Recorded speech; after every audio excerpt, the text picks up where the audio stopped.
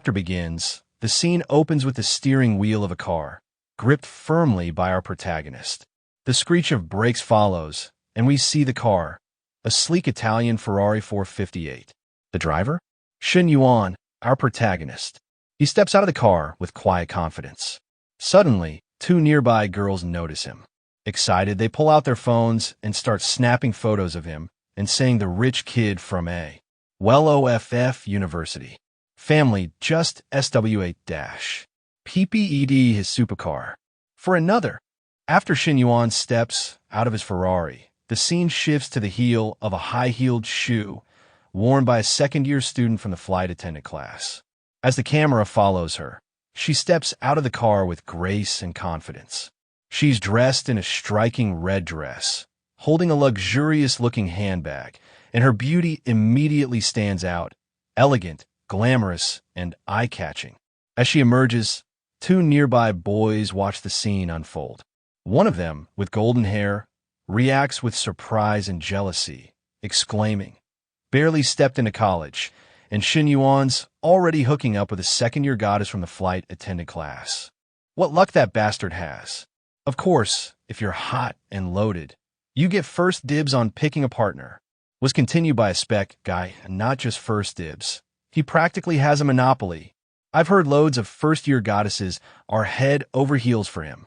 Continued by a short hair, boy students whisper and stare as Chen Yuan walks confidently. The stunning second-year flight attendant student in red by his side. A girl, insecure. Doesn't Chu Wanding have a better body than me? I hesitated for a bit and took half a day to make a move. How annoying. Do you think I still have a shot? Support a friend. Opportunities are self-made. Don't let that Zhou beat you down. Narration Chen Yuan. Internal monologue. Unfortunately, my lavish spendthrift lifestyle, envied by everyone, came to an end in my junior year of college. Because of that disaster, not only did my family's 3 travel agencies go under, but we also racked up $1 million in debt. Lao Zhang asked Chen Yuan if they should hit the internet cafe to play some games. Lao Zhang responded coldly, saying that Chen Yuan was mistaken if he thought they were still close. He added that Chen Yuan wasn't the rich kid from before who could summon and dismiss them at will. It's hopeless now that my parents and sister are crammed into a rented apartment. I used to go out every day. I have to move back into a college dorm. With this situation, forget about the freedom and carefree days of before. I don't even know if I can live a decent life. The next morning, the protagonist headed out to meet his girlfriend. Chen Yuan, that's it. Let's not contact each other anymore in the future. I hope you find a girl who understands you better, Chu Wanding said flatly. Chen Yuan stared at her, disbelief and hurt mixing in his eyes. Chu Wanding, 3 years together and you just drop it like that? Are you really that heartless? She gave a small, dismissive laugh.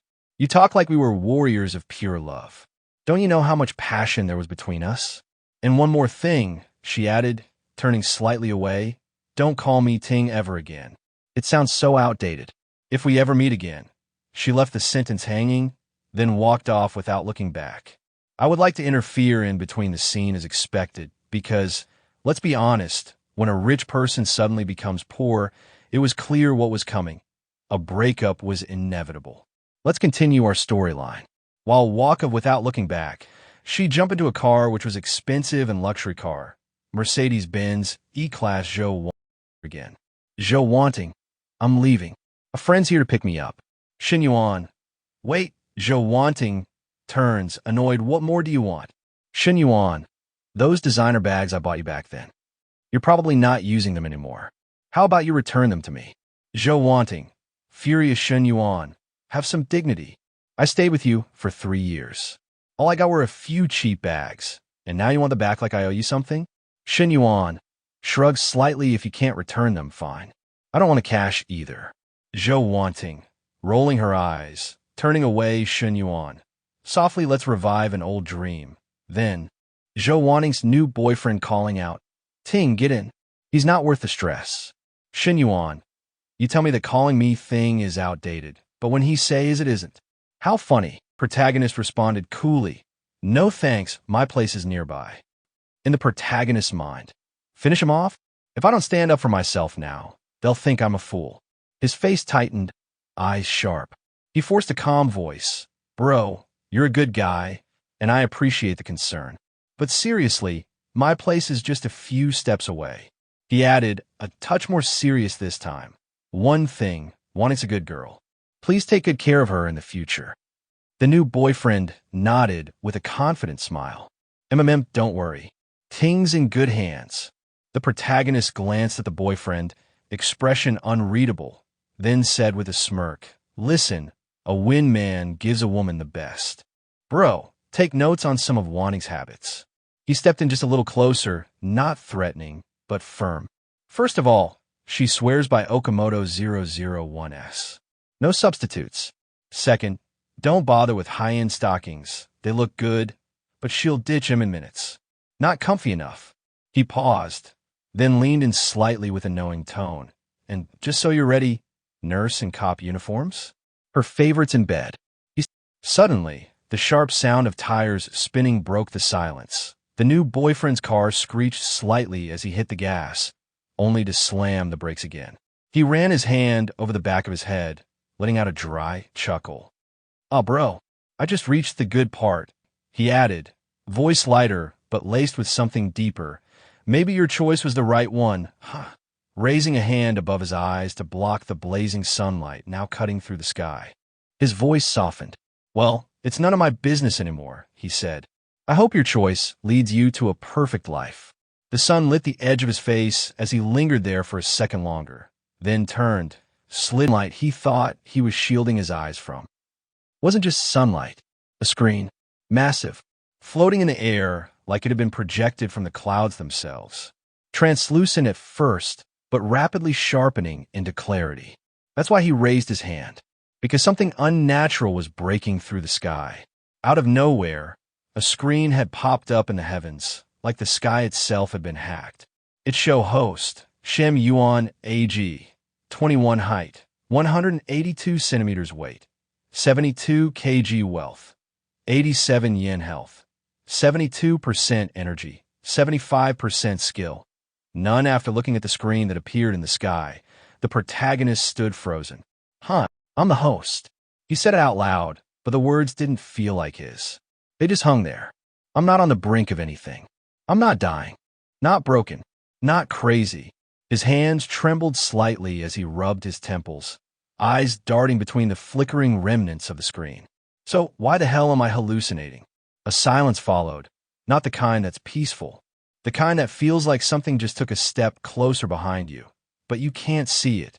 System panel active. The perfect life system has finished loading. The letters shimmered with a metallic glow, cold and precise. Below that, more lines unfolded. A perfect life requires more than money. It requires admiration, specifically from the opposite sex. Time-limited task activated. Spend money on a suitable person of the opposite sex age-matched with an affinity level of 60 or higher and earn their admiration. Reward. The money spent will be returned to the host, multiplied by 3x. If the person's affinity increases by plus 3 points during the interaction, the refund will be doubled. Note. Only cash or personal savings can be used. Credit, loans, and borrowed money are invalid. Huh. A real guy should act like one. It's just a breakup. It's not a big deal. Said by Counselor Lixio, I've seen it all. And in moments like this, there's one phrase guys love the most. Protagonist was shivering as he was shocked. What's happening around him is because system panel was appeared in front of him. He was confused. If it's over, it's over. The next one will be better. Over Professor Lee's head, there it was, floating just above her like a soft projection. A faint pink heart icon, glowing gently in the air. Inside the heart, in clear digits, 65. Affinity level, 65. His eyes locked on the pink heart floating above Professor Lee's head, 65, glowing softly like it had always been there. And just beneath it, flickering like a watermark in the air, eligible target, affinity level confirmed in his mind. Everything went quiet, except his thoughts. Those numbers, the heart, the notes floating over her head. That means the perfect life system from a moment ago. It wasn't a hallucination. His stomach tightened. A mix of dread and adrenaline kicked in. It's real. All of it. The system, the screen, the tasks, the rewards. He glanced back at Professor Lee. She hadn't noticed anything, just kept walking, perfectly composed. But then Professor Lee walked up close to Chen Yuan with a gentle smile and said, "Cheer up, buddy Chen Yuan." Hearing her voice, Chen Yuan rubbed the back of his head, his face turning red as he looked away and replied, "I'm fine, Professor Lee." Then, in his mind, he thought, then I really do have an edge.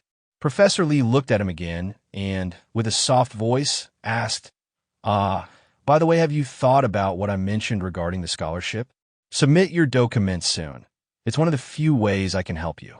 Hearing that, Chen Yuan began sweating slightly. He held out his hand and said, "A few thousand yuan is just a drop in the bucket compared to my family's debts. Better give the scholarship to someone who needs it more." The professor paused, looking at him with a blank expression before replying, "If you put it that way, I won't push it."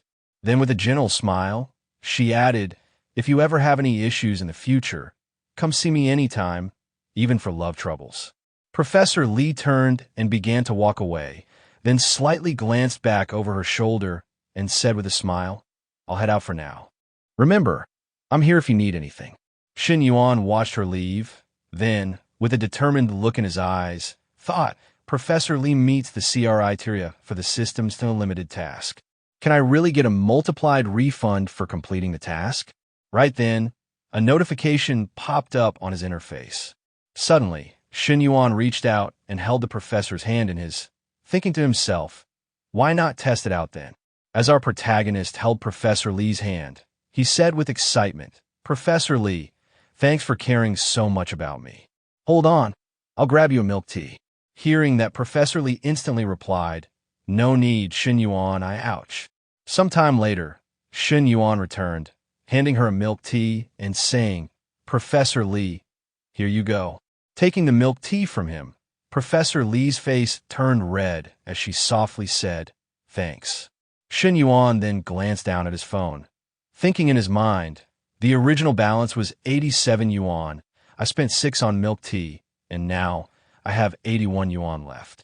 Now I've received an income of 18 yuan, and the balance is 99 yuan. The multiplied refund is real. Right then, a new message popped up on his phone from the bank. It read, "Your account ending in 0098 received 18 yuan on May 10th at 1640. Current balance, 99 yuan. Sweat began to form on his face as he thought again. As long as Professor Lee's affinity towards me stays above 60, couldn't I keep spending on her repeatedly and keep getting system refunds? Professor Lee began walking away from him. Watching her leave, Chen Yuan's thoughts turned ambitious. This is my chance to pay off my family's debts. If I play it right, my family will be richer than ever. Then, filled with excitement, he looked at her and thought, Chen Yuan will be back to his old self, or even better. But concern returned to his eyes as he quickly calculated in his mind. But my current capital is only 949 yuan. It's so little. The priority now is to secure enough startup CA Pidal and find the right girls to spend on. But then, our protagonist was sitting alone in a quiet place, staring at his phone. He said to himself, I only managed to get 8,000 yuan in gold bars, 20,000 in loans, and 21,585 in business loans, plus the 99 yuan I already had. That totals 49,684 yuan. Making a smart face, he thought in his mind, in Professor Lee's eyes, I'm just a poor student with a bankrupt family. If I want her to accept an expensive gift from me, I have to be careful. An hour later, in front of Professor Lee's apartment, he stood with a luxurious bag in his hand, thinking, the bag is worth 39,800 yuan from this year's spring collection. I must say it's a knockoff, so that Professor Lee will accept it. He raised his hand and knocked on her door, still thinking, I don't know if Professor Lee has a partner. Hearing the knock, Professor Lee opened the door. She was wearing an apron and holding a spoon, looking like inside, and Chen Yuan followed, chuckling. She invited him to stay for dinner. He joked, asking if her boyfriend would mind, but to his surprise, she said she didn't have one. That got Chen Yuan thinking. Maybe this connection could go deeper. Later, as they ate together, Chen Yuan smiled and listened attentively. Above Professor Li's head, a heart-shaped icon glowed a little brighter, affinity +1. The relationship level changed from friendly to close. Chen Yuan smirked, proud of himself. The bag cost 39,800 yen, and with the system's triple refund, he earned 119,400 yen, almost 80,000 yen profit. He was starting to get the hang of this. Proudly, he thought, this is youth. This is victory. Trying to help out, Chen Yuan began untying Professor Li's apron, standing close behind her with a casual smile. But just as things seemed to be going smoothly, a loud voice rang out from the doorway. "What the heck are you doing?" It was a girl in a red coat and skirt, scarf around her neck, pulling a suitcase, Professor Li's younger sister, Li Ming. Both Chen Yuan and Professor Li froze. Chen Yuan panicked and quickly stepped back, hands up, still holding the apron. Professor Li quickly introduced him as her student. Li Ming raised an eyebrow and teased, "He's up to no good," before glancing at her sister and smirking, "Cheeky." A student trying to win over his professor. Professor Li blushed and nudged her playfully, telling her not to be ridiculous. Chen Yuan slipped out quietly, hands in his pockets, already deep in thought. Professor Li was nice, and their bond felt genuine, but their student-teacher relationship had its limits. Unlike Chu Wanding, who was clearly only after money, Professor Li had sincerity. As he walked and pondered who to focus on next, a voice called out to him, "Brother Yuan." "Bro." It was Lao Huang, rushing over in distress. "My goddess, Fong Minhui. She went to the movies with that damn Li Jianping." Chen Yuan's thoughts turned quickly. Fong Minhui, the most beautiful girl in the sophomore international trade class. That could be worth looking into.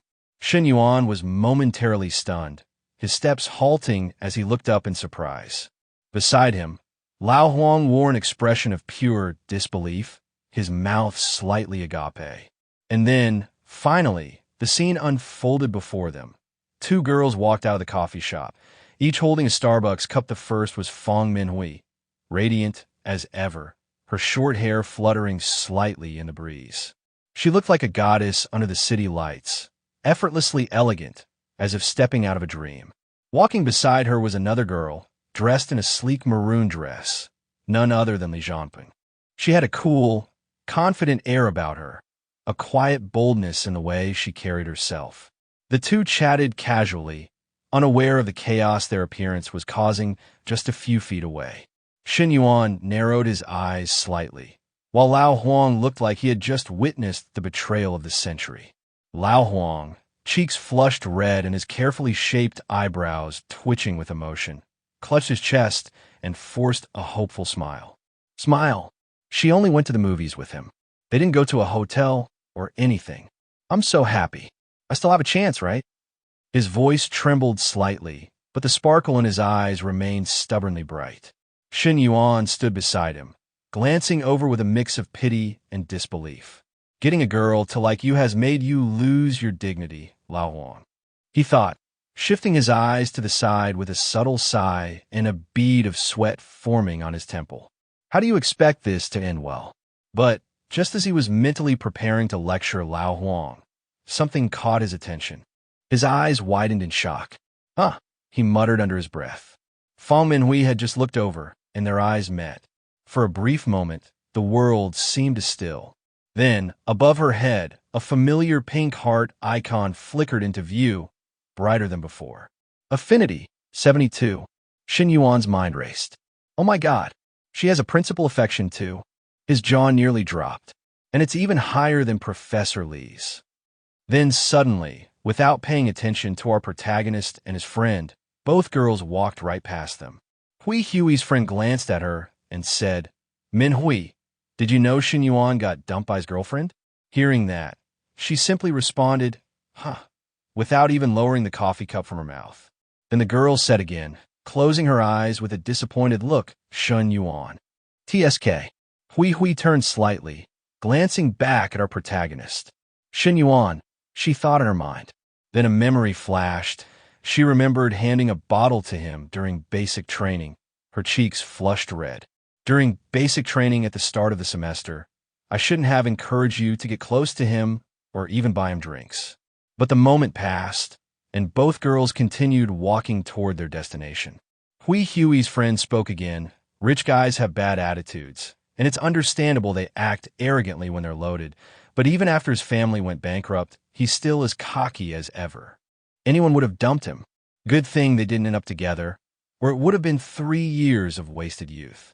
Hearing all of it, our protagonist looked back at her. When he saw her, a notification rang in his mind.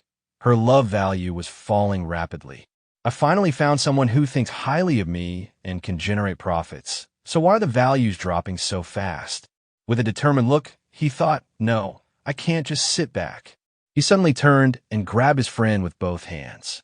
Lao Huang, tell me, if Fang Minhui and I end up together, would that bother you? With a fake confident tone, his friend replied, the point is, you can't win over the course flower. Do you still think you're that rich guy driving a Series 4? But seriously, I wouldn't mind, as long as she's not with Li Zhanpeng. I don't care who she's with. With excitement flashing in his eyes, our protagonist broke into a jog, calling back, good bro, I was hoping you'd say that. I'm gonna give it a shot. His friend shouted after him, Brother Yuan, are you serious? Our protagonist approached the girl and greeted her brightly.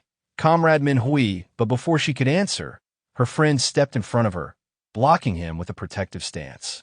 Chen Yuan, what do you want with our Minhui?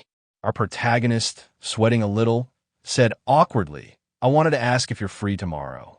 I booked a table at Xing Sushi. Could you join me? Hearing that, the girl blinked in surprise and thought to herself, is Chen Yuan asking me to have dinner with him? Then she replied out loud, Xing Sushi? That Japanese restaurant with a minimum spend of 1,000 per person? Do you have money? Our protagonist gently scratched his head and said, after dinner, come with me for a walk. I want you to help me pick out a birthday gift for my sister. If possible, let me know by noon tomorrow. He turned to leave, waving his hand behind him. I'm off. We'll talk tomorrow. His friend, still standing in the middle of the crowd, watched him go, mouth wide open in shock. As he disappeared, the girl looked at her friend and said this.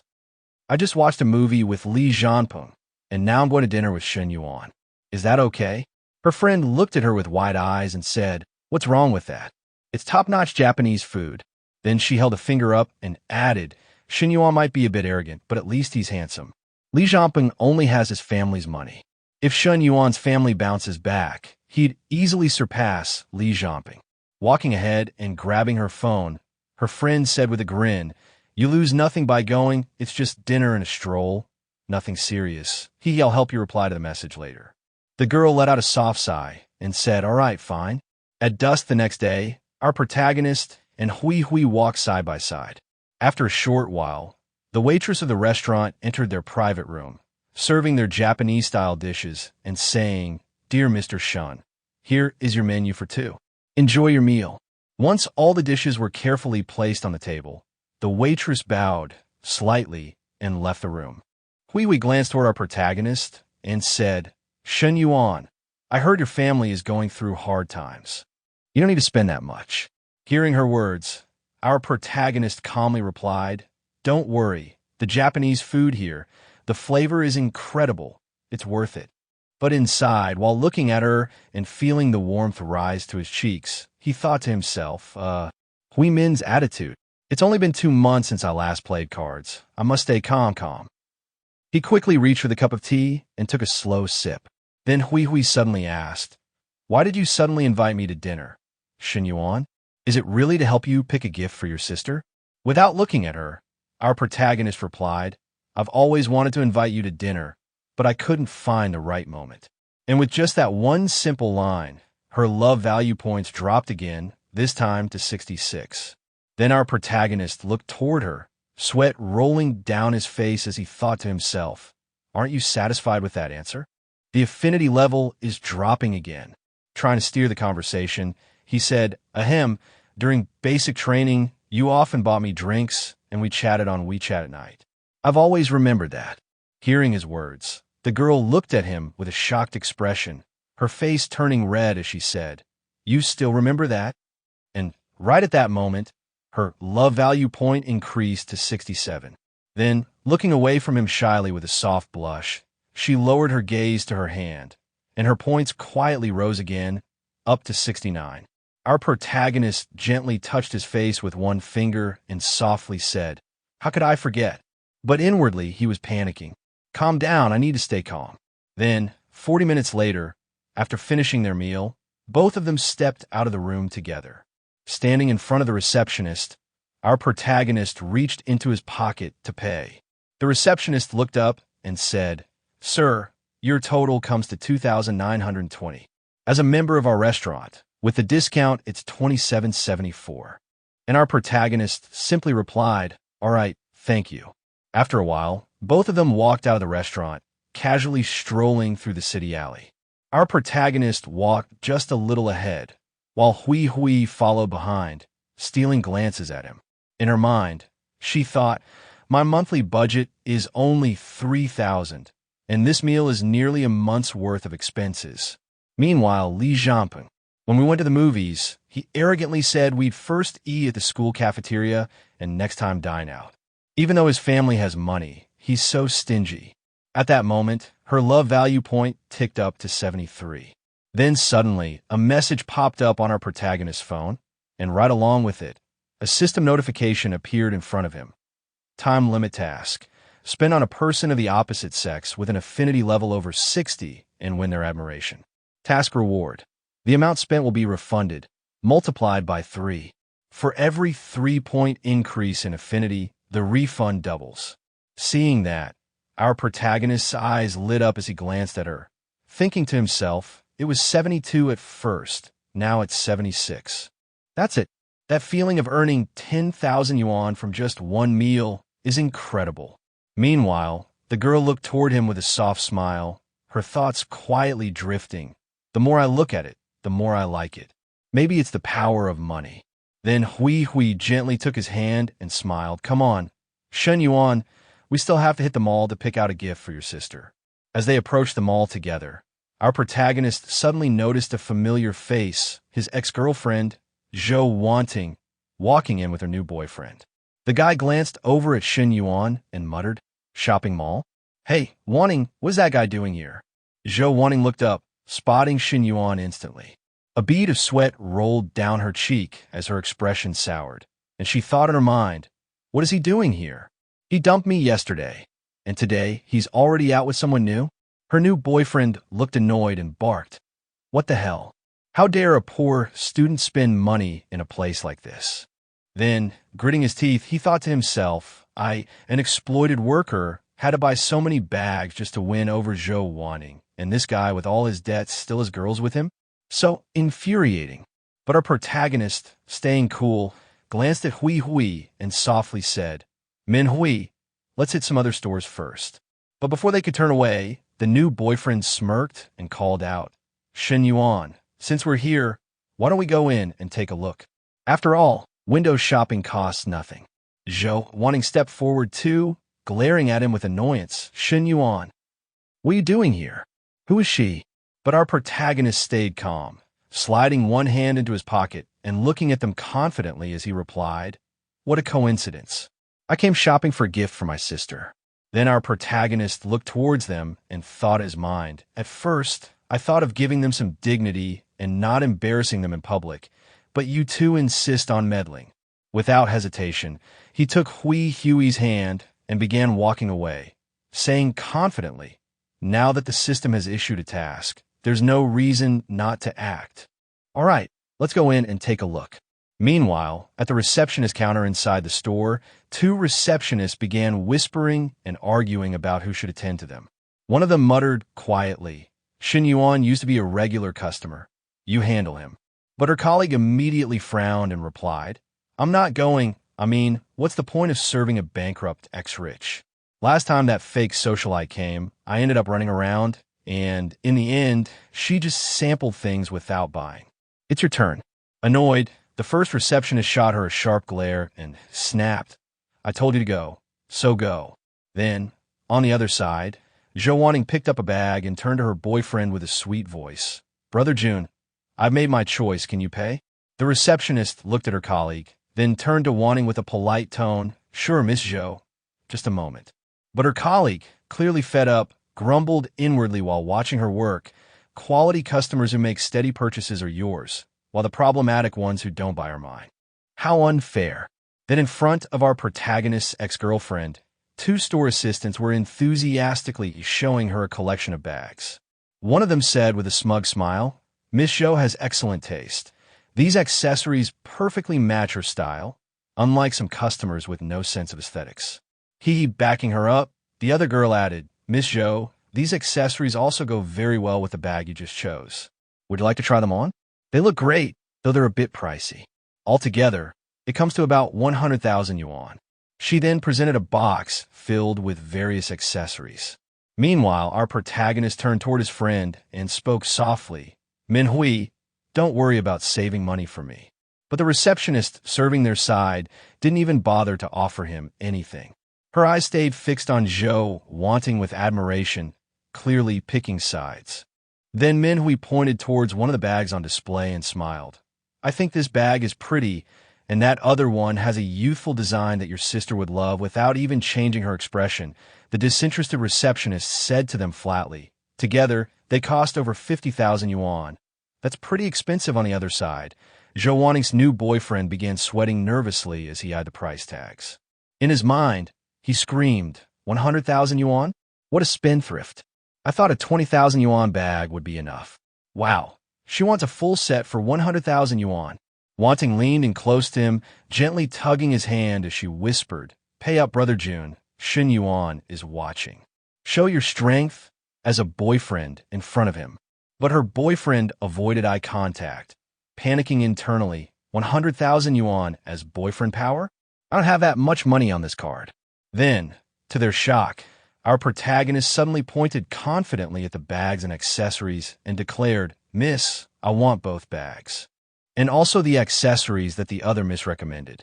The moment those words left his mouth, both Chu Wanding and her boyfriend stood frozen, stunned as they turned to look at him in disbelief.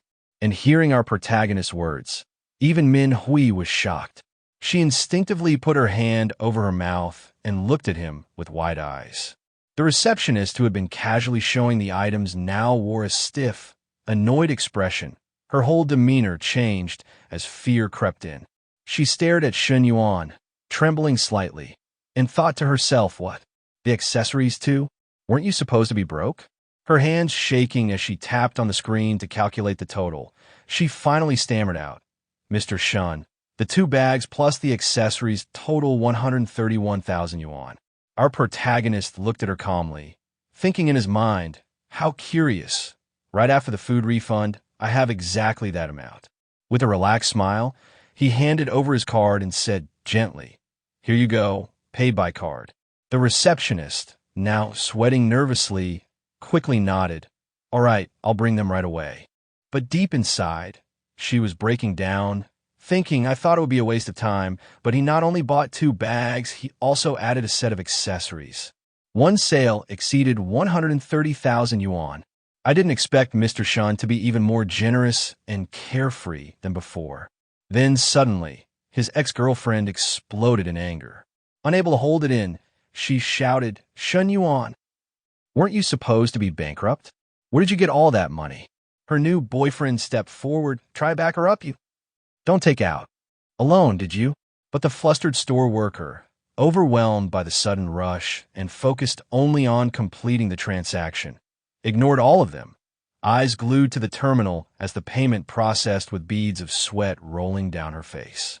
As for our protagonist, he looked towards them with a confident glare and said, "Think what you want. Looks like you're not broke either.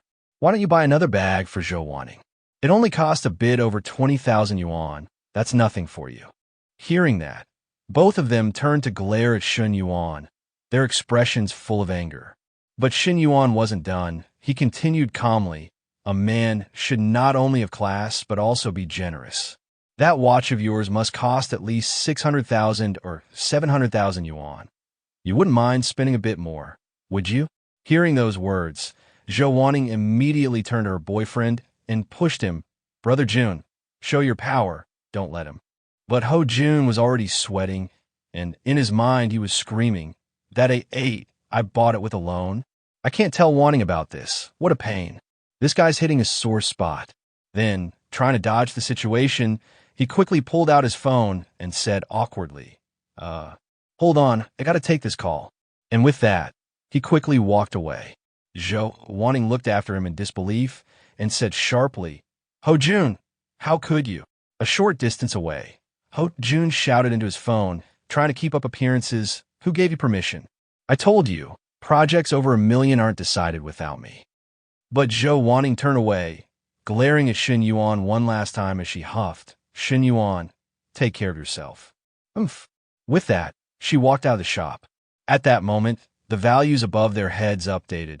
Ho Jun's negative emotion level was now -35, and Chu Wanding's had dropped to -45. Seeing the numbers, our protagonist thought in his mind, did the negative emotion points already hit the target? Well, it's not worth arguing with them anymore. What's important is that the task is done. Then our protagonist looked towards his friend and handed her a bag as he said, Manhwa, here, this is for you. But the girl raised both her hands and looked at him, saying no, Chen Yuan, it's too expensive. Still, Chen Yuan handed the bags to her with confidence and said, it's nothing, just a bag. You had to put up with those nasty comments, so this is my way of apologizing. Please take it. Taking the bags in her hands, she smiled and said, well, if that's the case, then thank you. Chen Yuan, but Chen Yuan wasn't done. He handed her another bag full of stuff and added, don't thank me so fast. Also this and all of this is for you. Hearing that, she was stunned and asked, huh, wasn't this for your sister? But Chen Yuan calmly put one hand in his pocket, looked at her with confidence, and said, I don't know if she'll like it, but I know at least this bag is something you'd like. Meanwhile, in his mind, he thought, are you kidding? If I buy it for that girl, Shan Xian, she'd definitely scold me for splurging and then tell her parents. These 2 bags were meant for you from the start. Take them, so I could get the refund. Manhwa, holding the bags in her hands, stepped a bit closer to him, her face turning red as she thought. One is already too much, and now the whole set? Won't it give her a bad impression that I'm a gold digger? But then, with a bead of sweat rolling down her face, our protagonist friend looked at him and said, I can't Chen Yuan this before she could finish. Chen Yuan gently held her hand with both of his and smiled. Don't worry. This is just the beginning. We got plenty of time ahead. Accept it, or I'll feel bad. Just then, a sudden notification appeared right in front of Chen Yuan. Congratulations, host. You have completed the limited time task. This task generated 15 negative emotion points, which will be the amount spent additionally combined with the refund for expenses on the opposite sex. The total refund is the same amount spent. Then, another notification popped up right after. Construction Bank. Your account ending in 0098 received 786,000 yuan on May 11th at 2100 hours. Current balance, 786,356 yuan. 40 minutes later, Fang Manhwa lay exhausted and sweating. While blushing, she spoke to the protagonist, questioning why he seemed different this time. The protagonist smiled and responded, suggesting that she meant he had become stronger. She pulled the bedsheet up to partially cover her face and reflected quietly, realizing that they had already been together twice in a little over 40 minutes. The protagonist moved closer and asked if she liked it, suggesting continuing once more. Fang Manhwa suddenly sat up, still blushing, and looked at him with confusion, asking if he could continue. The protagonist replied calmly, mentioning her background in dance and suggesting that she take the lead this time. She hesitated, embarrassed and unsure, saying she did not know how. He moved closer and held her, telling her that not knowing was not an excuse and that learning came through practice. She responded softly, then called him evil while blushing. After that, she sat on him and they continued. The next day, after Fang Manhwa returned to school, the protagonist woke up and noted that there were no morning classes, allowing him to sleep longer. Suddenly, he remembered the lottery ticket mentioned earlier. He quickly sat up and checked both his phone and the ticket, confirming that all the numbers matched, including the blue number. Realizing the prize amount was 6.8 million yuan, he became excited. Smiling brightly, he decided to immediately share the good news with Shun and his mother, thinking about how difficult things had been since the family went bankrupt. When he arrived home, he called out to his mother. She responded by asking him not to shout and disturb the neighbors. He asked where Chen was, saying he had something important to announce. Chen appeared and questioned whether the protagonist had caused trouble again. The protagonist reassured him, asked him to sit down, and revealed that he had won 6 million yuan. His mother became worried, thinking the pressure from school might be affecting him. Chen advised him to focus on his studies and not worry about the family debts. The protagonist then showed them the lottery ticket and asked Chen to look at it carefully. As Chen checked the numbers, he was shocked and loudly confirmed that they had truly won a jackpot. His wife reacted in disbelief, and Chen confirmed again that the amount was 6.8 million yuan. The protagonist calmly explained that even after deducting taxes, more than 5 million yuan would remain, which would be enough to clear the family debts and significantly improve their lives. His mother expressed pride, saying his name would be honored in the family records and suggested celebrating by eating out. The protagonist then shared his thoughts about starting his own business to gain experience before graduation. Chen acknowledged that business was difficult but supported the idea, advising him to keep a portion of the money as a backup. The protagonist decided to take only 1 million yuan, leaving the rest to his family. Chen agreed, and his mother voiced her support. Later, the scene shifted to the office of Chen Na's general manager. He confronted Chen Na, accusing her and presenting evidence of her former partner's actions. Chen Na responded by stating that she had broken up with him long ago and that his actions had nothing to do with her, telling the manager to direct his anger elsewhere. The general manager accused Chen Na of being unfair, stating that every problem had a cause and implying that if it were not for her, he would not have been beaten without reason. He then thought inwardly, considering her attitude and deciding to use the situation as leverage, believing that he needed to win her over. Chen Na responded angrily, questioning what the fight had to do with her. She reminded him that she had informed him the previous day that she had a date, but he had insisted on sitting there anyway. With a vulgar expression, the general manager criticized her stubbornness. He accused her of leaving her post the previous afternoon and abandoning customers in the showroom. As punishment, he announced that he was suspending her customer service duties for the month and told her to come back after she had reflected. Chen Na replied in shock, asking why, and stating that she had asked for permission the previous day. Laughing, the general manager questioned her understanding of the business. He stated that he was the general manager of the store and that he made the decisions. Chen Na, filled with anger, tried to respond but stopped. While looking at her, the general manager thought inwardly that suspending her customer service meant she would lose her commissions.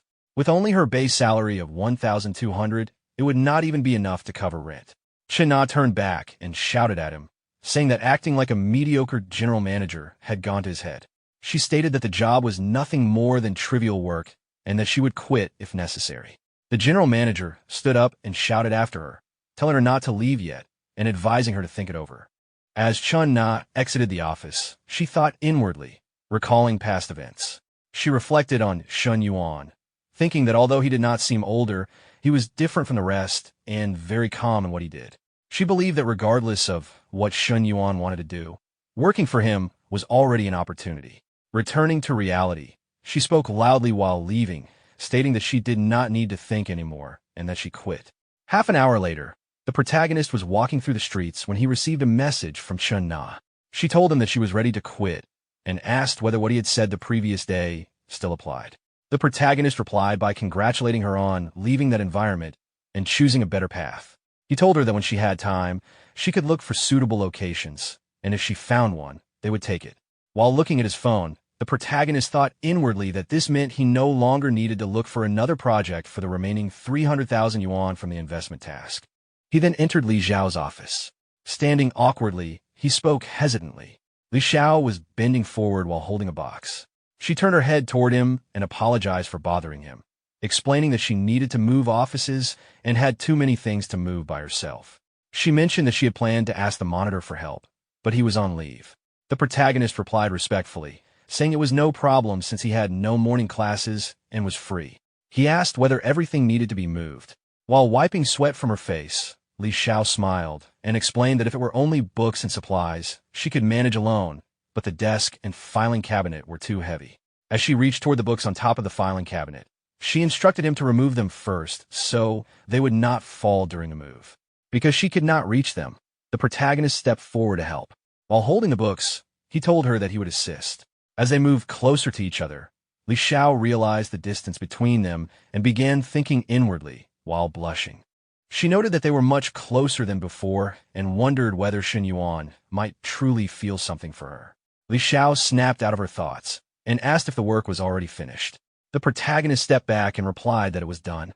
At that moment, the office door opened and the class monitor arrived with another student, saying they had come to help. Seeing Li Xiao standing in the corner, the monitor noticed that her face looked unusually red and felt confused. The protagonist spoke quickly, asking them to move the items and take the filing cabinet to the next office. The students agreed and began working. Li Xiao moved to another corner of the room and thought quietly to herself. She felt relieved that the students had arrived slightly late and believed it would have been awkward if they had arrived earlier. She also noticed that Chen Yuan had become bolder and questioned herself for feeling slightly excited, reminding herself that he was her student. The protagonist noticed that Li Xiao's affection level had increased and felt surprised. He wondered if the brief moment earlier had caused the change and reflected on the situation, thinking that continued interaction might strengthen their relationship. The scene then shifted to Saturday, near the south gate of the school. At a cafe, one of Fang Minhui's friends mentioned that Zhang Peng had bought a car with cash. Fang Minhui spoke with excitement, pointing out that owning such a car before graduation placed him far ahead of most classmates. Zhang Peng thought to himself with frustration about being rejected before and believed that his status should have attracted more attention. He then spoke dismissively, saying that some people did not care about such cars. Minhui's friend reacted with surprise, questioning how anyone could ignore that kind of value. Minhui added that even several years of work would not easily allow someone to afford such a car. Zhang Peng then noticed Chen Na sitting in the cafe and became focused on her appearance. Minhui pointed out a self-driving car arriving nearby and asked what model it was. Zhang Peng identified it as the Yao Yao leading M9. When Minhui's friend realized the car belonged to Chen Yuan, Zhang Peng felt uneasy, questioning how Chen Yuan could afford it. Soon after, the protagonist entered the cafe. Chen Na waved and called him over. Zhang Peng watched them with shock and quietly wondered about their relationship. The protagonist joined Chen Na at the table. She told him that the cafe owner would arrive shortly and asked how the car handled. He replied calmly that it was not bad. Minhui's friend quietly commented to Zhang Peng that Chen Yuan and his group seemed unusual. Zhang Peng felt irritated and thought about how quickly Chen Yuan seemed to have moved on. The cafe owner then arrived and greeted Chen Na, explaining she had been delayed. She then greeted Chen Yuan, commenting that he looked very young. The protagonist replied with a smile, saying that they were all about the same age and suggested sitting down to talk. Miss Lin sat down and explained her situation. She said that her cafe was not doing very well, but because it was near the school, it still had a steady flow of customers. However, due to family problems and the need to take care of her son, she did not have enough time to manage it. Because of this, she decided to transfer the cafe for a fee of 300,000 yuan. While listening, the protagonist calculated inwardly. He had 300,000 yuan available, but after paying the transfer fee, he would need to reserve 50,000 yuan for initial business expenses and Chen Na's salary. He then told Miss Lin that he would not bargain and offered 250,000 yuan up front. Miss Lin considered the offer. Although it was lower than what she expected, she felt that finding a determined buyer was important, so she accepted. She asked if they could sign the agreement and complete the payment that day. The protagonist agreed and said he would transfer the money after signing. Miss Lin called her assistant, Xiao Qiu, and introduced the protagonist as the new owner. Xiao Qiu greeted him respectfully. The protagonist then asked Xiao Qiu to show Chen Na around, explaining that Chen Na would be responsible for managing the cafe and that he would not visit often. Nearby, Minhui's friend quietly expressed shock at how quickly a deal worth 250,000 yuan had been completed. Minhui commented that Chen Yuan had clearly taken over the cafe because of the woman beside him. Zhang Peng watched silently, feeling frustrated. Miss Lin's phone rang, and she excused herself to take the call. While she was on the phone, Chen Na told the protagonist that Miss Lin was the wife of Zhang Xianyong, who worked at the car dealership and was involved in a recent conflict. The protagonist reacted with surprise and thought about Zhang Xianyong's behavior. Chen Na explained that she still had chat records showing that Zhang Xianyong had harassed and threatened her. She said she had planned to expose him after receiving her salary, but hesitated because she did not want to hurt Miss Lin. The protagonist replied that it would not be appropriate to involve Miss Lin. He explained that exposing the chats publicly could provoke dangerous consequences and said he would handle the situation himself without affecting Chen Na. She thanked him. The protagonist then informed Chen Na that he had transferred 250,000 yuan to Miss Lin and sent her 50,000 yuan. He clarified that part of it covered her salary for the past 2 months, and the rest would be used as startup funds for the cafe. At the same time, the system confirmed internally that the initial investment task had been completed using the allocated funds. His investment level increased, and a new task related to expanding investments was unlocked, along with corresponding rewards. The protagonist acknowledged this inwardly, noting that he now had a larger amount available for future investments. After finishing her call, Miss Lin returned and informed him that she had received the payment. She thanked him and said she hoped they would meet again. The protagonist shook her hand politely. He briefly noticed the softness of her hand, then quickly refocused himself. Standing up, he replied calmly that they would meet again. Half an hour later, the scene shifted to an expensive Japanese restaurant. Chen Na and the protagonist were seated across from each other. Chen Na commented on how expensive the restaurant was and asked if he came there often. The protagonist replied that he did not and said that the occasion was meant to celebrate their partnership. While looking at her, the protagonist thought inwardly about her attractiveness.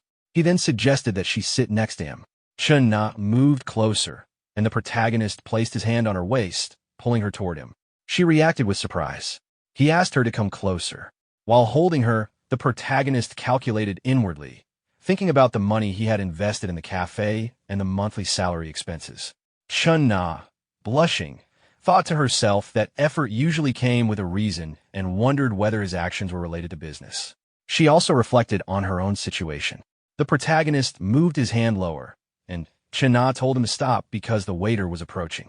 He replied that service was slow there. He continued to touch her, and she reacted by refusing softly and covering her mouth. After about 10 minutes, a voice from outside announced that the dishes were being prepared. Chen Na pushed the protagonist away and reminded him that someone was coming. Once the dishes arrived, the protagonist told her to try the restaurant specialty. While looking at him, Chen Na thought that he was handsome but somewhat reckless. She also reflected that since he had already chosen his path, there was no point in thinking too much about it. 40 minutes later, they finished eating and went to the counter. The receptionist informed the protagonist of the total amount. While paying, the protagonist thought inwardly about the cost of the meal and the financial return he would receive, concluding that spending money had become easy for him. After leaving the restaurant and walking outside, Chen Na said she wanted to return to the cafe to talk with Xiao Qiu and better understand the situation before starting work the next day. The protagonist replied that it was already late and that visiting now might inconvenience Xiao Qiu. He suggested she rest and go the next day. Chen Na agreed, but asked him to take her home. He agreed. They arrived at her residence by car. As she got out, Chen Na thanked him for the day and said she would give him a report after work the next day. The protagonist said he was thirsty and asked if he could go upstairs for some water. Chen Na hesitated, saying it did not seem appropriate, and thought inwardly that things were moving too quickly. The protagonist asked whether there was another man at her place. She denied it, stating that she had already broken up with Xie Haijie.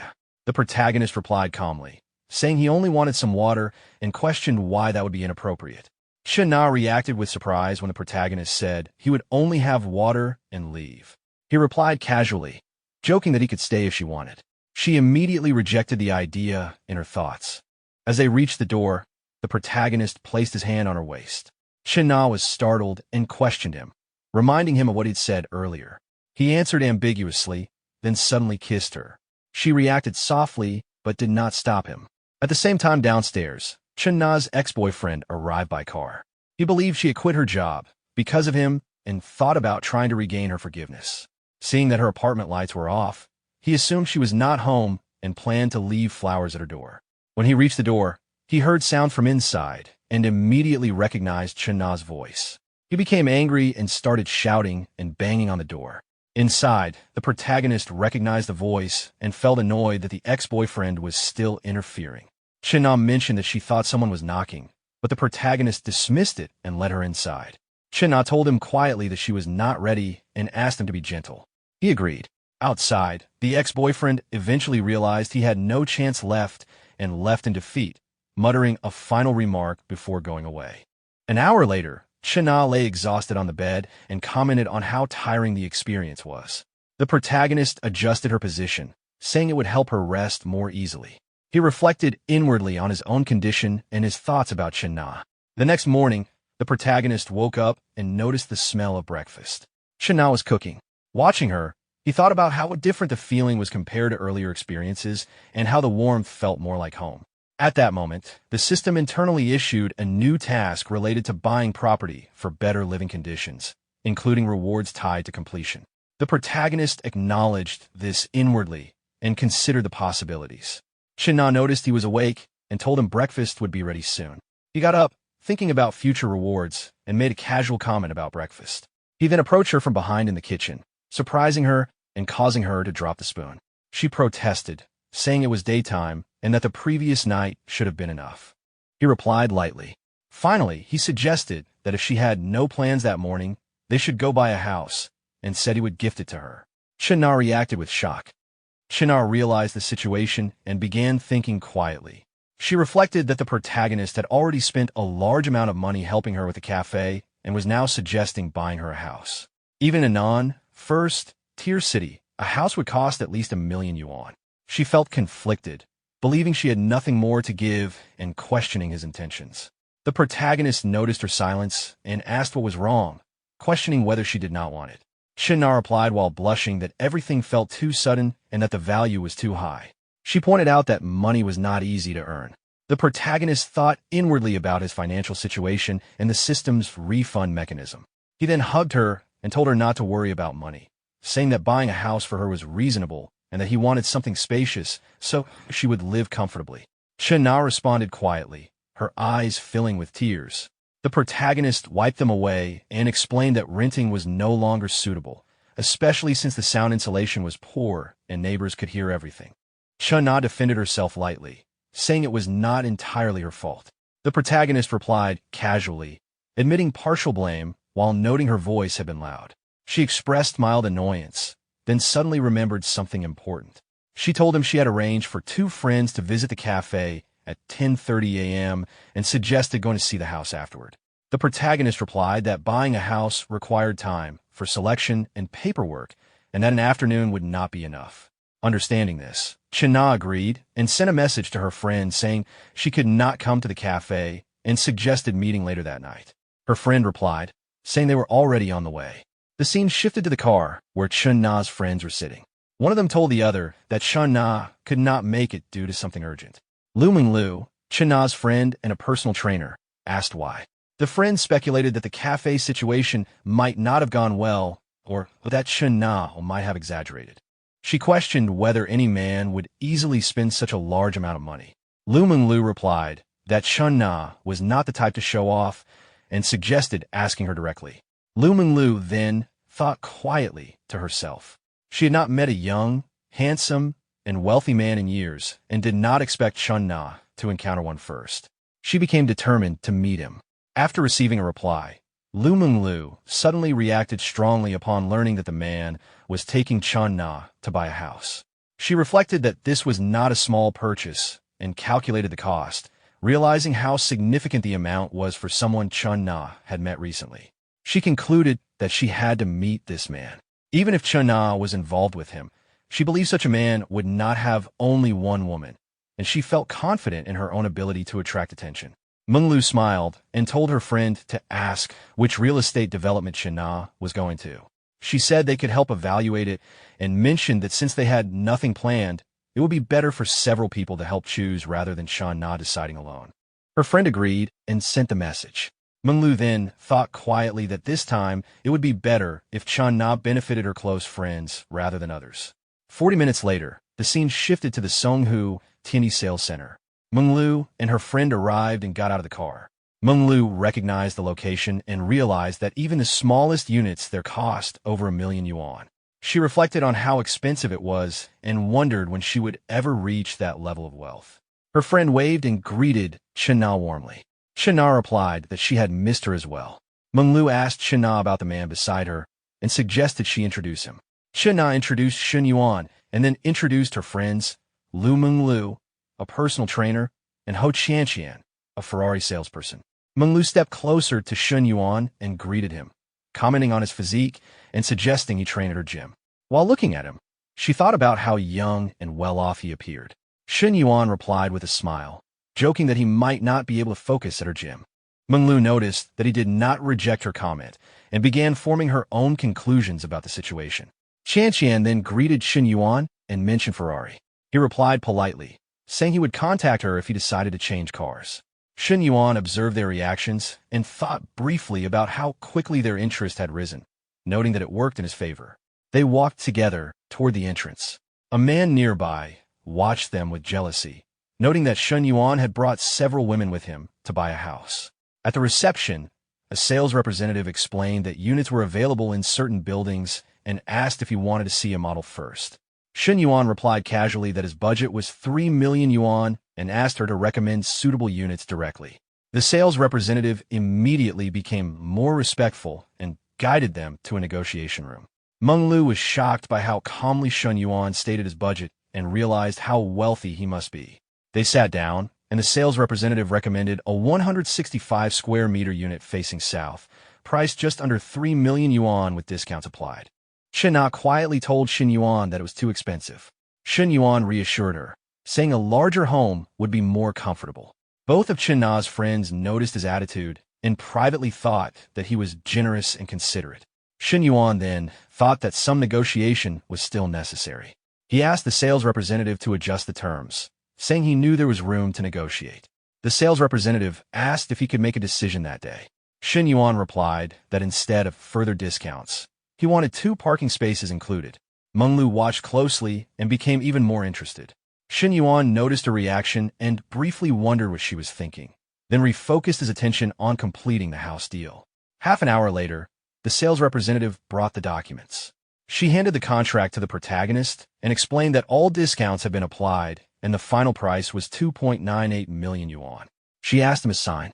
The protagonist replied calmly and signed without hesitation. Chen Na's friends were shocked by how easily the purchase was completed.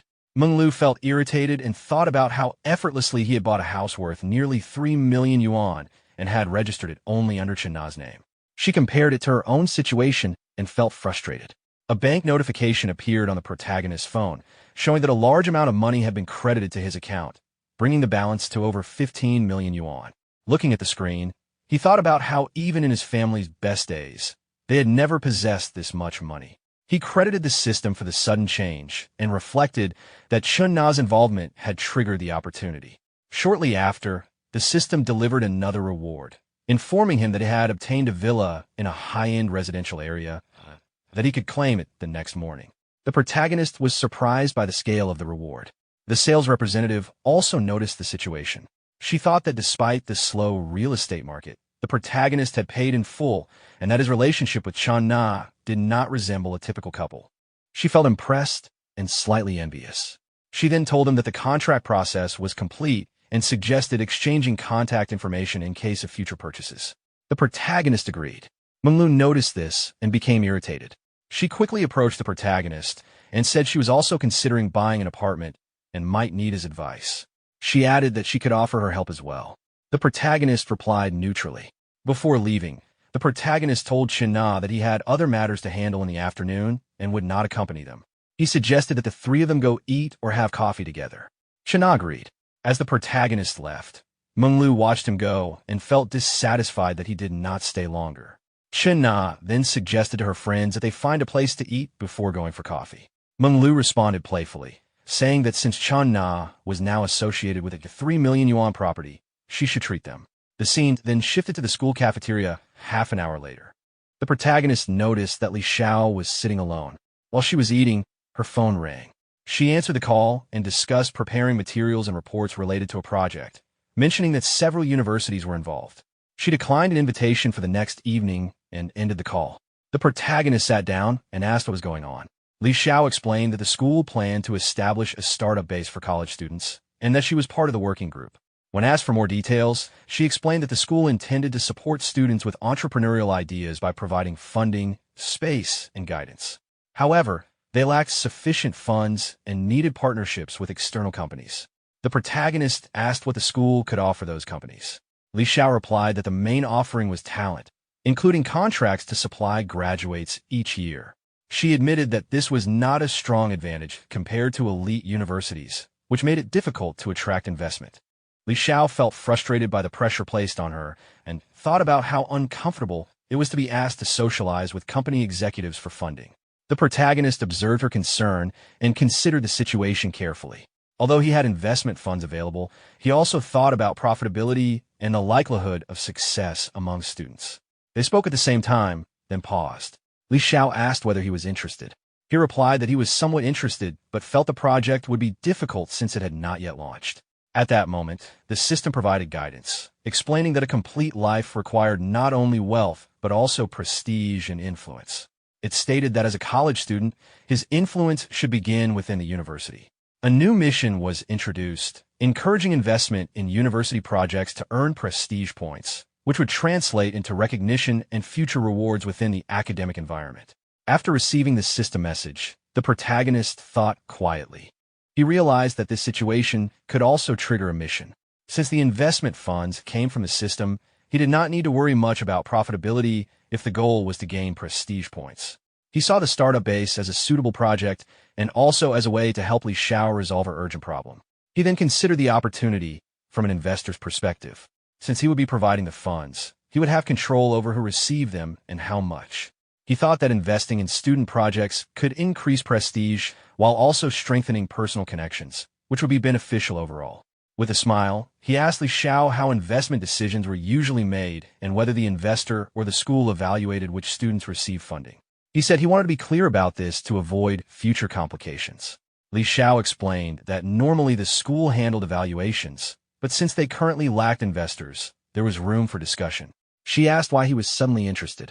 The protagonist stated clearly that he wanted to invest, with the condition that he personally evaluate which students received funding. Li Xiao was surprised and reminded him that his family had gone bankrupt and that he had applied for financial aid. In response, he showed her his bank balance and asked her to look carefully. Seeing the amount, Li Xiao was shocked. She counted the digits and realized the balance exceeded 15 million yuan. She asked how he had so much money. The protagonist calmly explained that he had made investments earlier when his family business was still operating and that he earned the money himself. Li Xiao was stunned and reflected inwardly on how unreal the situation felt, realizing that one of her students was now a multimillionaire. The protagonist then made a light-hearted suggestion about the future. Li Xiao snapped out of her thoughts and asked what he meant. He spoke confidently about traveling and living well together. Li Xiao blushed and told him not to joke. She then returned to the main issue, warning him that startup bases rarely made profits and advising him to think carefully before investing. The protagonist stood up and replied that he understood the risks but wanted to contribute to the development of his alma mater. Li Xiao realized he was serious. She became flustered, reminded herself that he was her student, and abruptly stood up. She told him she would speak to Secretary Liu later and left quickly, saying they would talk again.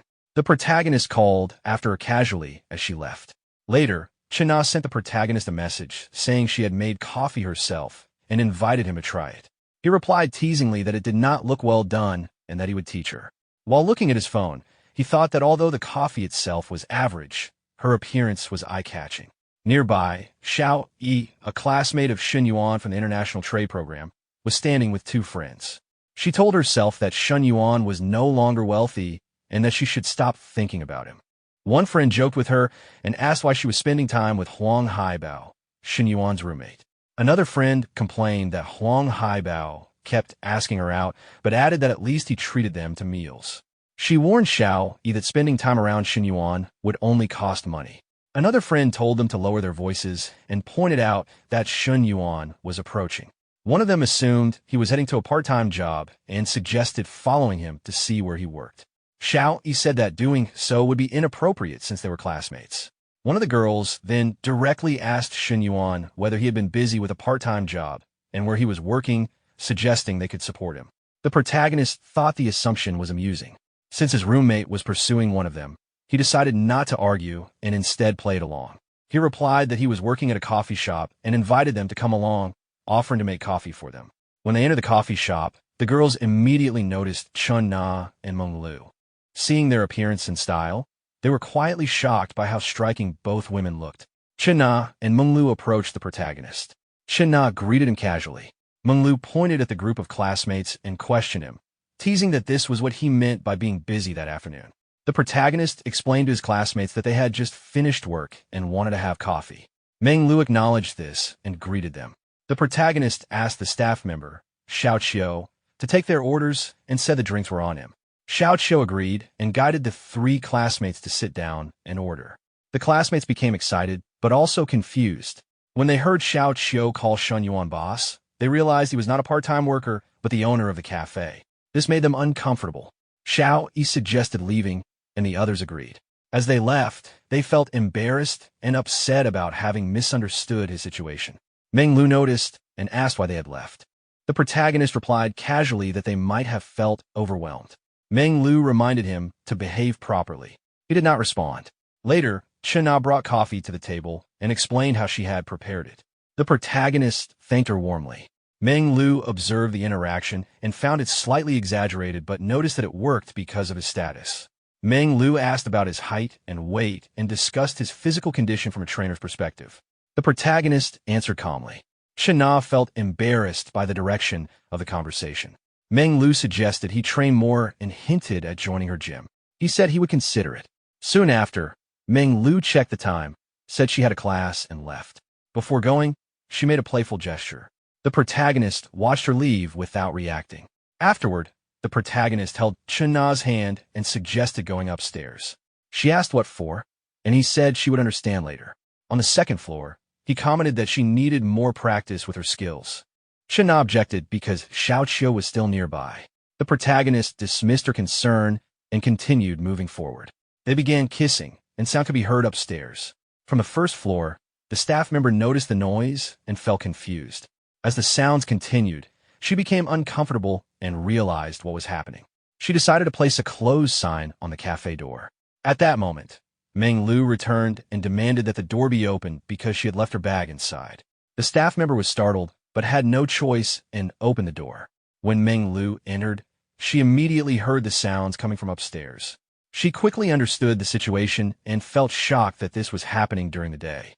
She waited inside the cafe for a while, thinking about how unexpected the situation was. After some time, she picked up her bag, told the staff member she was leaving, and exited. Upstairs, Chen Na realized that Meng Lu must have heard everything and felt embarrassed. The protagonist, however, treated the situation lightly. The scene then shifted to Secretary Lu's office. Secretary Lu asked Li Xiao whether Chen Yuan truly intended to invest in the startup incubator and whether he had the funds. Li Xiao confirmed that she had verified his bank account and that he possessed a large amount of money under his own control. The secretary was shocked but pleased and stated that this meant the school no longer needed outside companies. He asked Li Xiao to bring Chen Yuan to his office. Li Xiao suggested that Chen Yuan should be treated with more respect as an investor, but the secretary dismissed the idea, believing Chen Yuan should not be given special treatment. While still with Chen Na, the protagonist received a call from Li Xiao. As he listened, he realized the school intended to take control of the situation. He decided not to allow that. He asked Li Xiao to put the call on speaker and spoke directly to Secretary Lu. He said that he was busy with other investments and would arrange a meeting later when he had time. He then ended the call. Secretary Lu reacted angrily after the call ended. Li Xiao, listening nearby, was stunned that Chen Yuan had hung up so decisively and realized he was far more confident than she had expected. In his office, the secretary was visibly angry. He felt insulted after being hung up on and thought that despite Chen Yuan's money, he was still just a student. However, because the project was urgent and had made no progress, he knew responsibility would fall on him. After calming down, he suggested inviting Chen Yuan to dinner to discuss the matter further. Li Xiao agreed and sent Chen Yuan a message. After receiving the invitation, Chen Yuan realized that the situation now favored him. He decided not to rush and planned to keep control of the investment negotiations. Nearby, Chen Na told him that if he was busy, they could have dinner another time. He appreciated her understanding and thought about how considerate she was. Soon after, Fang Minhui called him and asked if he had time to go for a walk. During the call, she explained that she was not feeling well. Chen Yuan understood the reason and told her not to push herself, saying he would pick her up at the dorm. Outside the dormitory, Manhwa greeted him warmly. He reminded her to take care of herself over the next few days and said he did not mind waiting. She thanked him and then, feeling shy, asked what their relationship was. Chen Yuan answered directly that they were boyfriend and girlfriend. Manhwa was happy and asked if she was his only girlfriend. He responded calmly in agreement. She then said she would give him a reward in a few days. Chen Yuan instead suggested taking her shopping and casually mentioned buying her something valuable in the future. Manhwa was surprised but told him she would listen to him. He walked her back to the dorm and reminded her again to rest well. As he left, he thought about his plans for the next day, including going to Qingzhou Lake. The next morning, while driving, Chen Yuan received a video call from Meng Lu. She teased him and invited him to the gym. He replied lightly, questioned her teasing, and then ended the call. After the call, Meng Lu felt that his attitude showed familiarity and decided to continue testing his reactions. At the gym, a long-haired woman approached Meng Lu and greeted her, noticing that she seemed unusually cheerful. Meng Lu greeted Ms. Zhou when she arrived. Ms. Zhou noticed that Meng Lu seemed unusually cheerful and asked why she was smiling so early in the morning. Meng Lu brushed it off, saying she had just been chatting with a friend and found it amusing. Ms. Zhou pressed for more details, saying there was still time before class. Meng Lu then mentioned that a close friend of hers had recently met a very generous man who bought her a 3 million yuan apartment. Ms. Zhou was shocked by the amount and assumed the man must be extremely wealthy. Meng Lu admitted she felt envious. Ms. Zhou then assumed the man must be quite old, thinking that even if he were older, the wealth would still make it worthwhile. She compared him to her own situation and felt dissatisfied. Meng Lu corrected her, saying the man was in his early 20s and even younger than her friend. Ms. Zhou was surprised and assumed he must be unattractive. Meng Lu denied that as well, saying he was handsome and tall. Ms. Zhou commented that Meng Lu's friend must be very beautiful to attract someone like that. Meng Lu replied that they were similar, just with different strengths. Ms. Zhou agreed, saying that if her friend was anything like Meng Lu, it was understandable. At that moment, Meng Lu received a message from the protagonist saying he was heading to Qingzhou Lake to take possession of the house. She replied playfully, asking if he was going alone. He said he was going alone, but told her she could join if she was free. Meng Lu then asked him to pick her up, saying she was at the gym and its center location. She smiled and blushed while looking at her phone. Ms. Zhou noticed and commented that Meng Lu looked even happier than before. Meng Lu stood up and apologized, saying she had to skip their session and would refund the training fee at double the rate. She explained that the man she mentioned earlier was going to Qingzhou Lake to collect the house and had asked her to go with him. Ms. Zhou was shocked. She realized Qingzhou Lake was a top luxury residential area and understood that Meng Lu was the one accompanying the man. She thought about the situation and accepted that she might have done the same. As Meng Lu was leaving the gym, a fitness coach stopped her and asked where she was going since she had class soon. She ignored him and left. 10 minutes later, the fitness coach watched from the window as Meng Lu got into a Yao Yao M9. He commented on how surprising it was. Ms. Zhou replied that the man had bought his girlfriend a 3 million yuan house without hesitation. The coach was shocked by the amount and wondered how long it would take him to earn that much. As the protagonist arrived to pick Meng Lu up, Ms. Zhou looked out the window again. She felt the man looked familiar. When she recognized him, she called out his name in disbelief. Seeing him clearly, she realized that the wealthy and successful man Meng Lu had described was Chen Yuan. She felt stunned, realizing that her ex-boyfriend had become a multi-millionaire and that she had broken up with him only 2 weeks earlier. The long-haired woman held her head and cried quietly. She regretted her past choice and questioned her own judgment. The fitness coach noticed her reaction and asked why she seemed upset. At that moment, she received a message from her boyfriend saying he had some information. This annoyed her, as she felt he always skipped formalities and spoke carelessly. Another message followed, asking her to go to his place that night. She responded angrily and blocked him. Elsewhere, her boyfriend became confused and angry when he realized he had been blocked and did not understand what had happened. As the woman left the gym, she reflected on the situation. She wondered whether she still had a chance with Chen Yuan and compared herself to the people around him. She tried to calm herself and considered whether involving herself further would be appropriate. Meanwhile, Meng Lu was sitting in the car with the protagonist.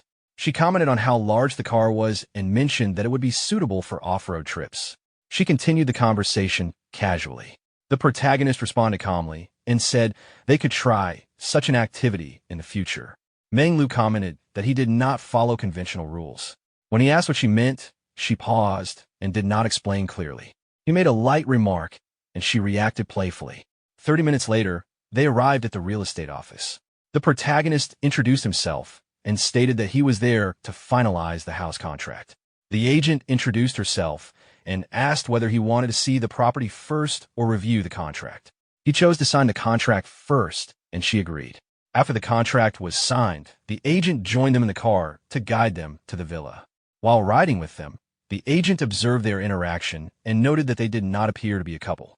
She compared herself to Meng Lu and felt envious, thinking about how different appearances could influence opportunities. When they arrived at the villa, Meng Lu stepped out and commented on how impressive it looked. As she followed the protagonist inside, she reflected on how different the lives of wealthy people felt and thought about securing her position. The agent explained that the villa covered 610 square meters, and with the garden and facilities, the total area reached about 2,000 square meters. She added that the interior was unfinished and could be freely designed. Meng Lu remarked again on how large the place was. At that moment, the system confirmed internally that the protagonist had acquired his first home and noted that interior decoration was the next step. It provided exclusive renovation funds for that purpose. The protagonist reacted internally with surprise at the amount allocated for renovation, but accepted it without further hesitation. The protagonist asked the real estate agent whether she knew any reliable renovation companies. She replied that there were several well-known firms in Star City, and said she would send him their contact information later. The protagonist stated that there was nothing more to see in the unfinished house and ended the visit. Meng Lu then asked if she could record a video and post it on QuickSound. The protagonist agreed, as long as his face was not shown. She joked that someone like him would probably appear online anyway. He asked how many followers she had, and she said a little over 50,000, most of them local. They continued chatting casually while getting into the car. The protagonist suggested that she send him her QuickSound account and mentioned that he had a review video coming up, inviting her to participate if she was interested. She reacted positively and said she would send it. On the way back, they joked about where to go next. Meng Lu teased him, bringing up the previous day, and accused him of acting too confident. The protagonist responded lightly. Meng Lu rejected his teasing and decided to keep her distance, believing it was better not to rush and to maintain control of the situation. The protagonist dropped her off outside the gym. They exchanged brief goodbyes, and Meng Lu went inside. At the entrance, the gym manager, Huang Mingbo, stopped her and questioned why she had skipped a private training session that morning, pointing out it violated her contract. Meng Lu explained that she had handled a personal matter and had already informed the client, offering double compensation. The manager told her that despite this, the client had filed a formal complaint, though he had already resolved it. Meng Lu felt displeased, believing the manager was using the situation to pressure her. She thanked him briefly and said she would return to work. The manager suggested having lunch together since it was almost noon. Meng Lu declined, saying she had brought her own lunch and preferred to keep clear boundaries. As she walked away, Meng Lu thought that she was capable of handling her own path and had no intention of being influenced or controlled by someone she did not respect. In the school committee office, Secretary Kong questioned Secretary Liu about the reason a student named Chen Yuan was being considered for direct admission into the entrepreneurship base. Secretary Liu explained that he had not yet interacted with Chen Yuan and that although he had requested the application materials, there had been no response. Secretary Kong stressed that since the matter was important, they needed to clearly understand Chen Yuan's background and should not rush into a decision. Secretary Liu agreed and suggested contacting Chen Yuan in advance, but Secretary Kong rejected the idea, saying they should not alert him prematurely. He decided that a preliminary meeting would be held that afternoon and that the homeroom teacher would be brought along. Secretary Liu was surprised that Secretary Kong planned to attend personally, noting that it showed how seriously the matter was being taken. Later, at the boys' dormitory, one of Chen Yuan's roommates showed him his phone and asked how much longer it would take before he could succeed with Tian Yuping, pointing out that she was now replying to every message and had even agreed to go out with him over the weekend. Chen Yuan looked at the phone and thought that despite more than 3 years of effort, there had been little real progress. Still, he reassured his roommate casually, which made the roommate excited and confident. Chen Yuan, however, felt uneasy inside, thinking about how intimidating the school leadership could be. At that moment, there was a knock on the dormitory door. When the roommate opened it, he was shocked to see Secretary Kong, Secretary Liu, and Counselor Li Xiao standing outside. He quickly invited them in, while thinking nervously about why all three had come together. Outside the dormitory, other students gathered and began speculating. Some suggested that Chen Yuan must be involved in something suspicious because his family was bankrupt yet he had money to spend. Zhang Peng openly spread rumors, claiming Chen Yuan's money was not clean and that the leaders were likely investigating him. Chen Yuan's roommate angrily told him to stop talking nonsense, but Zhang Peng insisted they would soon find out the truth. Inside the room, Counselor Li Xiao introduced Secretary Kong and Secretary Liu to Chen Yuan. Chen Yuan stood up respectfully and greeted them. Secretary Kong introduced himself and asked Chen Yuan whether he was free to join them for dinner that evening. Chen Yuan agreed without hesitation. Secretary Kong said he would make the arrangements and suggested they go together to properly discuss the entrepreneurship base. Chen Yuan then left the dormitory with them. After they departed, the students outside reflected on what they had seen. One of them remarked that it did not look like an investigation at all, but more like an official invitation. Zhang Peng, however, spoke with jealousy, insisting that appearances could be misleading and continuing to suggest that something was wrong. After the officials left the dorm, Chen Yuan's roommate joked that he must be some kind of undercover figure, since two secretaries had personally come to invite him to dinner. Another student reacted with surprise, saying that kind of attention showed real influence. The roommate then pointed out to Zhang Peng that Chen Yuan must have accomplished something significant for the school leaders to lower themselves like that.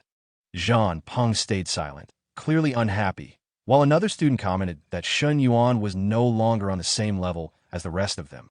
Later, at the Nanjing restaurant, Secretary Kong asked Chen Yuan to explain his plans and requirements so they could fully understand his intentions. Chen Yuan calmly stated that if he were to invest, his conditions had to be met, and that these conditions would not harm the school. Secretary Kong encouraged him to speak freely. Chen Yuan then made it clear that he wanted full autonomy over the investment, including deciding who received funding and how much, without school interference. Secretary Liu reacted strongly, but Secretary Kong stopped him and explained that entrepreneurship bases involved multiple parties and oversight, especially from the education authorities, and that past administrators had always considered student success rates. Chen Yuan replied that without funding, success rates were meaningless, and since he was providing the money, it was only natural that he would want the supported students to succeed financially. He pointed out that their goals were essentially aligned. While speaking, Chen Yuan reflected that this investment would help him build industries, reputation, and a future talent pool, making the base useful not only for the school but also for his long-term plans. Secretary Kong said he would need to discuss the request with Education Bureau leaders before giving a final answer, and Chen Yuan accepted that. The dinner ended late. Outside the restaurant, Secretary Kong noted that Chen Yuan had been drinking and asked Counselor Li Xiao to take him back. Li Xiao got into Chen Yuan's car and commented on how spacious it was. Chen Yuan replied that he wanted to try an SUV instead of a sedan. During the drive, Li Xiao received a call about moving and explained afterward that her lease was ending and she was relocating soon. Chen Yuan offered to help her move, but she hesitated, saying it didn't feel appropriate for him to use his new car for that. He dismissed the concern, saying a car was just a tool and helping a teacher was no big deal. After some back and forth, she reluctantly agreed. As they drove, Li Xiao noticed Chen Yuan's features and began reconsidering past details, including a bag he had given her, realizing it was likely genuine. She asked about it, and Chen Yuan clarified that it had only been meant as a respectful gift. Li Xiao felt conflicted, aware of the age gap and their teacher-student relationship. When she tried to speak further, Chen Yuan cut her off, saying there was no need to say things like refusal and that he was not giving up. When they arrived at her place, Li Xiao asked if he was going home. Chen Yuan said he was returning to the dorm. She handed him the car keys and said she would park it and let him pick it up the next day. As Chen Yuan took the keys from her hand, he suddenly kissed her on the cheek. Because of the sudden kiss, Li Xiao became flustered. She felt embarrassed and thought that Chen Yuan had grown increasingly bold, recalling what had already happened before. Feeling overwhelmed, she quickly ran away toward her home and scolded him as she left. Soon after, Chen Yuan received a call from Chen Na. She explained that Lin Yuchang had left some belongings at the cafe and asked whether Chen Yuan could open the door for her, since Chen Na and Xiao Qiu could not make it back in time. Chen Yuan agreed. When he arrived at the cafe, Lin Yuchang apologized and explained that she had forgotten her child's toys there. Chen Yuan opened the door for her. She bent down to look through the cabinets, explaining that the toys were left behind when her child came to play. Chen Yuan casually asked about her child's age, and she replied that her child was 3 years old. As she retrieved her belongings, Chen Yuan noticed a bottle of wine and wondered privately whether she often drank alone at the cafe. After gathering everything, she hesitated briefly. Chen Yuan noticed her pause and lightly commented on it. She explained that the place reminded her of the days and nights she had spent there. Chen Yuan sensed that her emotions were likely connected to her marriage. He suggested that she could come back any time, but she said she might not return. Chen Yuan then asked if she would like to have a drink together. She was surprised and questioned whether it was appropriate, but Chen Yuan reassured her. They sat down and poured wine. Chen Yuan guessed that her low mood was related to family matters. When she asked how he knew, he explained that he was aware of her husband, Zheng Xianyong, and mentioned that Chen Na had previously worked under him and had resigned due to repeated harassment. Lin Yuchang was shocked but relieved to hear that nothing more serious had happened. She then admitted that she had been considering divorce and had collected evidence of her husband's infidelity, including messages where he threatened and bribed subordinates. Holding her head, she expressed her disappointment after 5 years of marriage and her hesitation because of their child, worrying that growing up in a single-parent household might affect the child psychologically. Chen Yuan responded calmly, saying that when it was time to end something harmful, it was important to do so, and that prolonged exposure to such a situation could cause greater harm to a child. He advised her to make the right decision for both herself and her child. Hearing this, Lin Yuchang gradually calmed down and acknowledged that what he said made sense. Lin Yuchang looked at Chen Yuan in silence and reflected that what she once thought was youthful generosity now seemed like real maturity, a calm confidence that her husband had never possessed. She found herself unexpectedly affected by his presence, and, in a moment she did not fully think through, stood up and briefly kissed his cheek. Chen Yuan was caught off guard, and Lin Yuchang immediately felt embarrassed by her impulsive action. Without explaining, she left the cafe, convincing herself that it was only the wine that had influenced her emotions and questioning why she had felt a fleeting sense of relief after so many years of restraint. Back inside the cafe, Chen Yuan called Chen Na and told her he could not return to the dorm and would stay at her place for the night. When he arrived, she noticed he had been drinking and helped him inside, telling him to rest first. Chen Yuan clung to her affectionately, insisting on staying close. Chen Na, already familiar with his behavior, questioned his excuses but still allowed him to stay. They went to the bedroom and agreed to share the bed while keeping some distance. As the night went on, Chen Yuan complained about the cold and moved closer under the same quilt. What followed was not described in detail, only that boundaries blurred and the night passed with intimacy. The next morning, Chen Yuan woke up to find a note from Chen Na explaining that she had gone to the cafe, prepared breakfast for him, and even bought him fresh clothes. He felt touched by her thoughtfulness and decided he needed to do something meaningful in return. Soon after, he received a video call from Meng Lu, who teased him about coming to the gym. Chen Yuan reacted awkwardly, clearly aware of the complicated situation given her closeness to Chen Na, and tried to avoid looking too closely at the screen while she continued joking with him. While Chen Yuan was still chatting with Meng Lu, his phone rang again. Seeing that the call was from Counselor Li Xiao, he ended the video call with Meng Lu and told her he would talk later. She waved and teased him lightly before hanging up. Chen Yuan then answered Li Xiao's call. She informed him that his proposal had been approved by both the school leadership and the education board, that official documents would be drafted soon, and that student applications and business plans would be sent to him for evaluation once submissions opened. Chen Yuan casually asked whether the application form would include basic physical information and a photo. Li Xiao was surprised by the request, but agreed to include it after hearing his reasoning. She also mentioned that the student council representatives would contact him later. Before ending the call, Li Xiao added that she and her sister will be moving the next morning and asked if he was free to help. Chen Yuan immediately agreed. After finishing breakfast and preparing to leave, Chen Yuan received another call from Meng Lu. He answered while getting dressed and asked why she was calling again. She teased him playfully and hinted at joining him. Chen Yuan explained that he had meetings scheduled with interior design companies to discuss the villa layout. Meng Lu suggested coming along, and Chen Yuan agreed, thinking that her presence might actually help with discussions. She told him to pick her up at the gym. When Chen Yuan arrived outside the gym and waited by his car, a well-dressed man approached and struck up a conversation, boasting about his expensive vehicle and implying that only luxury cars could impress top-tier women.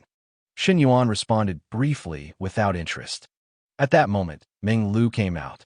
The man greeted her enthusiastically and suggested going out to eat together, but she declined, explaining that she already had plans. The man offered to join them anyway, but Chen Yuan directly shut the idea down and made it clear he was not interested in his company. Meng Lu immediately got into Chen Yuan's car, leaving the man behind, who stood there in disbelief and frustration. As they drove away, Meng Lu explained that the man was a wealthy customer who had been pursuing her for a long time, but she had never accepted his advances. Chen Yuan reacted indifferently, signaling that it did not concern him. Chen Yuan responded briefly, which made Meng Lu notice his unusual quietness. She remarked that he did not seem as lively as usual and turned her attention away after receiving a vague answer. Chen Yuan understood her intention clearly, recognizing it as a subtle attempt to make him feel pressured by the presence of other suitors. He casually joked in response, which immediately triggered her irritation. She accused him of being improper and tried to hit him, only to be told that he had meant nothing more than sports. Still annoyed, she brought up what had happened earlier at the cafe, making it clear that she had not forgotten it.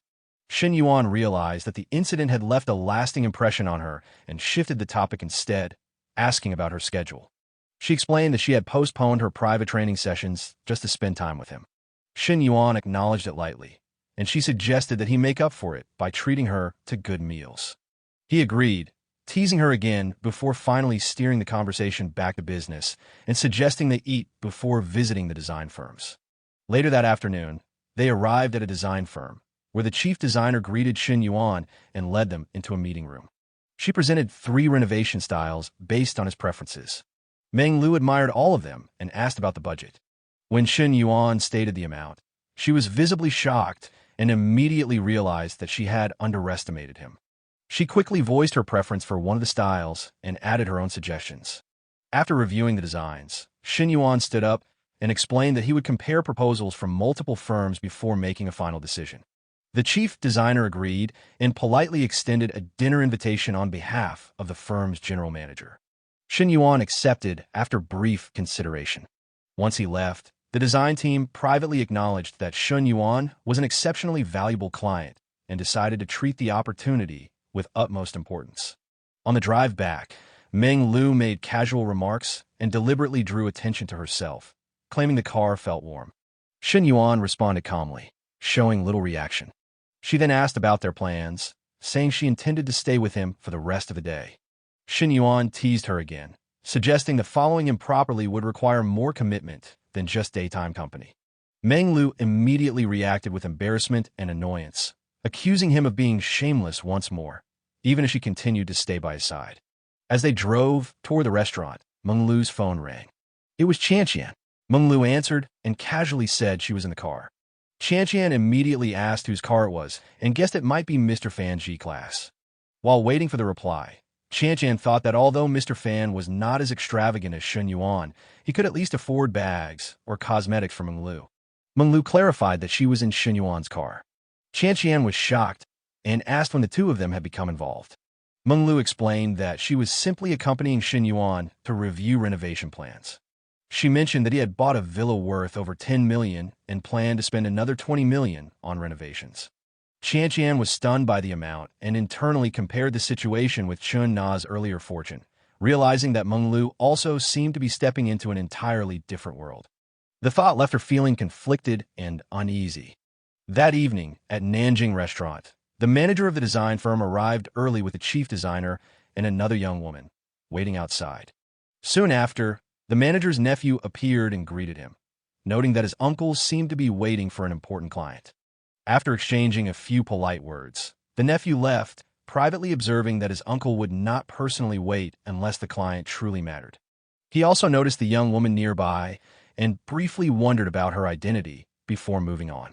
Not long after, Chen Yuan and Manhwa arrived. As they got out of the car, the chief designer pointed Chen Yuan out to the manager. The manager greeted Chen Yuan warmly, commenting on his youth and promise. Chen Yuan returned the greeting politely. The manager then asked if Manhwa was Chen Yuan's girlfriend. Chen Yuan immediately clarified that they were just friends and that she had simply accompanied him. The manager acknowledged this and greeted Manhwa formally. Despite responding politely, Manhwa felt dissatisfied by how quickly Chen Yuan distanced himself. The manager led everyone upstairs. Once inside, he introduced the young woman beside him as Su Wei, a design assistant from the company. She greeted Chen Yuan, and he returned the greeting politely. At that moment, Chen Yuan noticed her refined presence and distinct temperament, which stood out compared to the women he was familiar with. As they sat down, the manager observed Chen Yuan's reaction and felt satisfied that Su Wei had left a good first impression. He decided to keep the atmosphere relaxed and suggested that they focus on getting acquainted rather than discussing business. He raised a toast to Chen Yuan. Prompted by the chief designer, Su Wei also stepped forward and raised her glass, offering a quiet toast in return. Chen Yuan raised his glass and agreed calmly. Seeing this, Manhwa felt a hint of jealousy and suggested that she and Chen Yuan have a drink together. Chen Yuan advised her to stop drinking, reminding her that someone still needed to drive later. Manhwa agreed with a gentle smile and internally felt pleased by the sense of closeness between them. The design assistant raised her glass again to toast Chen Yuan. Chen Yuan responded politely, saying she could drink tea instead. The assistant hesitated, and the manager stepped in, explaining that Chen Yuan was being considerate since she could not drink. He then introduced her background, mentioning that she was a senior student from South China University who had not yet graduated and suggested that young people like them could communicate more. He encouraged her to add Chen Yuan on WeChat, framing it as simple networking. Manhwa immediately saw through the manager's intentions and felt displeased. To her, this felt less like socializing and more like pushing the assistant into entertaining someone under the guise of business. At that moment, the manager's nephew arrived to make a toast. The manager introduced him and then introduced Chen Yuan in return, noting that they were about the same age and encouraging them to get acquainted. The nephew agreed outwardly, while internally recognizing that anyone important enough to make his uncle wait personally was someone worth befriending. When the nephew looked closely at Chen Yuan, he was shocked to recognize him. Chen Yuan casually invited him to toast together. The nephew was deeply unsettled, unable to understand how Chen Yuan had suddenly become the guest of honor. When a manager noticed the tension and asked whether they knew each other, Chen Yuan replied that they were somewhat acquainted. The manager laughed and placed a hand on his nephew's shoulder, explaining that Chen Yuan had purchased a villa in Green City's Qingzhou Lake area and planned to spend $20 million on renovations with their company. Hearing this, the nephew was stunned and struggled to hide his reaction. Internally, he was forced to accept the widening gap between himself and Chen Yuan and quickly adjusted his attitude.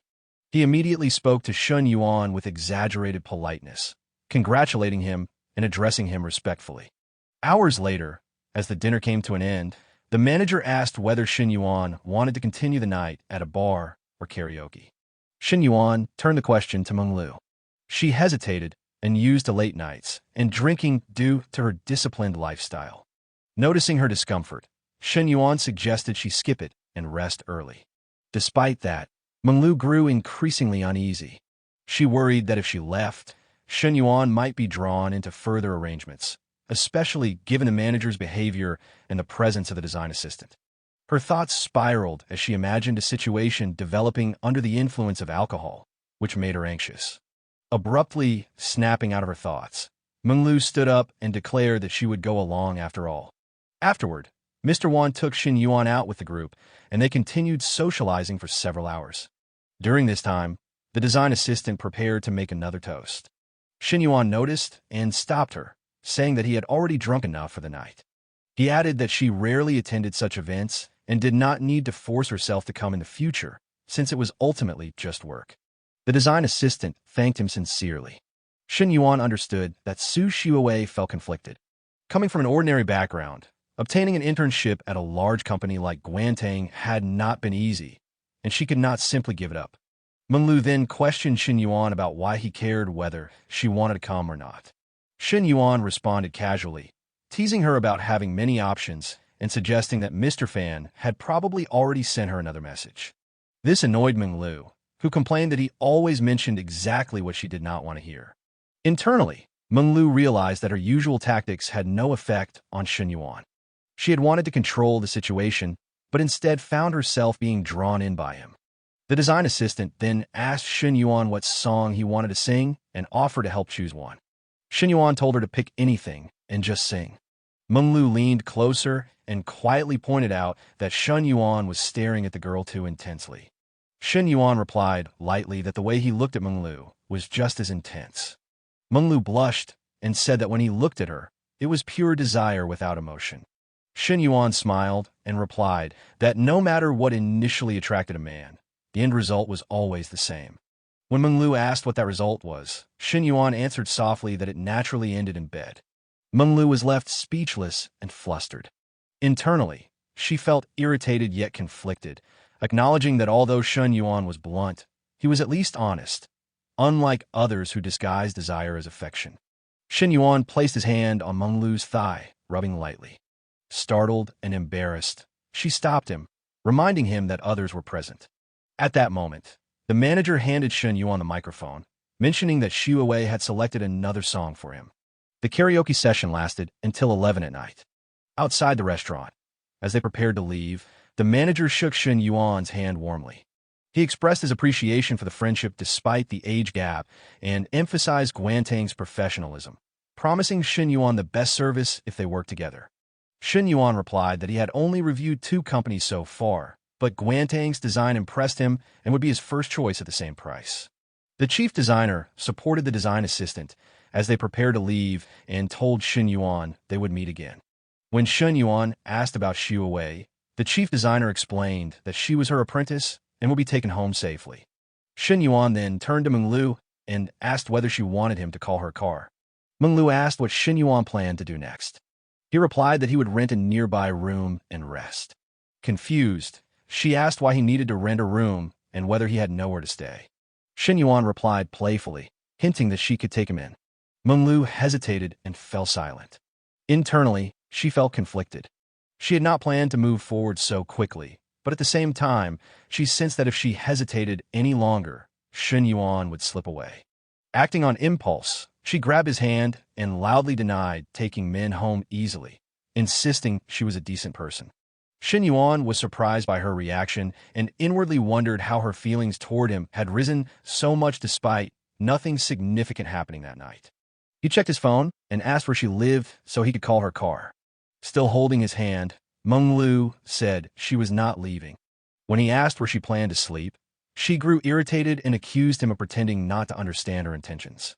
Chen Yuan gently tapped her head and opened the car door, suggesting they change hotels. As they got in, Meng Lu privately hoped he would be gentler than she had seen him be before. The driver glanced at them through the mirror and silently reflected on how effortlessly wealthy people lived. They arrived at the most exclusive hotel in Xingqing, the Junhua Hotel. At the reception desk, Chen Yuan requested an executive suite for a full month. The receptionist quoted the total price. Meng Lu was surprised by the length of stay, but Chen Yuan paid without hesitation and requested a high-floor room. Internally, Chen Yuan noted that Meng Lu's affection had crossed a key threshold, making the expense worthwhile. Meng Lu, meanwhile, was impressed by his decisiveness. Inside the room, she admired the night view. While looking out over the city, she quietly reflected on the moment, feeling both conflicted and hopeful.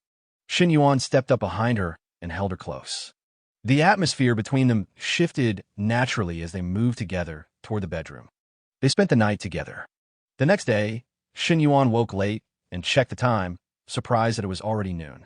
Turning to look at Meng Lu sleeping beside him, he reflected on the night and how different her reactions had been from what he expected. When Meng Lu stirred awake, she complained drowsily about his energy and lack of restraint. Despite her words, her tone carried familiarity rather than anger. Chen Yuan replied lightly, saying he had held back more than usual. Meng Lu told him to let her rest longer and warned him not to use overly intimate nicknames. Chen Yuan agreed, teasing her gently, and told her to sleep more. Before she could drift off again, He added casually that when she woke up, he would buy her a car and told her to choose any model under 3 million. Startled, Menglu sat up suddenly, staring at him in disbelief and demanding that he repeat what he had just said. Excited, Menglu asked if she could choose any car under 3 million herself. Overcome with happiness, she leaned forward and kissed Chen Yuan. As she held on to him, Chen Yuan reflected inwardly. He noted that while spending more meant receiving more cash back, he had only spent 3 million on buying Chen-Na house. If he now bought Menglu a car worth several million, he wondered how Chen-Na might feel about it. Menglu happily said she had liked Porsche for a long time and mentioned that most models she liked were just over 2 million, asking if that was acceptable. Chen Yuan agreed without hesitation. She added that she had once discussed cars with Chen-Na, who preferred Maserati instead, and said she had also looked into that brand and found it attractive. Chen Yuan asked if Chen-Na really liked Maserati. Menglu confirmed it and asked whether he was thinking of buying Chen-Na a car as well. Chen Yuan answered honestly that he was considering it. Hearing this, Menglu briefly felt conflicted, but quickly reminded herself that she and Chen Yuan had only just begun and that she should not dwell on comparisons. At that moment, Menglu received a message from a friend asking whether she had stayed at the Grand Hyatt the night before. She replied that someone had taken her there. When asked who it was, she answered that it was Chen Yuan and admitted that she had gone with him after giving in emotionally. On the other end, her friend felt jealous and frustrated while reading the messages, thinking that both of her close friends had now found their way into a much better life, while she herself remained stuck. Chen Yuan got out of bed, put on his shirt, and told Menglu to choose the car herself and send him the account details so he could transfer the money directly. She agreed with a warm smile. Chen Yuan then noticed that her affection level had risen further overnight and thought that the next reward threshold was approaching. After leaving the hotel and getting into his car, Chen Yuan received a call from Chen-Na. She happily told him that she had learned to make all the coffee drinks and asked when he would come and try them. Chen Yuan replied that he was busy that day and casually mentioned that he planned to buy her a car and told her to go take a look. Chen-Na was shocked and confused. She reminded him that he had already bought her a house and said that buying a car was unnecessary since she already had one for commuting. Chen Yuan responded gently, saying that he liked buying things for his woman and that money was not an issue, then asked what kind of car she liked. Still overwhelmed, Chen-Na said that a regular mid-range car would be enough and that there was no need for anything expensive. Chen Yuan immediately rejected the idea, saying that his woman could not be driving a car worth less than 2 million. Chen-Na, hearing this, could only respond in disbelief, pointing out that between the house and now a car, the spending was becoming excessive.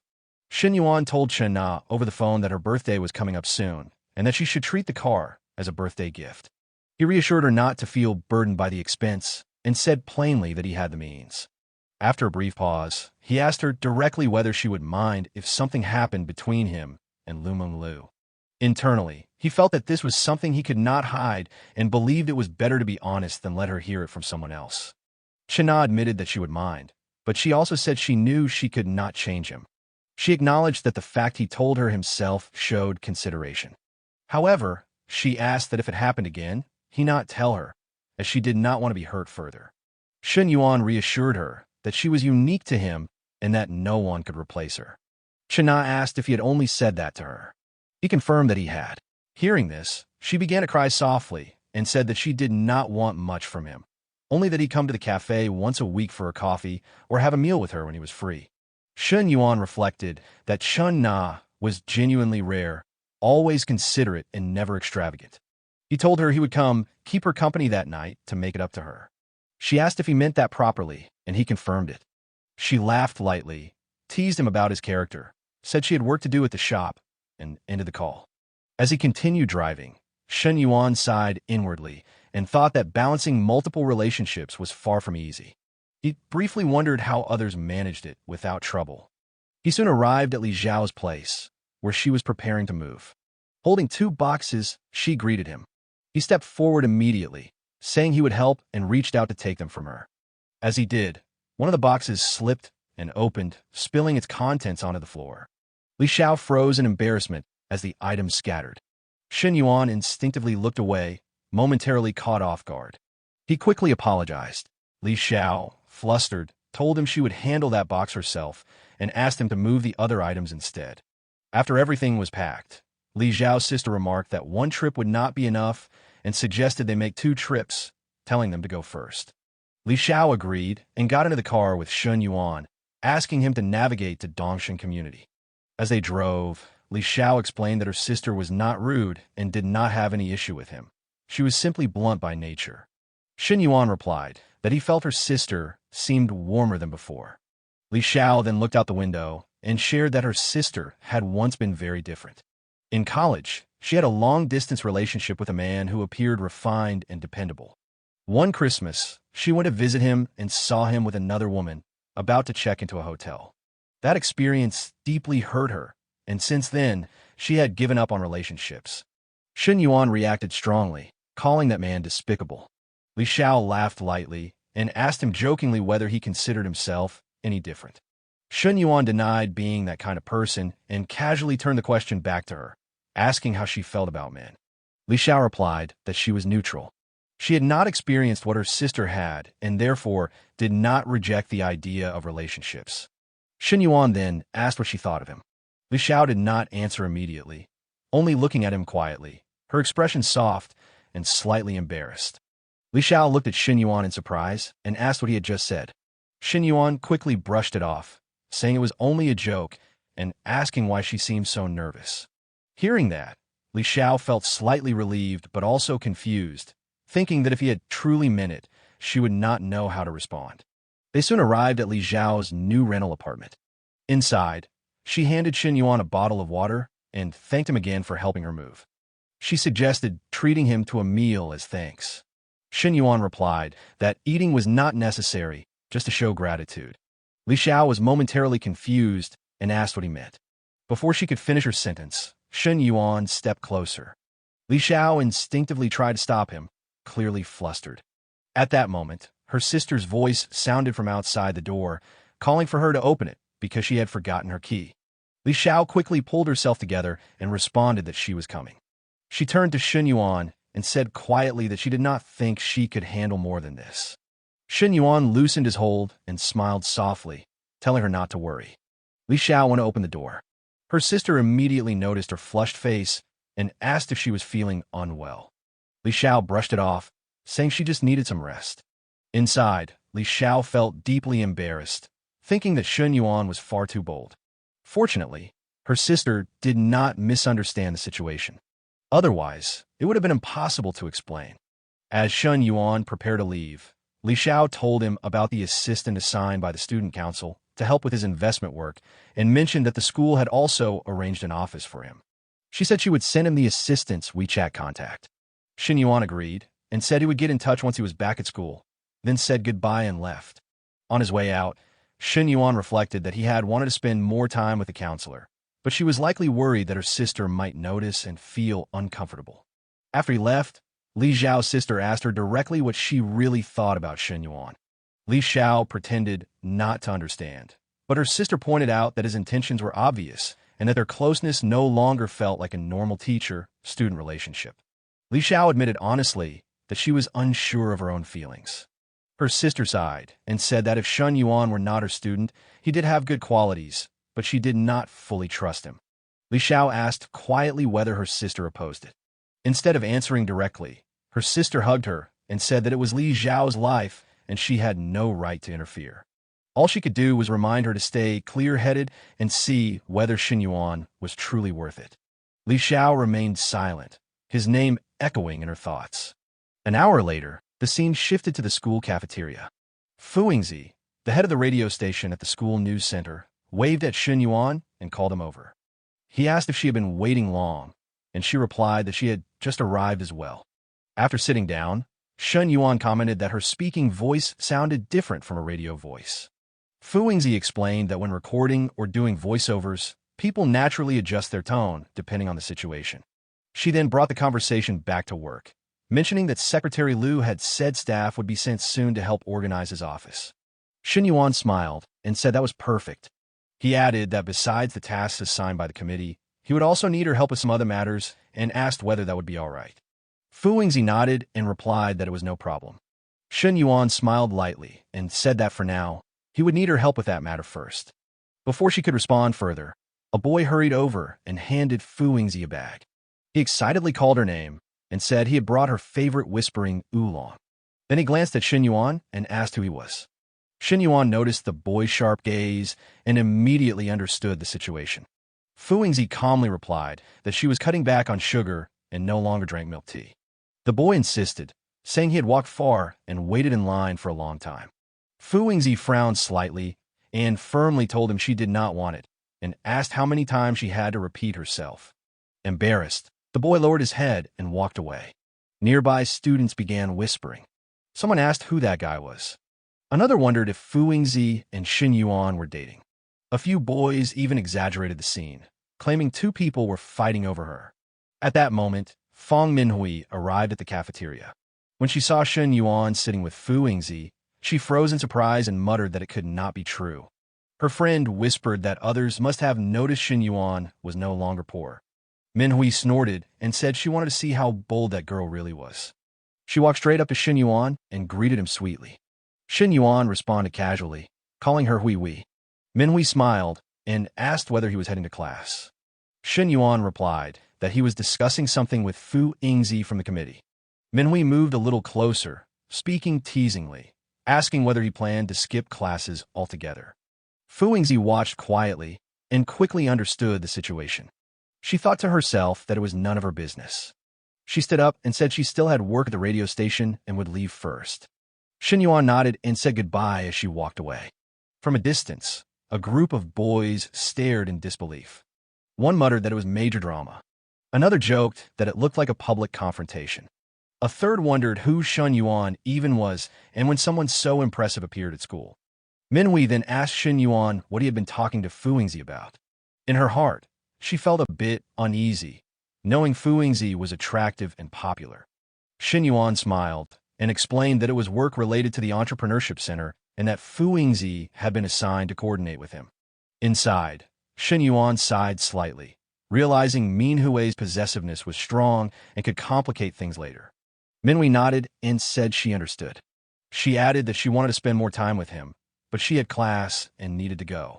Before leaving, she leaned close and reminded him playfully that she wanted something cold later, then waved goodbye. Chen Yuan watched her leave and thought to himself that Hui Hui really was endlessly energetic. Just then his phone rang. It was Lu Menglu. Chen Yuan answered and asked what was going on. Menglu excitedly told him that the car was available and that the final discounted price was 2.52 million. Chen Yuan told her to send the dealership's account and said he would transfer the money immediately. Menglu happily thanked him and said she loved him. She then asked if they were going to Junhua Hotel that night, mentioning she had prepared 2 outfits she wanted him to see. Chen Yuan, confused, asked which ones, saying he had no idea what she meant. Menglu laughed and told him he would understand when he arrived, then hung up. Chen Yuan stood there in silence, rubbing his temples. He had already planned to see Nana that night, and Hui Hui had also hinted earlier that she wanted to spend time together. Now, Coach Lu was calling him over too. 3 choices. One night. A difficult decision. After a brief pause, Chen Yuan shook his head and sighed inwardly.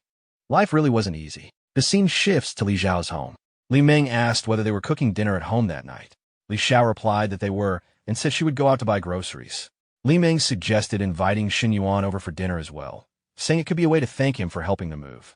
Li Xiao hesitated, surprised by the suggestion. Li Meng explained that it was only polite and that Chen Yuan had helped a lot. Li Xiao felt conflicted and slightly flustered. Just thinking about Chen Yuan's confident and teasing attitude made her uneasy in a way she could not clearly explain. Li Meng told her directly that she was simply trying to test him out. After a moment of hesitation, Li Xiao agreed and sent Chen Yuan a message inviting him over for dinner. When Chen Yuan received the message, he looked at his phone with mixed emotions. Too many invitations had come his way in a single day, and even he felt overwhelmed. After some thought, he decided to decline other plans and accept this one instead. A few hours later, Chen Yuan arrived at Li Xiao's apartment. She opened the door and told him to come in and sit down, explaining that dinner would take some time. Chen Yuan replied casually and said she should not worry about him. As he followed her inside, Chen Yuan noted how warm and comfortable the apartment felt. He asked where Li Meng was, and Li Xiao answered that she was taking a shower. When Chen Yuan followed Li Xiao toward the kitchen, She stopped him and told him not to come any closer. He smiled and said he only wanted to see if he could help. Li Xiao insisted that the food was almost ready and told him to wait in the living room.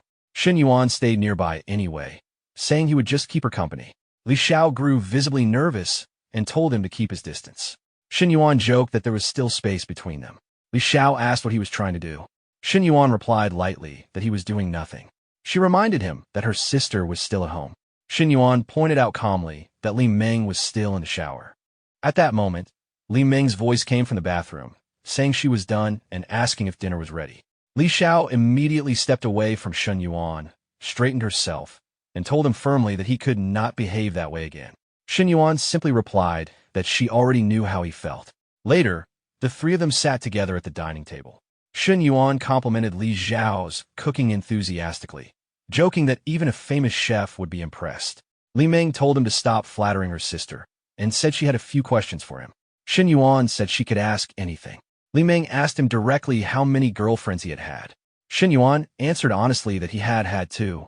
Internally, he reflected that only 2 relationships were public, and the rest were not worth mentioning. Li Meng nodded and commented that his dating history sounded quite eventful. Li Meng quietly reflected on the situation. Her sister had never dated before, and she worried that someone too experienced might take advantage of her. Chen Yuan noticed Li Meng's cautious attitude and found it understandable.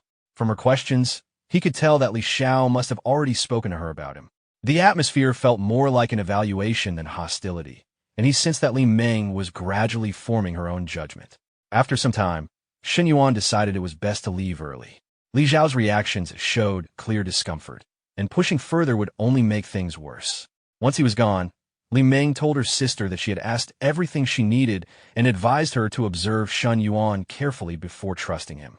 Li Xiao, replaying past interactions in her mind, admitted to herself that Chen Yuan was more mature and capable than most men, but his boldness unsettled her. They were not even in a defined relationship, yet he acted with too much confidence, which left her conflicted. Later that evening, Chen Yuan went to Chen Na's apartment. What was meant to be a calm visit quickly became emotionally charged. Chen Na questioned his intentions, but still trusted him. Their closeness naturally deepened, and the night passed with intimacy. No details were spoken, only that emotions overcame restraint. Afterward, Chen Na lay resting, clearly exhausted.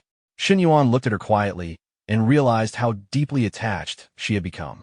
He also noticed that her feelings toward him had reached a new level, confirming that their bond had significantly strengthened. This development came with material benefits as well, reinforcing how closely emotional connection and reward were now linked in his life. As the night continued, Chen Yuan reflected on the situation. He understood that his choices were becoming increasingly complicated. Emotional attachments were growing stronger, and balancing multiple relationships would not be easy. What once felt like simple gains now demanded careful consideration, as every decision carried consequences far beyond money or opportunity. After the intimacy ended, Chen Na remained physically drained and emotionally unsettled. She sensed that Chen Yuan felt different this time, as if something had changed, leaving her feeling unusually empty and exhausted. Chen Yuan noticed her state and quietly reflected on it, seeing her reaction as a sign of closeness and trust rather than something to boast about. Lying beside her, he considered how her condition reflected both physical fatigue and emotional dependence. As Chen Na rested, Chen Yuan's thoughts shifted to the benefits and opportunities that continued to appear alongside these emotional developments. He examined the options available to him and weighed their usefulness in everyday life rather than raw power. In the end, he leaned toward choices that would help him integrate more naturally into others' lives rather than stand out through force. His thoughts were interrupted when Chen Na received an urgent call from home. Her expression changed immediately, and she became distressed after learning that her father had been hospitalized due to a sudden medical emergency caused by long-term drinking and existing health issues. She blamed herself for not returning home sooner and felt deep guilt over the situation. Chen Yuan comforted her calmly and offered support, including accompanying her home or helping in any way needed. Chen Na, however, decided to return the next morning and felt it would be inappropriate to involve him directly with her family at such a sensitive time. Chen Yuan respected her decision and assured her that financial or logistical help would be available whenever she needed it. The following morning, Chen Yuan discovered that Chen Na had already left for her hometown. Despite being in a hurry, she had still prepared food for him before leaving. This reinforced his impression of her as thoughtful, restrained, and sincere, someone who cared more about actions than appearances or material comfort. Later, Chen Yuan received an early update regarding the preparation of his new office space. He left the decisions to the person handling the arrangements, appreciating her efficiency and initiative. Her proactive attitude stood out to him as reliable and professional. Elsewhere, she dealt with persistent, unwanted attention from someone who continued to follow her despite repeated rejections. She firmly set boundaries, making it clear that his help was neither needed nor welcome. The boy, frustrated and hurt, struggled to accept that his long pursuit meant nothing compared to someone she had only recently met. As Fu Yingzi left the office, she quietly evaluated Chen Yuan's situation. The business incubator itself was not profitable, yet he had invested a large sum without hesitation. That alone suggested that the amount meant little to him, implying a much higher level of wealth. What stood out most was his age, only 21. To her, that meant long-term potential. Even if she could not become personally close to him, staying near him professionally as a subordinate or assistant could still place her on a valuable path. She resolved to demonstrate her competence and usefulness so she would not be easily replaced. At the same time, Chen Na returned to her hometown under the impression that her father had been hospitalized. Once home, she realized the situation had been exaggerated. Her parents, anxious about her age and unmarried status, had used the excuse to bring her back for a blind date. Comparisons with other women her age who were already married with children only deepened her frustration. Although she tried to remain polite, she felt deceived and emotionally cornered. A relative eagerly promoted the blind date candidate, emphasizing his business success, stable income, and material assets. Chen Na acknowledged these points calmly, but did not feel any real connection. The gestures and gifts meant to impress her family felt more performative than sincere. The atmosphere made her increasingly uncomfortable. Upset, she contacted Chen Yuan and told him the truth about being misled. Shortly after, she learned that he was already on his way. The realization caught her off guard, stirring a mix of nervousness and anticipation. She informed her family that a friend would be arriving, choosing not to explain further. While the family continued socializing with the blind date candidate, Chen Yuan arrived at the house carrying multiple gifts. His presence immediately changed the situation. He introduced himself clearly and respectfully as Chen Na's partner, leaving no room for ambiguity. The announcement stunned everyone present, especially since Chen Na had never mentioned a relationship before. He calmly presented the gifts he had brought, explaining that they were prepared with sincerity rather than obligation. When he casually mentioned their value, the figure shocked the room. What stood out was not just the amount, but how effortlessly he spoke of it, as if it were ordinary. The contrast between him and the blind date candidate became impossible to ignore. For Chen Na's parents and relatives, the moment forced a reassessment. For Chen Na herself, the arrival marked a turning point, one where support replaced pressure and choice replaced coercion. The blind date candidate was visibly unsettled. He had been told that Chen Na was single, yet she suddenly returned home with a boyfriend who arrived bearing extremely expensive gifts. The situation made him feel awkward and inferior, especially when he compared his own preparations with what had just appeared in front of the family. He began to suspect that the relationship might be staged, simply because the scale of spending felt unreal. Chen Na's aunt, although smiling on the surface, shared the same doubts. The timing felt strange, and Chen Yuan's youth only increased her suspicion. A relationship where the man was significantly younger, yet apparently far wealthier, did not align with her expectations. She questioned his background internally, assuming that claims about investments and multiple properties were exaggerations meant to impress. Despite these doubts, Chen Yuan remained calm and consistent. He explained his situation clearly and without defensiveness. When housing was brought up, he stated that both he and Chen Na already had properties in the city. This only deepened the aunt's disbelief, reinforcing her assumption that he was overstating his situation. Chen Na, frustrated by the continued doubt, revealed that the property under her name had already been finalized and that she personally had the documentation. Even then, the aunt suspected fabrication, assuming that such preparation could be part of an elaborate act. At that point, Chen Yuan chose to settle the matter directly. He arranged funds for Chen Na's home renovation on the spot, treating it as a practical step rather than a show of wealth. When the transfer was confirmed on Chen Na's account, the atmosphere in the room changed completely. The amount alone was enough to erase lingering suspicion. Chen Na's parents were stunned. Her aunt, moments earlier confident in her judgment, was forced to reconsider. The blind date candidate, watching from the side, immediately understood the gap between himself and Chen Yuan. What he had considered impressive moments earlier now felt insignificant. Chen Yuan treated the situation lightly, making it clear that the money was not a burden to him and that anything unused could simply be kept by Chen Na. This casual attitude towards such a large sum left a deeper impression than the amount itself. Realizing the situation had turned decisively, the blind date candidate withdrew mentally. Embarrassment replaced competitiveness, though a part of him still considered whether maintaining contact with someone like Chen Yuan might prove useful in the future. When Chen Yuan mentioned the value of the two homes, one belonging to Chen Na and the other a villa under his own name, the comparison became unavoidable. The aunt, now fully convinced, shifted her attitude completely. Her earlier skepticism disappeared, replaced by warmth and eagerness to build goodwill. By then, Chen Yuan was no longer treated as an outsider. He was acknowledged as someone serious, capable, and already considered part of the family. Chen Na's father, seeing the situation clearly, expressed approval and asked him to be less formal in the future. The matter of the blind date ended quietly, without argument or confrontation. What remained was a clear change in how Chen Yuan was viewed, no longer as a questionable guest, but as someone whose position spoke for itself. Chen Na's mother expressed clear approval, pleased by how considerate Chen Yuan had been. The atmosphere in the house relaxed further when Chen Na's younger sister returned home. She greeted everyone cheerfully, and Chen Na introduced Chen Yuan as her partner. The resemblance between the sisters was obvious, reinforcing the sense that Chen Yuan had stepped into the family naturally. With everyone present, the family gathered for dinner.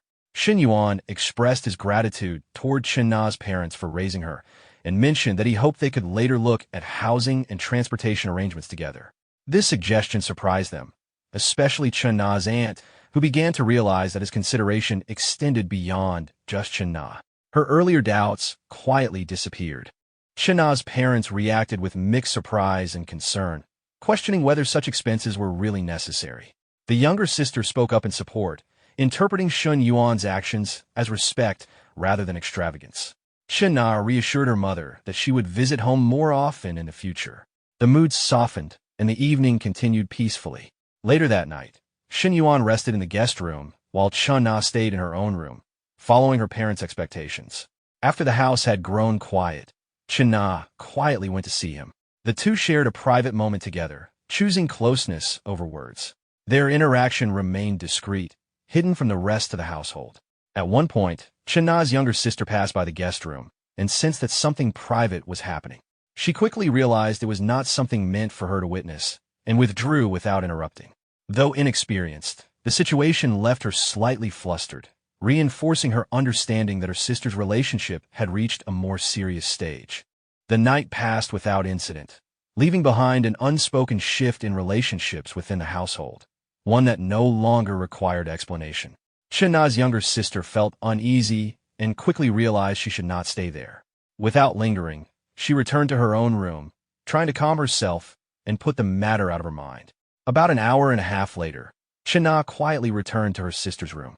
As she lay down, her sister wrapped her arms around her waist, still awake and seeking comfort. Chen Na allowed it without question, gently settling in beside her. Holding her sister like this made her realize how much she had grown, no longer a child who needed constant reassurance. The next day at noon, Chen Yuan had already returned to school. Inside the office, Fu Yingzi carefully arranged the workspace and asked for his opinion. He saw no issues with her setup and noted to himself that she was not only capable but also efficient, handling tasks thoroughly and reporting everything in detail. Her work style left a strong impression. She handed him the first batch of entrepreneurship applications and business plans collected from students earlier that day. Chen Yuan reviewed them one by one and quickly felt disappointed.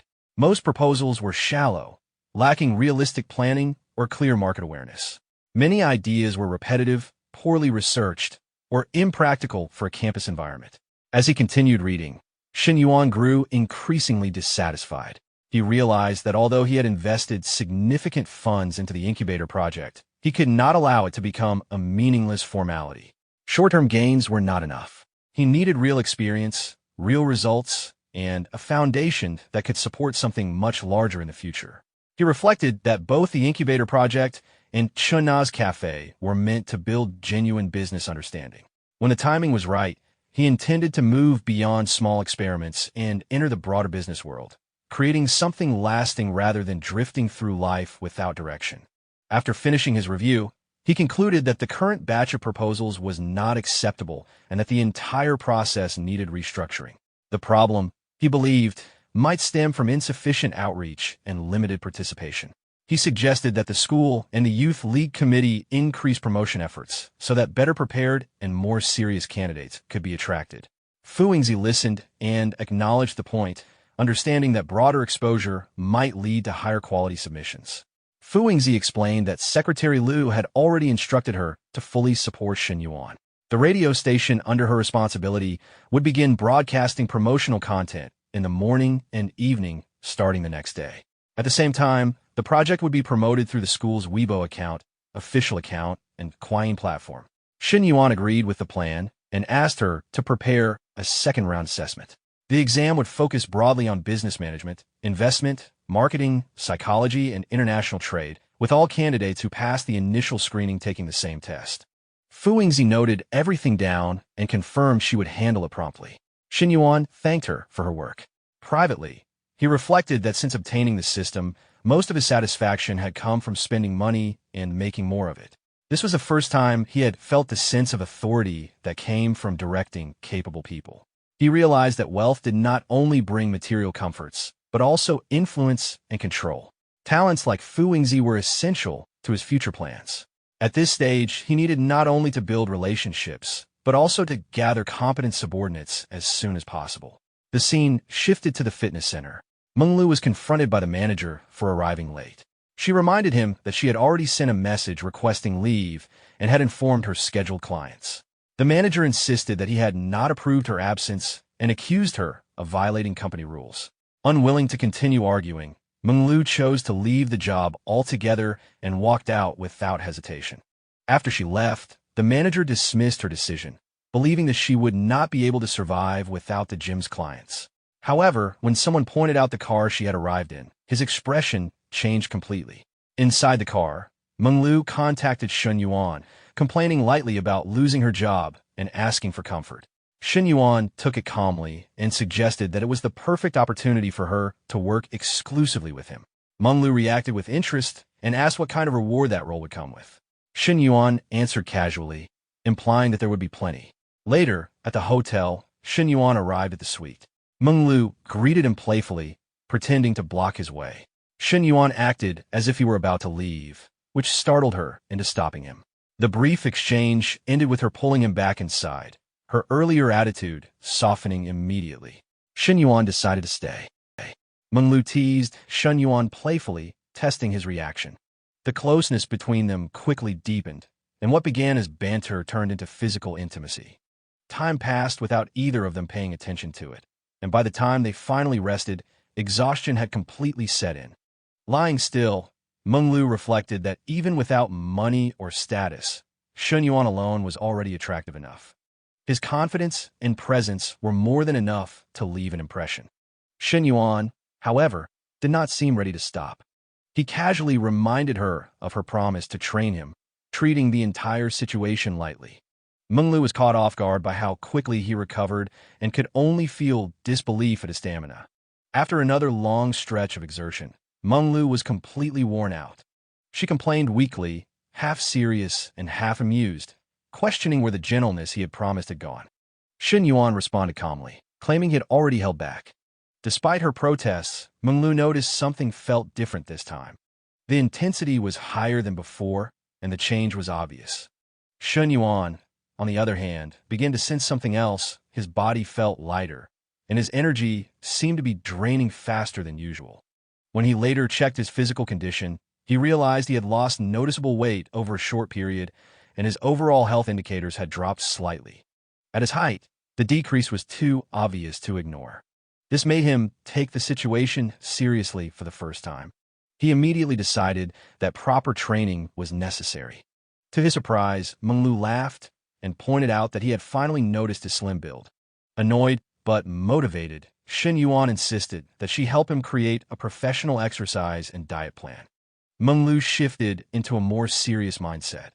She explained that improving his physique would require structured training, balancing strength work with cardio, and maintaining a healthy body fat percentage. She also mentioned adjusting his diet and lifestyle to support long-term results. Chen Yuan agreed without hesitation and decided they would start the next morning. They planned to use the hotel's gym and make full use of the facilities. Menglu also intended to prepare proper workout clothes for him. At the same time, Chen Yuan became aware that focusing only on wealth and external success was no longer enough. Improving his physical condition and personal image had become equally important. This marked a new stage for him, one where discipline, health, and long-term balance would shape his growth just as much as money and opportunity. Seeing the new information, Chen Yuan realized that the system also included a fitness-related function. The panel showed his basic physical condition, including height, weight, overall health, body mass index, and body fat percentage. From this, he understood that the current objective focused mainly on increasing his weight while reducing body fat. Those would be his priorities in training. As he explored further, he discovered that fitness was only one part of a larger framework. Other areas related to business administration and investment management were also connected. It became clear to him that completing system objectives did not only improve his body, but also unlocked broader abilities. What normally took years of study could be condensed into a short period. This made him even more confident about long-term planning. The next morning, Menglu arrived early with prepared meals. She explained that hotel food was too heavy in calories, so she had cooked balanced meals herself early in the morning. Chen Yuan was pleasantly surprised by the effort. Menglu reminded him that if she was going to support his training seriously, he would also need to take it seriously. After eating, the two of them went down to the gym. As they entered, Menglu's presence naturally drew attention. Several people noticed her athletic figure and confident movements. Some were surprised, others curious, and a few openly jealous. Despite this, she remained focused on guiding Chen Yuan, correcting his posture and reminding him not to rely on momentum while training. It was obvious that Chen Yuan lacked experience.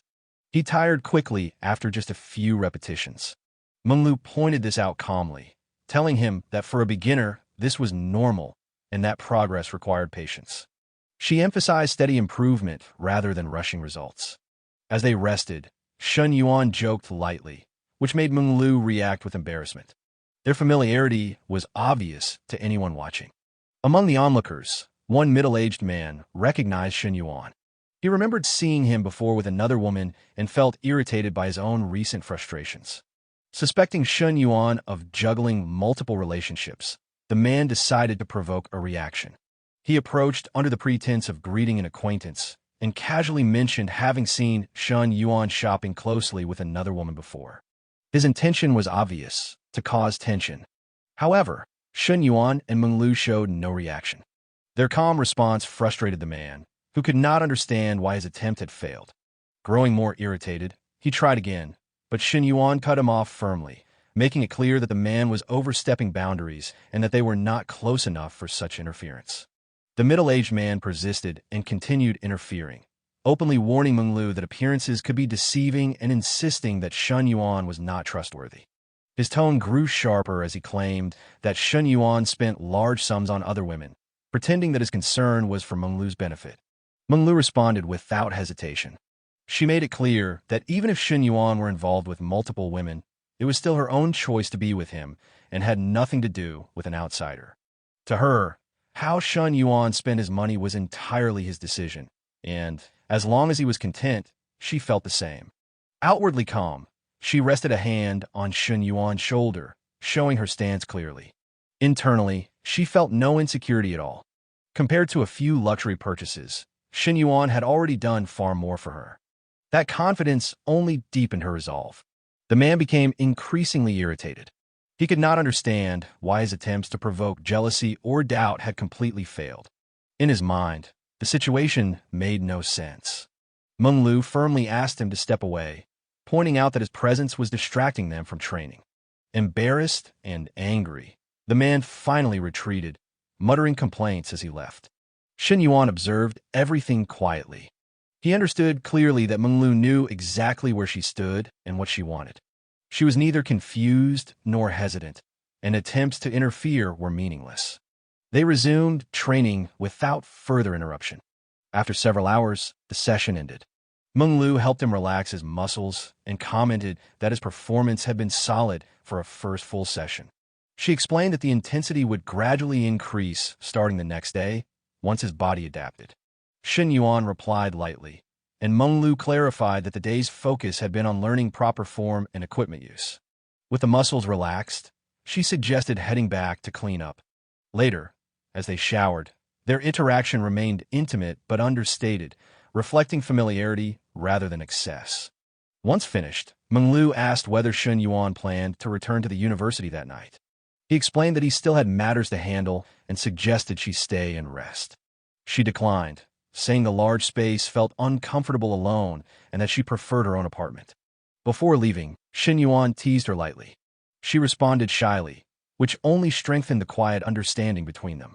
Chen Yuan noticed her affection had grown steadily, bringing it closer to an important threshold, something he observed calmly rather than reacting to outwardly. Later, back at the university, Chen Yuan walked near his office. As he noticed a familiar figure lingering nearby, he felt a slight irritation. The person seemed to appear too often, like a shadow that refused to disappear. Chen Yuan quietly moved toward the door and attempted to open it. As he did, Fu Yingzi apologized, explaining that the boy had followed her after seeing her in the dining hall and had refused to leave despite repeated attempts to stop him. The boy stepped forward and claimed that the responsibility was his alone. He said he merely wanted to see if he could help in any way, believing that having more people involved would be beneficial. Chen Yuan responded seriously, stating that help was unnecessary and that the boy could not contribute to the work at hand. Chen Yuan and Fu Yingzi entered the office together and closed the door firmly, leaving the boy outside. As the blinds were drawn and the door shut, the boy stood there in silence. Inside his mind, confusion and jealousy surfaced. He imagined scenarios he could not confirm, questioning why the office needed privacy at all.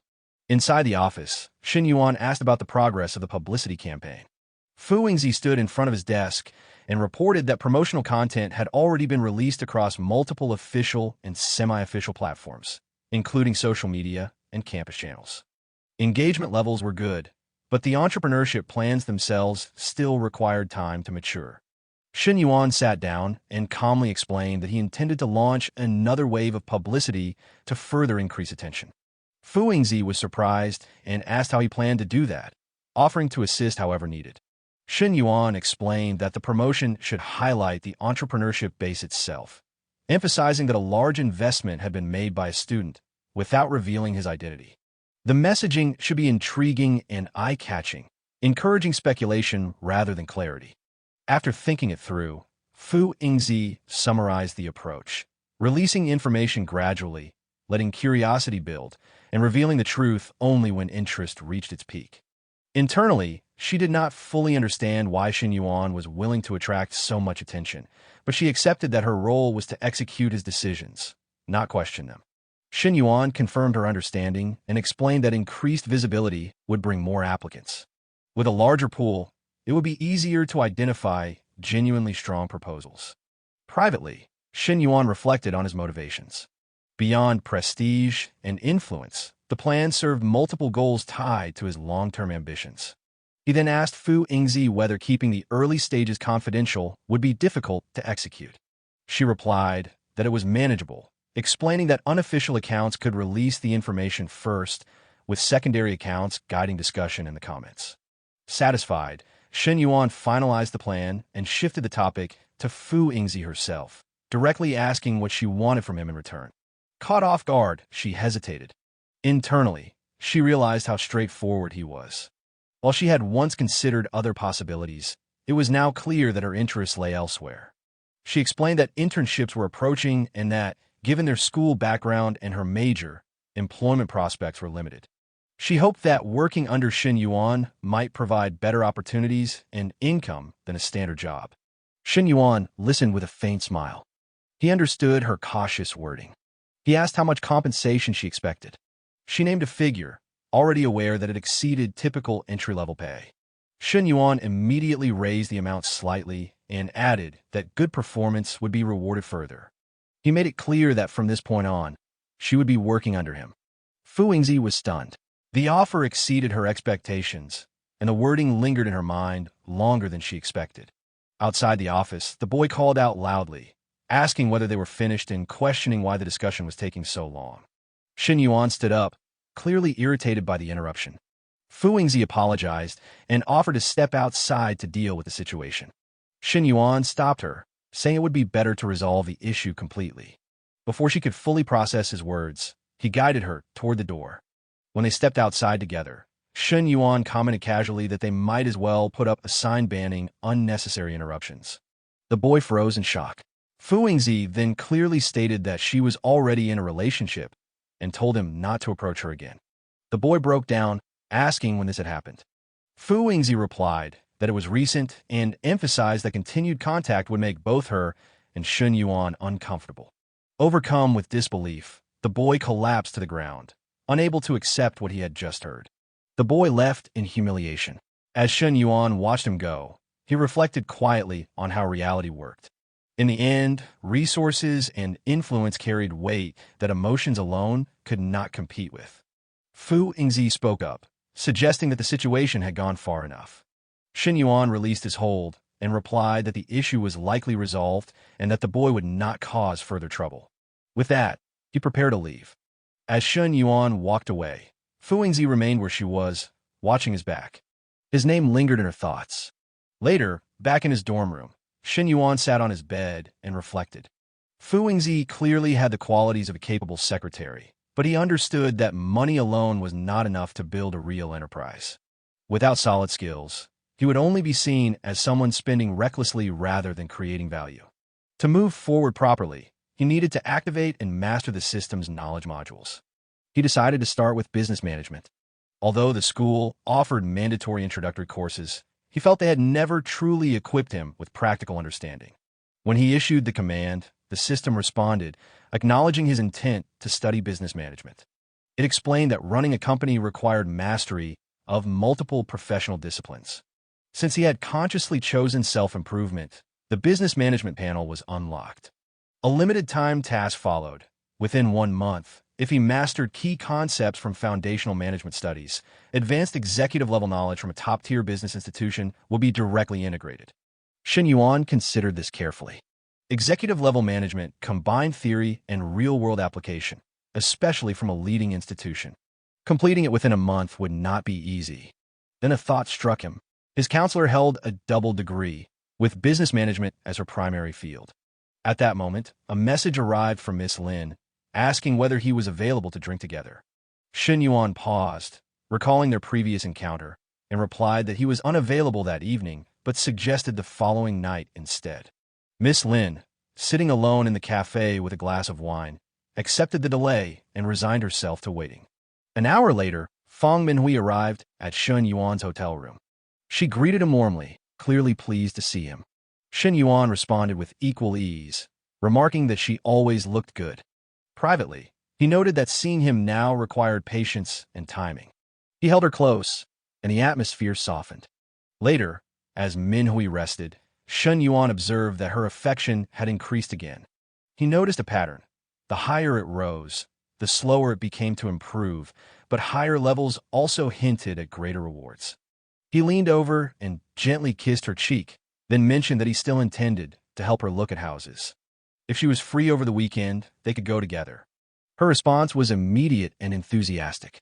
The next morning on campus, Manhwa arrived to find students actively discussing recent news. Nearby, 2 girls checked their phones, talking about promotional materials related to the new startup incubator. Her companion reacted with disbelief, questioning whether it was really a student who had invested 10 million. The girl in the green dress dismissed the idea, saying that most wealthy students on campus only spent money on entertainment and lacked real capability. Minhua's friend leaned closer and admitted how hard it was to keep the truth to herself. Minhui quietly told her to stay silent, reminding her that Chen Yuan had explicitly asked for discretion. Her friend still could not understand why Chen Yuan remained low-key, commenting that it felt like showing off without letting anyone see it. She joked that Minhui was lucky and half-seriously wondered whether Chen Yuan might need another assistant or helper so she could stop struggling so much. Minhui laughed it off, turning the joke back on her friend. The teasing continued briefly until Minhui, clearly embarrassed, asked her to stop. Nearby, another group of students discussed the same rumor. A short-haired girl mentioned the post about the 10 million investment, but her friend brushed it off as online exaggeration. They reasoned that anyone capable of spending that amount would have an enormous net worth and would never stay unnoticed. The short-haired girl agreed, saying that someone like that would surely flaunt it openly.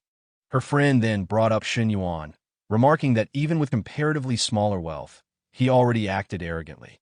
They recalled his recent attitude and dismissed him with disdain. Meanwhile, campus gossip continued to spread rapidly, exactly as Chen Yuan had anticipated. He, however, remained focused on executing his plan. Later, Chen Yuan contacted Li Xiao and asked for her help. He explained that he genuinely wanted to study management fundamentals and requested her guidance. Li Xiao was skeptical at first, but eventually agreed. When Chen Yuan said he would come over, Li Xiao immediately became cautious, warning him not to repeat past behavior. Chen Yuan reassured her multiple times that he only intended to study. After arriving, Li Xiao made him promise once more before letting him in. She then handed him a textbook from her college days, explaining that she had marked the key sections and advising him to connect theory with real-world examples. Chen Yuan began studying seriously. After an hour, Li Xiao noticed that he had stopped reading and reminded him to focus. Chen Yuan responded playfully, which immediately annoyed her. She pointed out that he had promised to behave. Chen Yuan admitted that while he was serious about studying, he was also serious about his feelings toward her.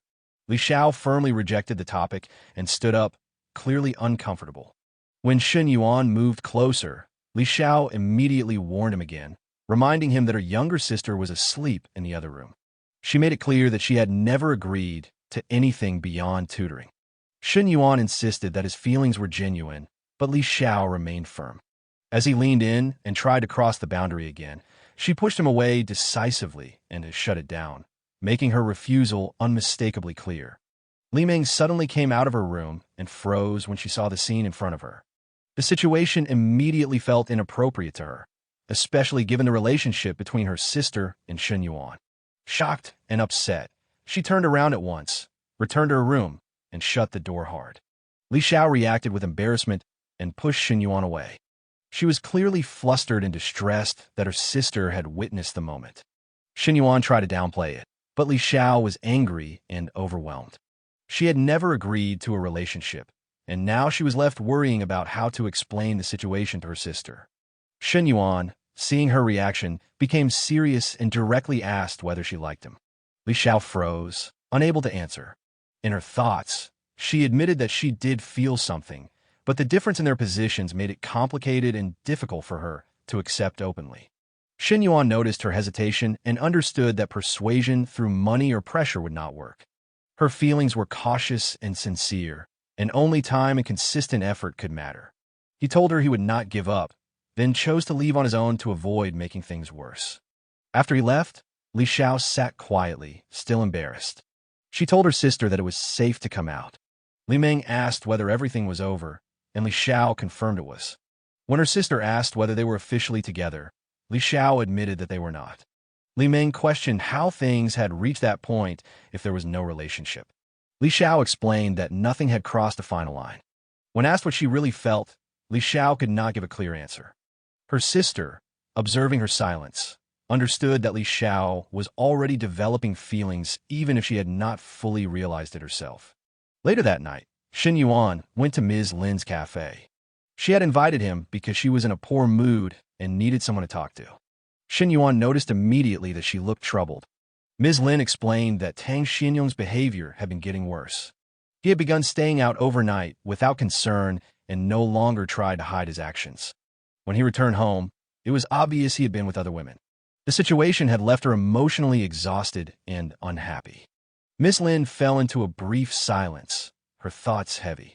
She reasoned that since her partner no longer cared about boundaries, sharing a drink with someone else was not wrong.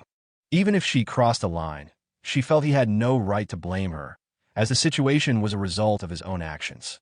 She then asked Chen Yuan about his relationship with Chen Na. From his response, she understood that it was ambiguous and that Chen Na would not object even if she knew where he was. This realization eased Miss Lin's sense of guilt. She had no intention of deliberately interfering in another relationship, but she felt reassured that she was not causing harm. After hesitating, Miss Lin asked for comfort. Chen Yuan allowed her to come closer, and she sat with him. He tried to understand whether her partner knew where she was, but she reacted with clear resentment and avoided the topic. Overcome by emotion, she leaned in and acted impulsively. Chen Yuan was briefly shaken by the situation, especially because they were in Chen Na's cafe.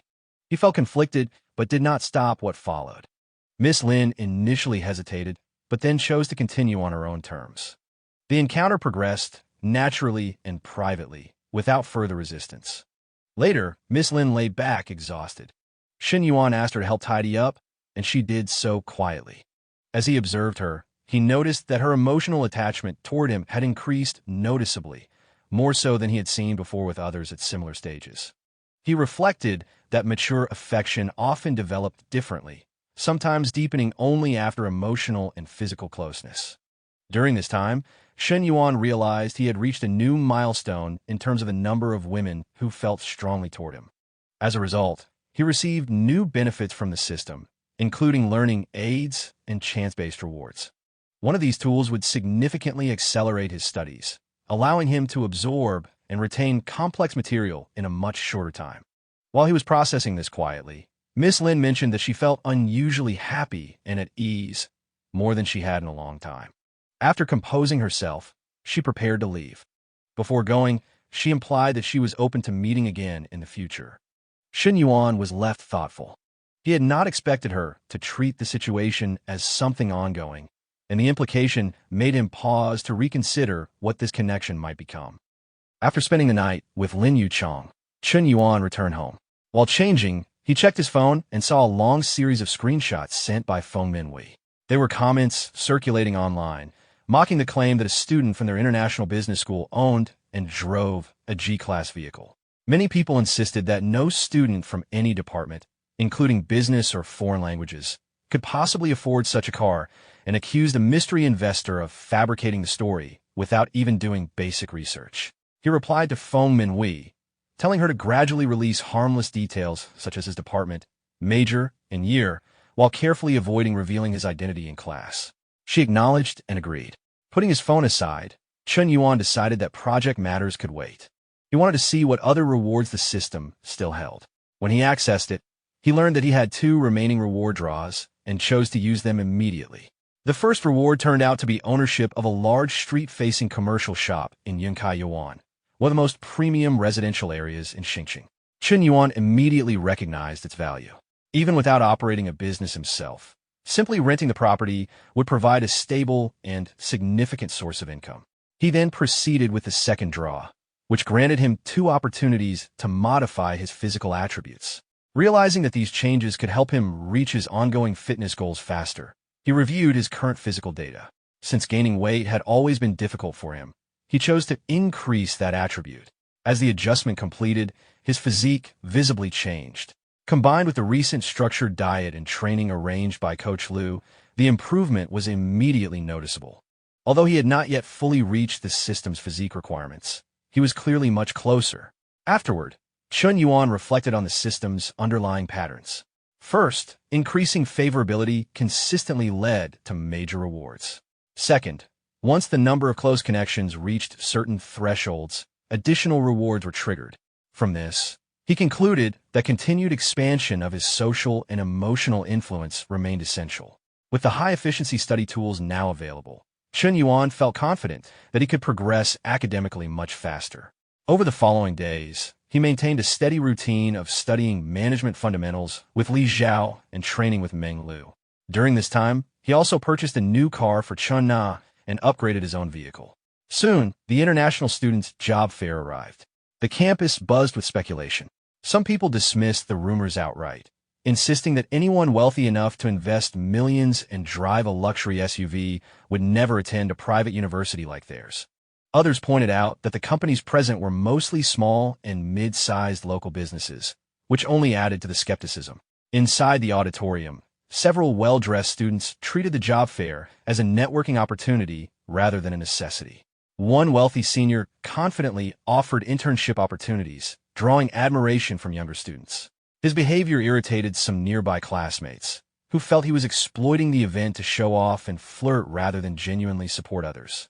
Nearby, a few students spoke critically about Chen Yuan, dismissing him as shallow and short-sighted for running a cafe instead of a real company. Old grudges resurfaced, and previous misunderstandings reinforced their negative opinions. Meanwhile, outside the venue, a powerful engine sound drew everyone's attention. A G-Class SUV entered the campus, immediately silencing the crowd. Since outside vehicles were rarely allowed in, confusion spread quickly. As people recognized the model, shock replaced skepticism. The rumors they had dismissed were suddenly no longer so easy to laugh off. As the G-Class slowly came to a stop, whispers spread through the crowd. Someone quietly connected the dots between the mysterious 10 million investor and the luxury SUV now parked in front of them. For some, disbelief turned into sudden interest. The idea that such a person might actually be a student on campus instantly changed how valuable that connection seemed. When Chen Yuan lowered the window and casually called out to his roommates, the realization hit everyone at once. The driver was not some hired chauffeur. It was Chen Yuan himself. Shock rippled outward. Those who had doubted the rumors were left speechless, while those who had been enduring endless bragging from others felt a sudden sense of vindication. As the car pulled away, regret followed closely behind. People replayed recent interactions in their heads, realizing how close they had been to someone they had completely misjudged. Apologies were considered, but no one knew whether they would still be welcome. The truth spread rapidly across campus, especially among the girls' dormitories. Curiosity turned into excitement. For many, the appeal was obvious. Young, capable, wealthy, and confident. There was no need for hesitation. Contact requests multiplied, and intentions became increasingly direct. Existing relationships were treated as disposable in comparison to the opportunity now in front of them. In another part of campus, Fu Yingzi received a visit from a junior who carefully framed her interest as professional curiosity. Yingzi understood the implication immediately. While she outwardly acknowledged the request, her thoughts wandered. She recognized that the junior had both the appearance and presence to attract attention. In her imagination, she briefly pictured the shifting power dynamics around Chen Yuan, before snapping herself out of it with a quiet sense of irony. Meanwhile, Chen Yuan's phone became overwhelmed with incoming messages. Requests for introductions, invitations, and outright propositions arrived one after another.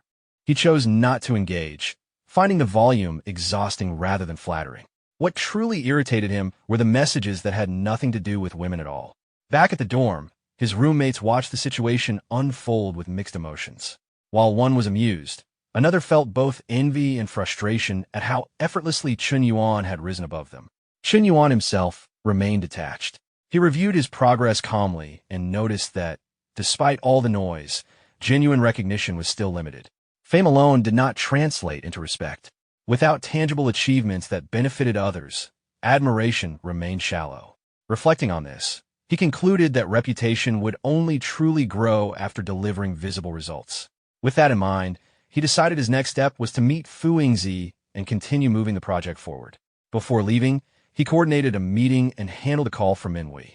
Given the current attention surrounding him, he decided it was better to limit public appearances together. He arranged for her to wait privately instead.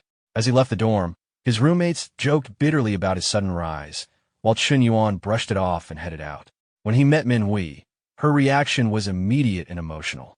She was fully aware of how widely his name was circulating and how exposed his personal details had become. Chen Yuan showed little concern, dismissing it as idle gossip. As the conversation settled, Manhwa quietly took steps to ensure their privacy. In her view, with so many eyes now watching him, caution had become necessary. Chen Yuan misunderstood Manhua's intention at first. While he thought she was being overly cautious, she made it clear that privacy was her concern, not safety. Despite his reminder that he had another appointment, Manhwa acted decisively and did not intend to wait. Chen Yuan hesitated, briefly distracted, but did not stop her. Outside the office, Fu Yingzi arrived as scheduled. Before knocking, she heard unmistakable sounds from inside and immediately realized the situation was inappropriate to interrupt. Embarrassed, she moved aside and stayed alert, making sure no one else passed by or overheard anything. Time passed slowly, and by the end of the class period, she was physically tired from standing guard. Eventually, Manhwa exited the office. She made it clear, without subtlety, that she had heard everything and understood the situation fully. She asserted her position plainly before leaving. Only then did Fu Yingzi enter the office. She returned to business immediately, asking what Chen Yuan needed. He acknowledged her recent work, noting that the attention she had helped generate was effective. He then explained his next step. Once applications for the startup zone began arriving in large numbers, he wanted her to pre-screen them to improve efficiency. Fu Yingzi asked about the selection standards. Chen Yuan explained that, while their school could not compete academically with top institutions, it had a different advantage. When he bluntly stated what that advantage was, Yingzi was stunned and internally conflicted. To her, it sounded uncomfortably close to abusing power. Sensing her hesitation, Chen Yuan clarified his reasoning. With so many applicants, he believed it was reasonable to choose those who would best represent the school's image and draw attention. Yingzi accepted the instruction, though privately, she noted how carefully he framed questionable logic as opportunity. She then confirmed that the second-round evaluation materials were nearly finished. Only then did she realize that the testing process could also serve as a convenient filter, ensuring that only selected candidates advanced while avoiding complaints or scrutiny. Understanding his intent, she suggested discreetly assisting preferred candidates during the process. Chen Yuan approved, clearly satisfied with her insight. Internally, Yingzi struggled with herself. She questioned whether she had crossed the line, likening her role to an uncomfortable historical parallel. But she rationalized it quickly. The candidates were choosing to apply, and her role was simply to facilitate outcomes. She also reminded herself that she was well compensated to think this way. At that point, she brought up someone close to her, a younger schoolmate she believed would be suitable to meet Chen Yuan. When asked about her age, Yingzi briefly misunderstood before clarifying and showing him her phone. She explained that the girl was a second-year student, well known on campus. Chen Yuan paused when he saw the photo, then told Yingzi to add her first and pass along the contact details. Soon after, Chen Yuan received a message from Lin Yuqing asking to meet for a drink. He reflected briefly on their previous encounter and replied with a time. Lin Yuqing was surprised by how quickly he responded. The exchange stirred familiar emotions for her, reminding her of feelings she had not experienced in a long time. She found herself impatiently waiting for the evening. After wrapping things up with Fu Yingzi, Chen Yuan left the school office, already moving on to his next engagement. When Chen Yuan reached his G63, he found the windows covered with handwritten notes and letters. Most were confessions or contact requests. One note, marked with lipstick, openly listed personal details, leaving him momentarily speechless. He removed the notes without reacting. Two female students approached and asked for a ride, explaining they wanted to go shopping together. Chen Yuan declined politely, saying he had other plans and no available seats. When they tried again by asking for contact information, he explained that his messages were already overwhelming and he could not add more people. The girls left quietly. Nearby, two male students observed the scene. Their discussion reflected frustration and envy. They concluded that his wealth and the expensive vehicle were the real reasons for his popularity, something they felt they might never achieve themselves. Their conversation drifted into exaggerated jokes, showing both resignation and admiration. That evening, at the agreed time, Chen Yuan met Yin Cheng at a cafe. He quickly noticed her low mood and asked if she was dealing with family problems again. Instead of answering directly, she asked him whether he believed in love. His response was measured.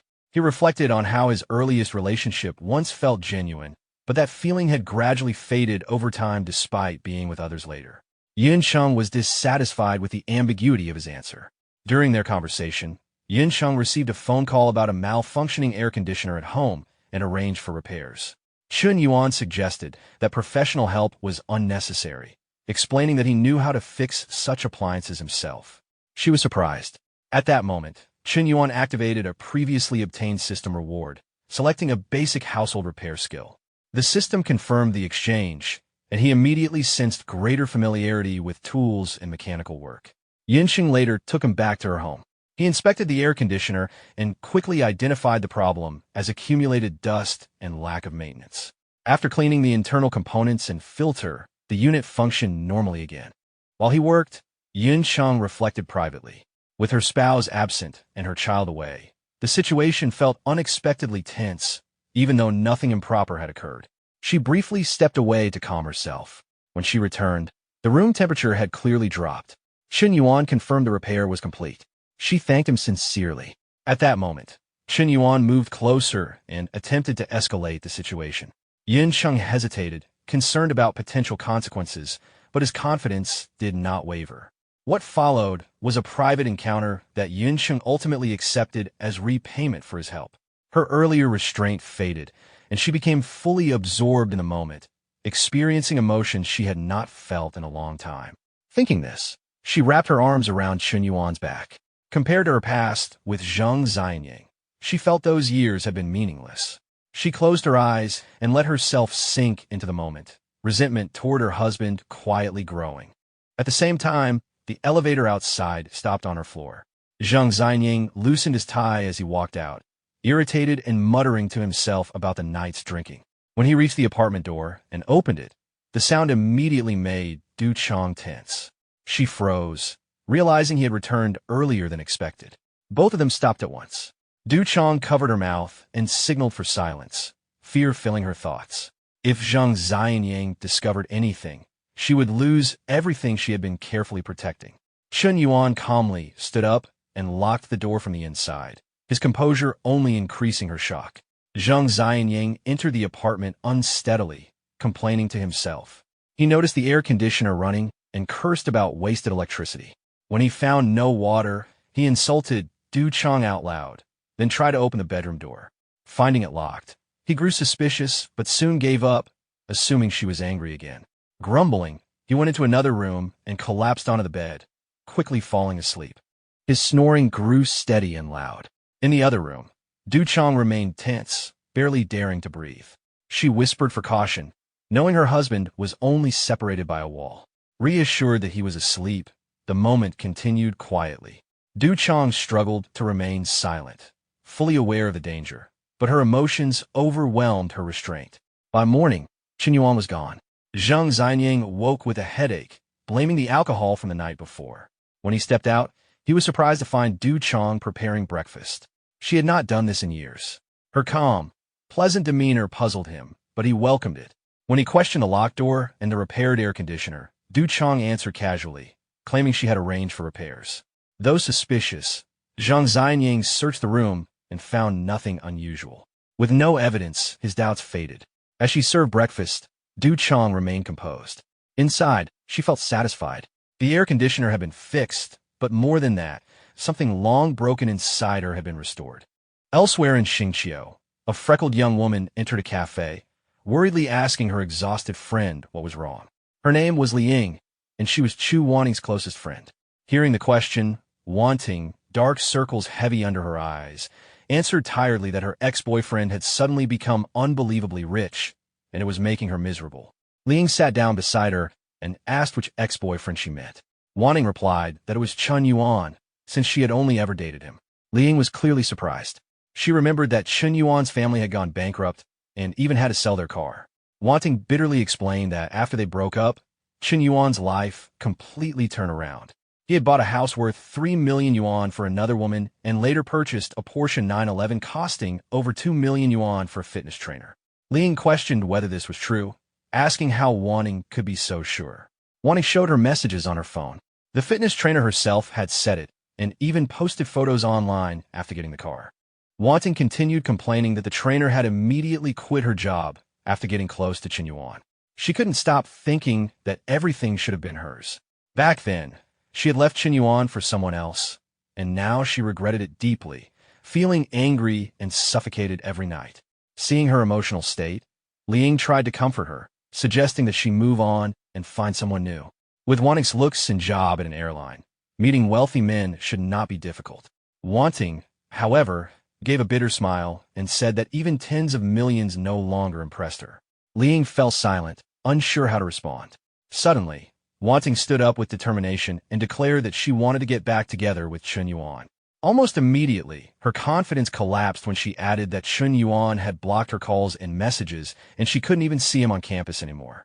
She couldn't understand how he could be so heartless. Liang advised her to give up and focus on herself, but Wanding snapped back, saying that she knew herself too well to let it go. Every time she imagined Chen Yuan spending money on other women, her heart ached. She grabbed Li Ying's hand and insisted they go find him immediately. As she was dragged away, Li Ying quickly sent a message to her contacts, asking for the phone number of the Xingqian mental hospital, joking that her friend was losing her mind. At the same time, in room 521 of the Jinyu Hotel, Meng Lu stood by the window, staring at the river. Chen Yuan came out of the bathroom and asked what she was thinking about. She turned around with a smile and commented that although her training plan and diet were scientifically designed, Chen Yuan's physical improvements far exceeded her expectations. His muscle gain and weight increase were much faster than normal. Chen Yuan smiled and casually replied that he was different from ordinary people. He checked his system panel and noticed that not only his physique, but also his immunity and brain activity had improved. He concluded that physical training should not be treated as a temporary task, but as a long-term habit. In the future, health-related industries could be a good direction for both business and reputation growth. After getting dressed, Chen Yuan told Meng Lu that she didn't need to wait for him that night, as he had other matters to attend to. She nodded and said she would wait for his call. In her heart, she felt fulfilled. Preparing meals and training plans for him every day made her feel needed, and she wondered whether she could remain by his side like this forever. Later, Chen Yuan sat in his G63 and reflected on Manhwa. She had followed him from the beginning, yet apart from a few luxury handbags, she hadn't received anything comparable to what others had. Nana and Meng Lu already had houses and cars. He decided he needed to properly make it up to Manhwa. Meanwhile, at a Hunan restaurant near the Foreign Affairs University, Manhwa was eating with her cousin Song Huan and Song Huan's husband, Zhang Zhen. They chatted about her studies and future plans. Zhang Zhen advised her to think carefully about internships and career planning, reminding her that students from second-tier universities usually struggled in the job market. The conversation shifted to relationships. When asked whether she had a boyfriend, Manhwa calmly said that she did. Her relatives were surprised, especially since she hadn't mentioned it before. Zhang Zhen cautioned her that dating casually in college could make life difficult later, especially when it came to buying a house and marriage. Manhwa thanked him politely, but remained confident.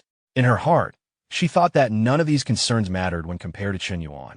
She stood up and said she needed to leave. When asked why, she smiled and said her boyfriend was taking her to look at houses. Both Song Huan and Zhang Zhen were stunned. Zhang Zhen questioned whether it was a joke, pointing out that houses still cost millions and that buying one before marriage was unrealistic. Manhwa calmly pointed outside and said he had arrived. Song Huan and Zhang Zhen turned their heads in the direction she indicated. Just then, Chen Yuan stepped out of the G63. After a brief moment, he walked inside, went up to Manhwa, and said that they should get going. Manhwa introduced him to her older cousin and brother-in-law. Hearing this, Chen Yuan turned to them politely and explained that he already had an appointment with Manhwa to look at houses, so he could not stay. He said he would invite them to dinner another time, and that today's meal was on him. Song Huan replied that it was fine and told them to go ahead, saying that since they would all be family sooner or later, there would be plenty of chances in the future. After exchanging greetings, Chen Yuan and Manhwa left together. Zhang Zhen stood there in a daze, still unable to accept what he had just seen. He asked whether they were really going to buy a house. Song Huan replied that someone who could afford a 3 million yuan car would naturally have no trouble buying a house. She then pointed out that Zhang Zhen had just been showing off in front of Manhwa and even tried to introduce his younger cousin to her. Covering her face, Song Huan said that the situation was extremely embarrassing. Zhang Zhen's face flushed red, but he did not dare say anything. Some time later, Chen Yuan and Manhwa finished the house purchase. Chen Yuan placed the red property certificate into her hands and told her that the 166 square meter apartment, with high-end decoration and 2 parking spaces, had been fully paid for. The total price was 3.02 million yuan, and now the house was officially hers. Min Hui's face turned red as she accepted it, saying she did not know what to say. Chen Yuan looked at her and calculated silently that this purchase had returned double the amount. Adding everything together, his liquid assets had increased again. He leaned close to her ear and told her that if she did not know what to say, he would teach her later. Hearing this, Manhwa blushed and said he was awful. At the same time, her favorability rose to 93. Seeing this, Chen Yuan smiled to himself, thinking that Min Hui's favorability had risen from 91 to 93, and that reaching 100 would still take time. At the same time, in the women's dormitory, Jing Han was lying on her bed, sending messages. She asked Chen Yuan what he was doing and said she wanted to consult him about starting a business. After waiting a long time without a reply, she felt confused. He had accepted her friend request, but did not reply to her messages. She thought to herself that no matter how busy he was, he should still have time to respond.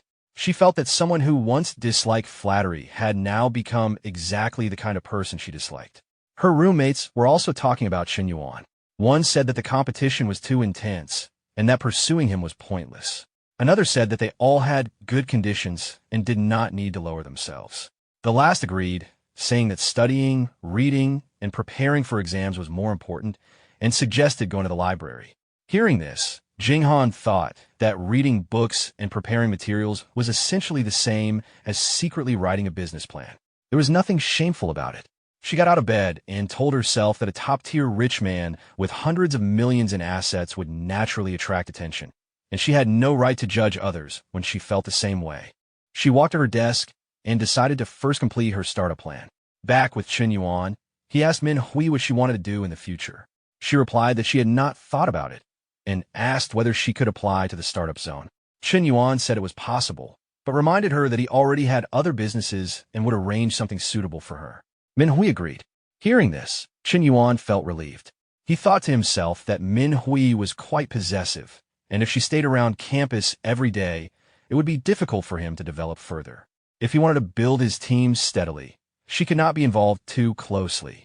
He then picked up his phone and said that she had mentioned wanting to learn techniques from Island Nation films, and asked which teacher she wanted to learn from. Min Hui was shocked and asked how he knew so much.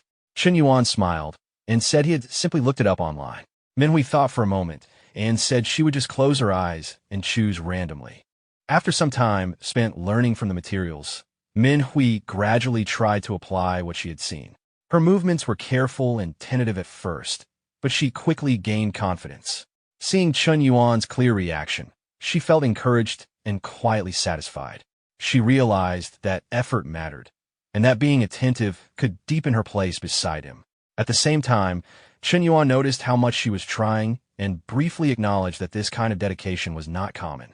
The next morning, Chen Yuan was woken by an urgent phone call. Although still half asleep, he sensed that something was wrong due to the insistence in Li Yuhang's tone. Without much explanation, he was told to come over immediately. After getting dressed, Chen Yuan drove out. Midway, the meeting location was changed again, which irritated him, but he continued anyway. When he arrived, he noticed the place was uncomfortably close to Li Zhao's residence. The coincidence unsettled him. Soon after, Li Yuhang appeared and tried to pull him into the venue, enthusiastically praising the services inside. Chen Yuan refused, uninterested, and brushed it off casually. It was only then that Li Yuhang noticed Chen Yuan's car and reacted with shock, finally realizing how much Chen Yuan's circumstances had changed. Chen Yuan confirmed it briefly and pushed the conversation forward, wanting to know why he had been called out. At that moment, Chen Yuan noticed two familiar figures approaching. Li Xiao and her younger sister Li Meng had just arrived nearby. The timing could not have been worse. Li Meng recognized Chen Yuan immediately, while Li Xiao's expression hardened as she took in the situation. Li Yuhang, unaware of the tension, continued talking, but Chen Yuan's attention was fixed on the sisters. The misunderstanding was obvious. Li Meng's anger was immediate, while Li Xiao's disappointment was quiet but clear. Before Chen Yuan could properly explain, Li Meng pulled her sister away and left. Chen Yuan hurried after them, trying to stop them, attempting to appear casual and harmless. That only worsened things. Li Meng finally confronted him, accusing him of lacking shame and questioning his sincerity. She pointed out that her sister had been struggling internally, trying to accept him, even preparing something to return his earlier gesture. Seeing him in this place erased all of that effort in an instant. No explanation reached them. Li Meng dragged Li Xiao away decisively, leaving behind harsh words. As they left, Li Xiao's trust visibly declined, undoing much of what had been built. Chen Yuan stood in place, stunned. Just moments earlier, everything had been stable. Now, a single misunderstanding had damaged something fragile. Li Yuhang approached cautiously, realizing his role in the situation, and offered to help explain. Chen Yuan declined. He knew that no explanation would sound convincing now. Only then did Li Yuhang ask who the woman was. Chen Yuan answered quietly that she was both his academic advisor and his business English instructor. The weight of that realization settled heavily on him. Li Yuhang was clearly shocked after learning that the woman involved was both Chen Yuan's advisor and teacher. The realization left him speechless for a moment. Chen Yuan, however, showed little interest in continuing the topic. He simply stated that he would find a suitable time to properly explain things and calm her down, then suggested they leave and talk elsewhere. Not long after, the two arrived at Chen Na's coffee shop. Chen Na greeted Chen Yuan warmly and prepared drinks for both of them. They sat down and talked casually. Li Yuhang gradually recognized Chen Na and remembered that he had seen her before. Chen Yuan clarified her identity and past connection without making a big deal out of it.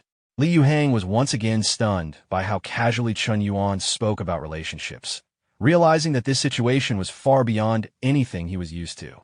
Chen Yuan quickly redirected the conversation to business. He explained that he intended to step back from direct involvement and let Li Yuhang handle things independently from now on. Although surprised, Li Yuhang understood the reasoning. Chen Yuan believed that too much interference could eventually harm their friendship, especially when business decisions differed. Trusting Li Yuhang was the better choice. After the discussion, Chen Na brought over the drinks. Her manner toward Chen Yuan was natural and intimate. She noticed his shirt was wrinkled and casually helped straighten it. The interaction was gentle and familiar, which made Li Yuhang quietly realize how different Chen Yuan's life had become from his own. Once their discussion about the upcoming bar ended, Li Yuhang left. Chen Yuan then took Chen Na home. Inside, she mentioned that her younger sister would soon finish her exams and wanted to work during the summer. Chen Yuan agreed that helping out at the cafe would be a good idea. Chen Na went to shower, leaving Chen Yuan alone for a moment. He considered the situation with his advisor and decided to reach out to her to explain what had happened. However, repeated attempts to contact her went unanswered. This made him increasingly uneasy. At the same time, at Li Zhao's home, she sat quietly with her phone nearby. Her younger sister, Li Meng, expressed irritation and encouraged her to ignore Chen Yuan completely. Li Zhao did not respond. She simply stared at the phone, conflicted, seeing her sister's silence. Li Meng tried to comfort her, explaining that discovering Chen Yuan's behavior early might be a good thing. She believed that Li Zhao had avoided greater disappointment in the future. After a long pause, Li Zhao finally voiced her confusion. She wondered why men were drawn to such places. Li Meng answered plainly, attributing it to basic desire and impulse.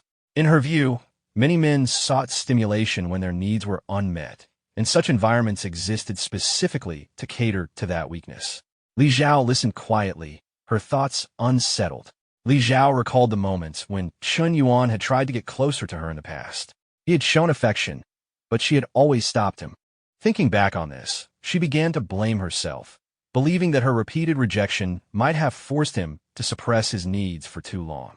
This line of thought made her withdraw further into herself, overwhelmed by guilt.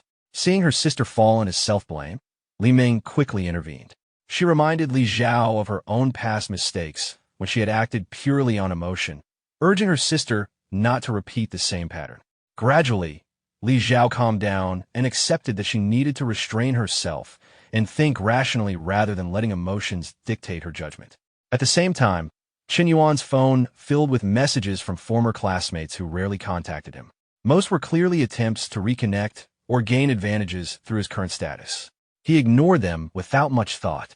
One message thread stood out. However, Long Jinghan continued sending short, consistent messages despite receiving little response. Chen Yuan noted her persistence and decided to keep observing rather than engaging further. Chen Na then appeared, drawing Chen Yuan's attention away from his phone. Her presence and demeanor were noticeably different that day. Chen Yuan put his phone aside, and the two spent time together privately. During this, Chen Na noticed changes in his physical condition, recognizing that he had been training more seriously. The interaction between them was natural and familiar, showing a growing intimacy. The next day, activities surged at the Youth League office. A large number of students submitted applications and business plans for the startup program, with female applicants making up the overwhelming majority. The sudden increase left the supervising teacher confused, as entrepreneurship programs had never attracted such interest before. Meanwhile, Chen Yuan continued his training routine when he received an update from Ingzi. The first batch of applications had already exceeded expectations, with only a small number coming from male students. Chen Yuan instructed her to screen carefully, prioritizing quality and feasibility rather than appearances alone, while still remaining realistic about presentation and image. Ingzi acknowledged the task and began organizing the materials, aware of the workload ahead. Chen Yuan reflected that if he focused only on superficial qualities, the project would lack real capability. He needed competent people to manage future assets and ventures effectively. Later, Meng Lu noticed Chen Yuan's distracted state and questioned him indirectly. He reassured her calmly, emphasizing that their relationship remained professional and that she should not overthink the situation. This simple reassurance noticeably eased her mood. Unbeknownst to him at first, Meng Lu's trust and emotional closeness had reached a critical threshold. Shortly after, Chen Yuan sensed a tangible improvement in his overall condition, along with a significant increase in available resources and options tied to his progress. The gains were immediate and physical, leaving no doubt that a meaningful change had occurred. Chen Yuan recognized that every time someone's trust in him crossed a certain level, the resulting benefits were substantial. This reinforced his understanding of how the system rewarded long-term emotional investment rather than short-term actions. After the enhancement to his physical condition, Chen Yuan briefly interacted with Meng Lu. His behavior was unusually urgent, and he led her away without explanation. Meng Lu was confused by his sudden seriousness, but followed him nonetheless. Not long after, the two were alone. Chen Yuan's physical state had clearly changed, and Meng Lu noticed the difference immediately. The experience left her surprised and slightly overwhelmed, confirming that the recent changes to Chen Yuan's body were not subtle. Afterward, Chen Yuan left her to rest and departed without lingering, already aware that this adjustment would require time for those close to him to adapt. Once alone, Chen Yuan's thoughts turned to Li Xiao. A full day had passed without any response from her. No calls returned, no messages answered. He understood that if the misunderstanding was not addressed soon, it would only deepen. The only solution was to explain everything face to face. Knowing her schedule, he went directly to her residence. To gain her attention, he used a practical excuse. When Li Xiao opened the door and realized it was him, her guarded reaction was immediate. Chen Yuan insisted on speaking calmly and sincerely. He explained that the incident she had witnessed was a coincidence caused by a last-minute change of location by someone else. He emphasized that he had been trying to contact her since then, but had been unable to reach her. When Li Xiao questioned how he could prove this, Chen Yuan showed her the message records that documented the change in plans. He also pointed out that security footage could verify his account if needed. The explanation was clear, detailed, and consistent. After reviewing the evidence, Li Xiao's resistance softened. The tension that had built up since the incident finally eased. She realized that she had reacted emotionally without confirming the facts and acknowledged her mistake. With the misunderstanding resolved, the atmosphere between them relaxed. Chen Yuan attempted to extend the interaction, but Li Xiao, now more alert to boundaries, stopped him and chose to keep some distance. She agreed to let the matter rest for now, ending the encounter on calmer terms. Li Xiao closed the door in front of Chen Yuan, leaving him standing outside. After a short while, she returned and handed him a bottle of water, then immediately shut the door again. Chen Yuan held the bottle and felt a sense of helplessness. He realized that her caution meant the trust between them had not fully recovered. As he stood there, a passerby noticed the situation and offered a casual comment, which only made Chen Yuan sigh internally. He understood that pushing further would be useless. With no other option, he returned to his car. Not long after, a message from Li Xiao arrived, suggesting they spend time together over the weekend. This instantly lifted Chen Yuan's mood. Although the encounter had been awkward, the misunderstanding had been cleared, and the relationship had not ended. Soon after, Shui Wei contacted him regarding the completion of the villa renovation and invited him to inspect the work.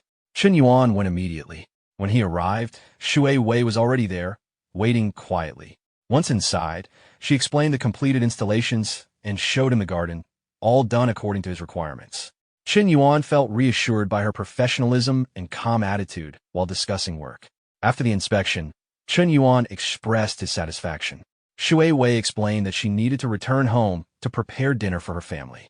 This made Chen Yuan pause, and during the brief moment that followed, the atmosphere became slightly awkward. Suddenly, heavy rain began to fall. They returned indoors together to avoid getting wet. The unexpected closeness made Shui Wei nervous, while Chen Yuan remained relaxed. The rain lasted for a while, and when it stopped, Chen Yuan offered to drive her home. They arrived at an old residential area. Seeing the condition of the building, Chen Yuan realized her family's circumstances were more difficult than he had imagined. Shui Wei explained that she needed to help with household chores and would not be able to entertain him. Chen Yuan assured her he would not stay long.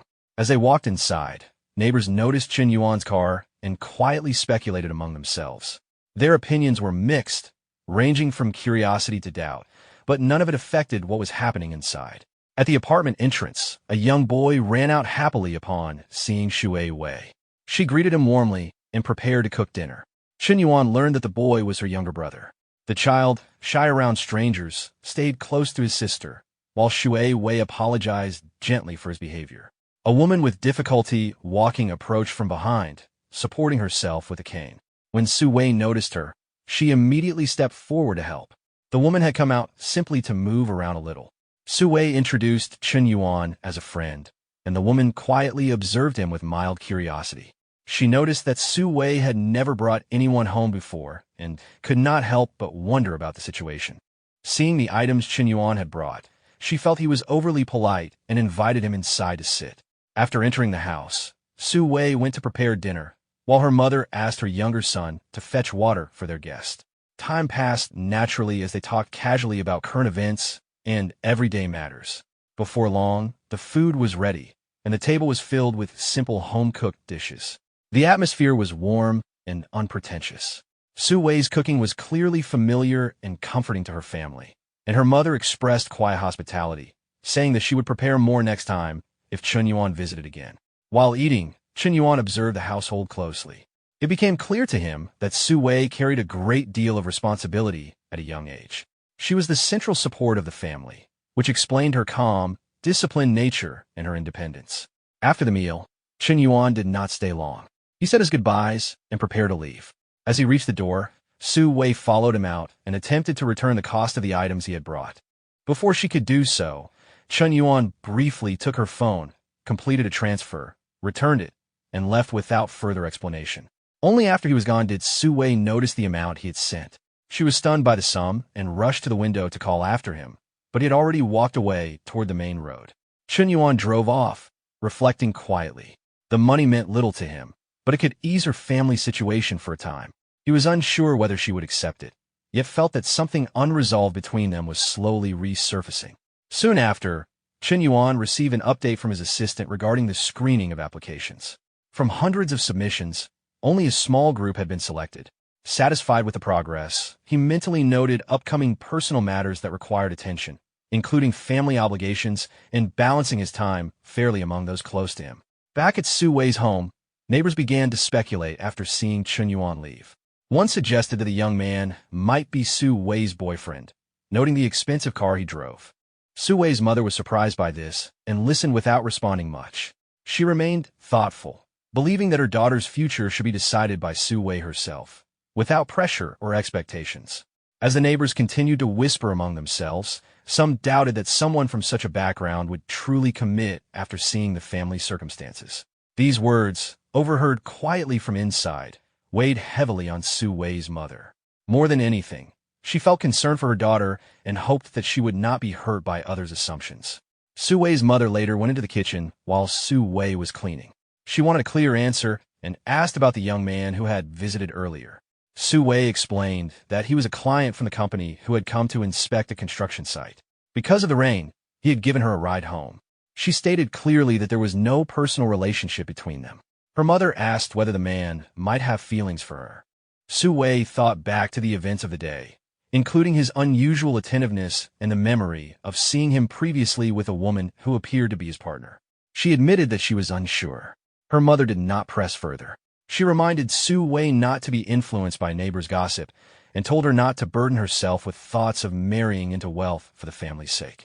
She emphasized that Su Wei's happiness mattered more than anything else. Su Wei reassured her mother and embraced her, though a quiet sense of unease remained in her expression. Memories from earlier in the day lingered in her mind, leaving her slightly unsettled. Elsewhere, Chen Yuan spent the night at the Junyu Hotel. The next morning, he was contacted by a representative from Guantang Decoration Company regarding Su Wei. After a brief preparation, he went to meet her instructor.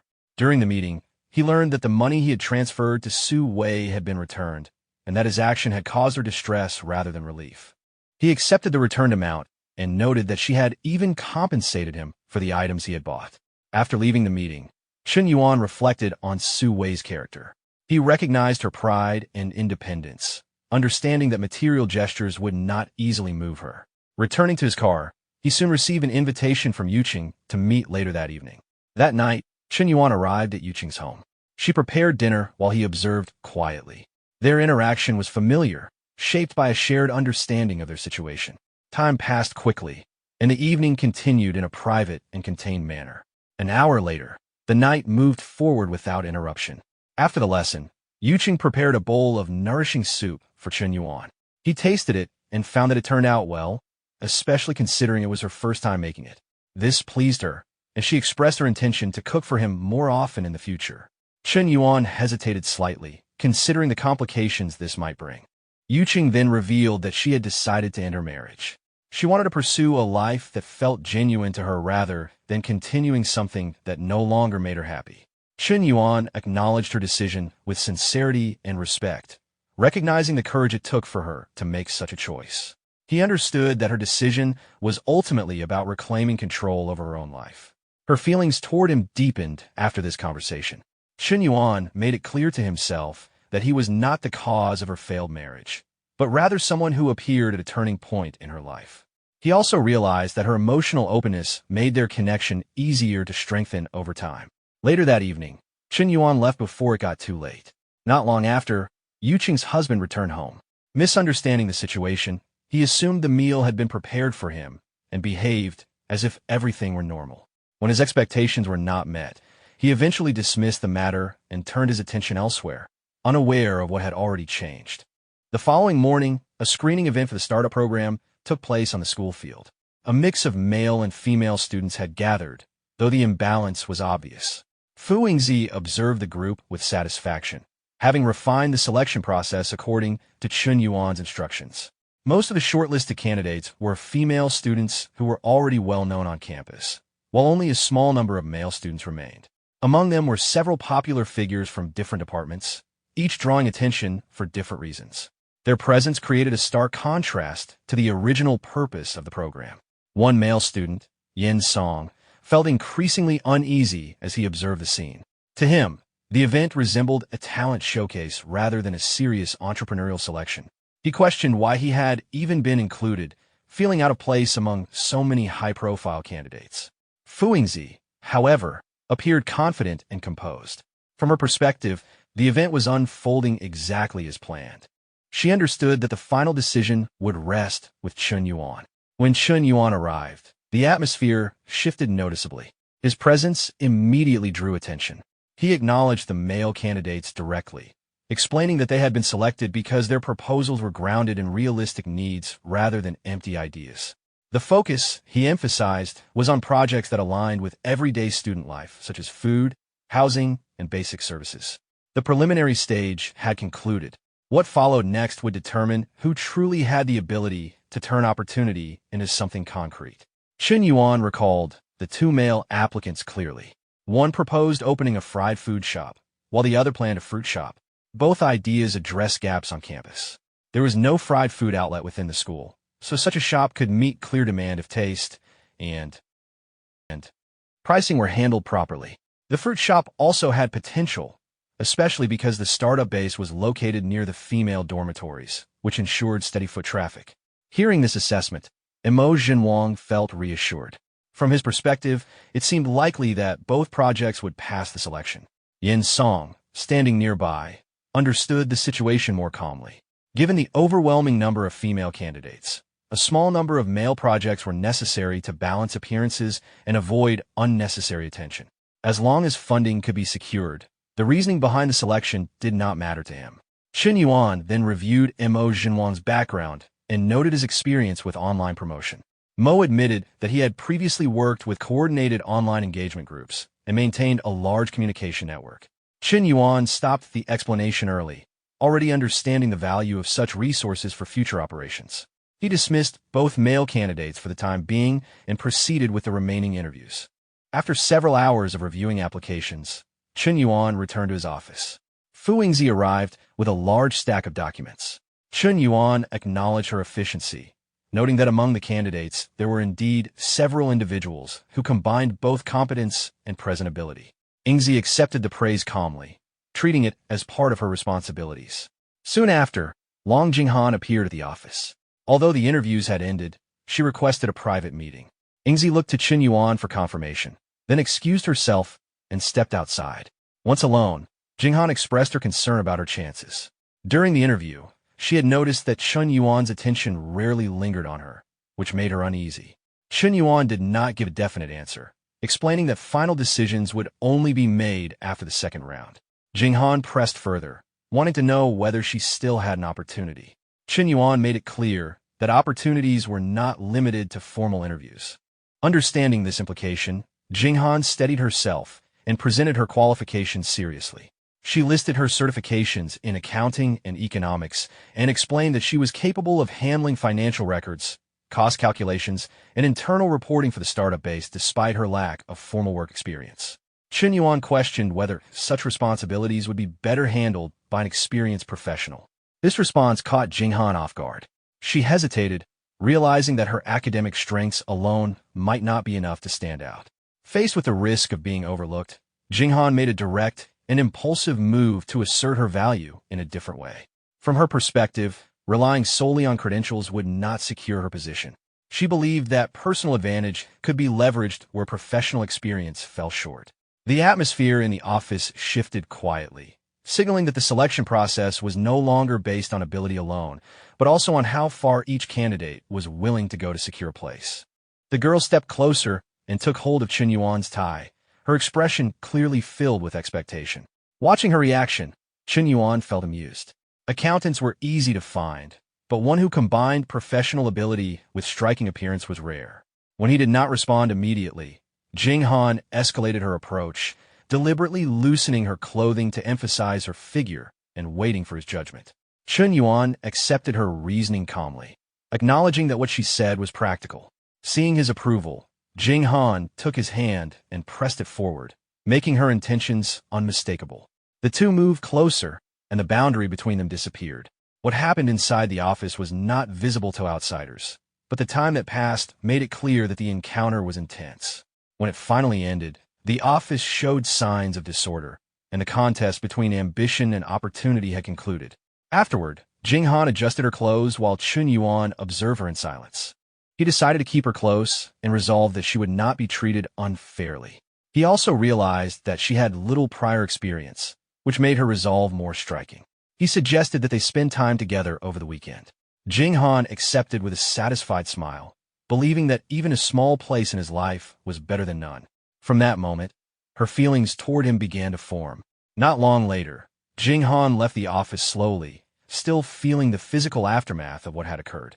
A senior noticed her condition and tried to help, but Jinghan appeared content, believing she had achieved something meaningful.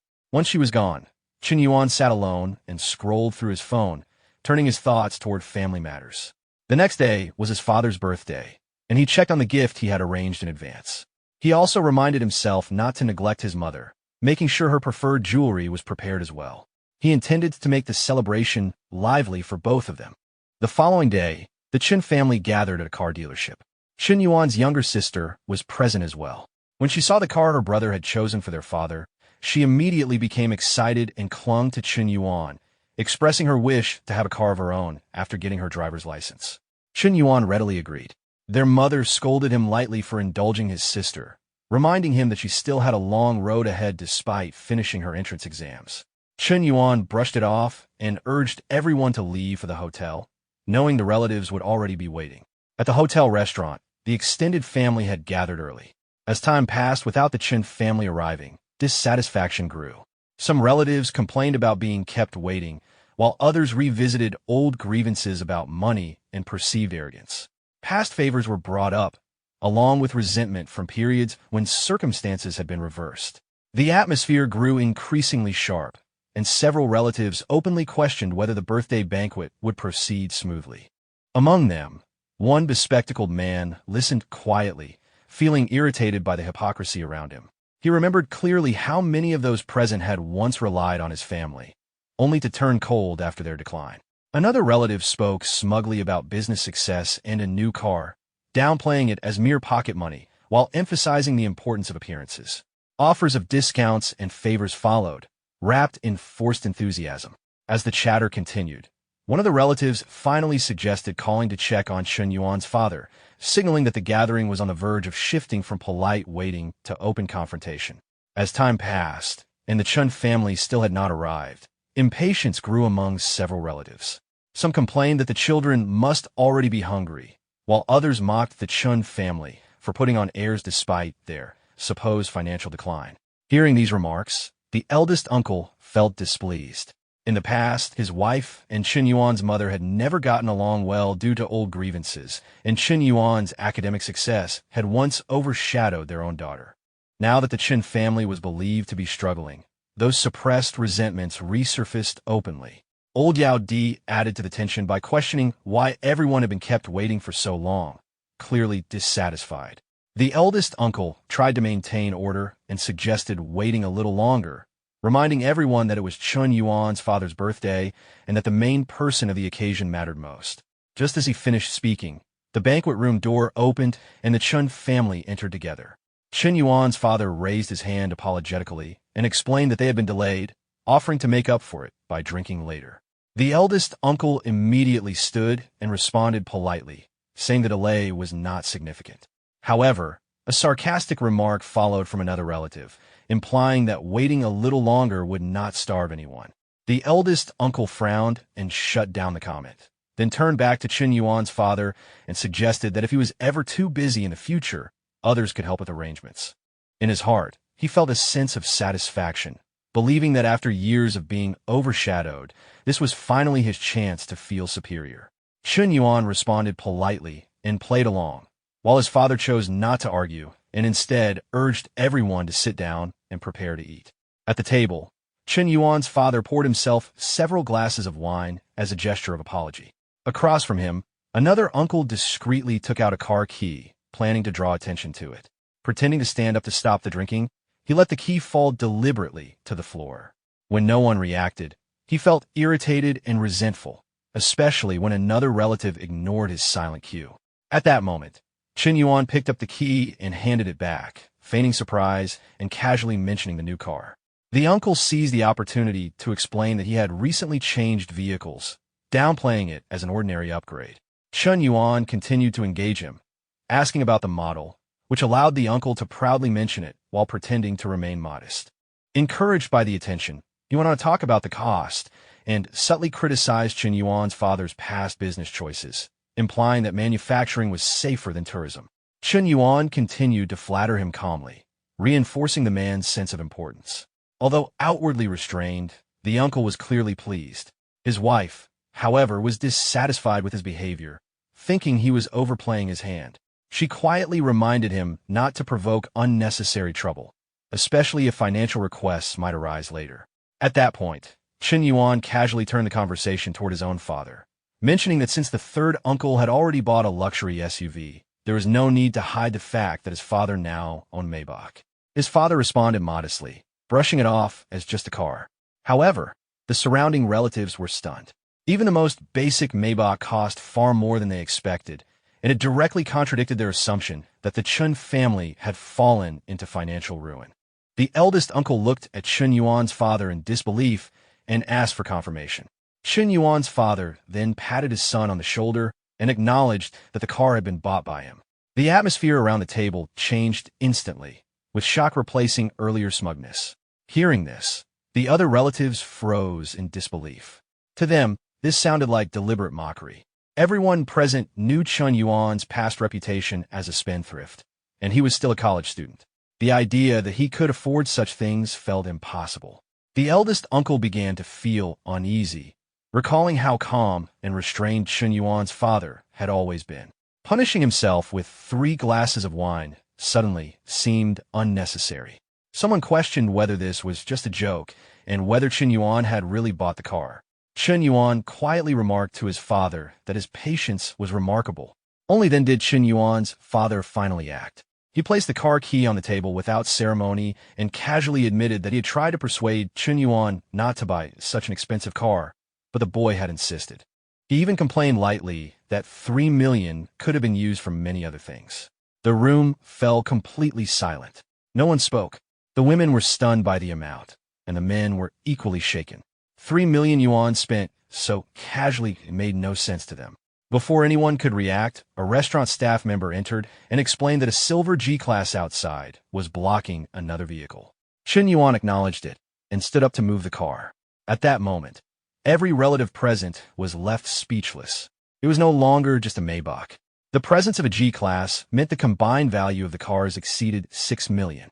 One uncle recalled how he had previously gone to Chen Yuan's home to demand repayment, only now realizing how completely wrong his assumptions had been. His attitude changed immediately, and he began speaking ingratiatingly, offering discounts and services, pretending past conflict had never existed. Chen Yuan's mother observed this silently, remembering how that same relative had repeatedly pressured them in difficult times. Now, his enthusiasm felt hollow. Nearby, another uncle stared at the car key in a daze. Compared to Chen Yuan's father, who had never shown off, his own earlier display now felt shallow and embarrassing. The birthday banquet continued in an awkward atmosphere. After the gathering ended, Chen Yuan's younger sister excitedly praised her brother. Chen Yuan brushed it off, saying she wouldn't understand adult matters, and told her he had something else to do. She insisted on coming along, saying there was nothing left that could surprise her anymore. Chen Yuan agreed and took her to Chen Na's coffee shop. Seeing the luxury car parked outside, his sister was amazed and asked about its price. Chen Yuan calmly explained the cost, and then admitted that he had bought it. She was completely stunned. At that moment, Meng Lu came out to greet them warmly and noticed the girl beside Chen Yuan. Chen Yuan introduced her as his younger sister. Soon, Chen Na and Chen Qian also joined them, enthusiastically surrounding Chen Yuan's sister and doting on her. The attention made her uneasy, sensing that something about the situation was unusual. Meng Lu explained that she and Chen Qian had come to celebrate Chen Na's new home and then introduced herself properly, followed by introducing Chen Na as the owner of the place. Chen Yuan's sister immediately assumed that Chen Na was her sister-in-law, which caused visible awkwardness. Meng Lu watched with quiet amusement as Chen Yuan was forced to clarify. Chen Yuan did not evade the situation and explained plainly that both women were her sisters-in-law. His sister was completely stunned, struggling to process what she had just heard. The 3 women reacted differently, one smug, one shy, and one resigned. After receiving confirmation, Chen Yuan's sister turned on him in disbelief, accusing him of being outrageous. Chen Yuan, however, remained unconcerned. To him, this was only the beginning, and he knew that his sister would eventually have to adjust her worldview. After things settled, Meng Lu warmly asked where Chen Yuan's sister wanted to go, while Chen Na mentioned that her own sister would soon arrive in the city and might become friends with her. Chen Yuan's sister responded confidently, saying that once they spent time together, things would naturally work out. Chen Qian, who had come only as a guest for the housewarming, witnessed everything quietly from the side. Watching how naturally the others interacted, she could not help feeling that they had grown close far faster than expected. It confirmed her earlier thought that people with similar temperaments naturally gathered together. In the context of Chen Yuan's family interactions, she felt like an outsider. She recalled her first conversation with Meng Lu, when she had been surprised that the 2 women could live together without conflict. Meng Lu had explained it calmly, treating romantic and emotional boundaries as something flexible rather than rigid. That explanation had left Chen Qian feeling both helpless and tired, especially since she often ended up acting as the intermediary between them. What frustrated her most was that while the others enjoyed luxury and indulgence, she gained nothing except extra responsibility. Soon after, Chen Yuan went upstairs to rest, leaving the others talking. Chen Na suggested taking Chen Xian shopping instead, offering to buy her clothes, shoes, and bags. Chen Xian hesitated, unsure whether she could carry off the same style, but Meng Lu reassured her and promised to guide her. Encouraged, Chen Xian agreed, and the group headed toward the garage. Before leaving, Meng Lu asked Chen Xian to wait briefly, saying she had forgotten something upstairs. After waiting for some time, Chen Xian received a message telling her to take a taxi ahead, along with money for the ride. This immediately irritated her. She could easily guess that Meng Lu had used the situation as an excuse to stay behind. Once again, she was left to smooth things over afterward, which exhausted her. Upstairs, Chen Yuan had just fallen asleep when Meng Lu approached him. She woke him and stayed with him while the others were out. What followed was an intimate encounter between the two, lasting until well after the others had finished shopping. Later, on the street, Chen Xian called Chen Yuan to say that Chen Xian had already left and that the shopping was nearly done. Chen Yuan arrived shortly after in his G class. A store clerk nearby recognized him and recalled seeing him months earlier withdrawing money to buy a gift. The sudden contrast between his past and present wealth left the clerk deeply puzzled. Chen Yuan soon met up with Chen Na and Chen Xian. Seeing how much they had bought, he joked lightly about their spending. Chen Xian explained that it was not her intention, but rather Chen Na's enthusiasm. Chen Na added that Chen Xian was about to enter college and needed new things, and she had also bought gifts for Chen Yuan's parents. Seeing this, Chen Yuan felt quietly moved. Despite having significant money at her disposal, Chen Na was usually careful with herself but generous toward his family. Shortly afterward, she returned to the cafe to handle business, while Chen Yuan and Chen Xian got into the car together. The day continued without further incident. Seeing how cheerful his younger sister was, Chen Yuan casually asked about the amount she had spent. While trying out the new makeup she had bought, Chen Xian happily mentioned that it was a little over 400,000. Chen Yuan brushed it off, reminding her that she was the family's cherished youngest and that there was no need to be overly excited about such an amount. Chen Xian leaned against him, laughing, and remarked that even when their family had been better off in the past, their parents had never spent so freely. Not wanting to continue that topic, Chen Yuan shifted the conversation to what she planned to say when they got home. Chen Xian jokingly suggested a reckless answer, which made Chen Yuan react sharply, warning her that their mother was extremely strict about relationships. Chen Xian immediately laughed it off, making it clear she was only teasing and that she knew exactly what to say. She then hinted that she expected something in return for helping him. Chen Yuan pointed out that she had already received an expensive gift, but Chen Xian countered that it came from her sister-in-law, not from him.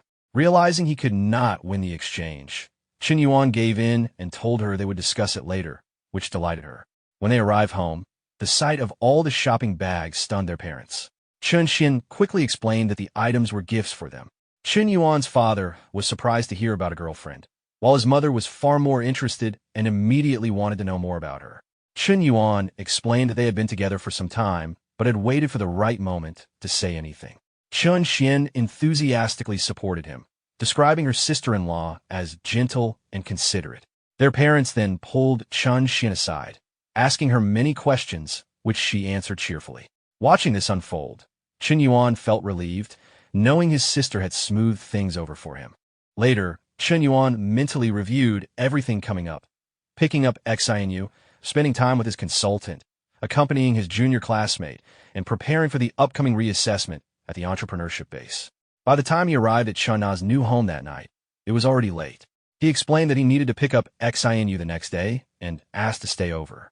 Chen Na agreed and mentioned that she had learned some new things she wanted to try. What followed was an intimate but private night, described only as the two spending time together before resting.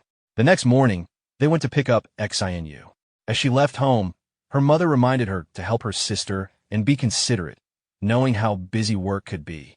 XINU mentioned that arrangements had already been made to ease the household burden, but her mother still emphasized the importance of being supportive and understanding.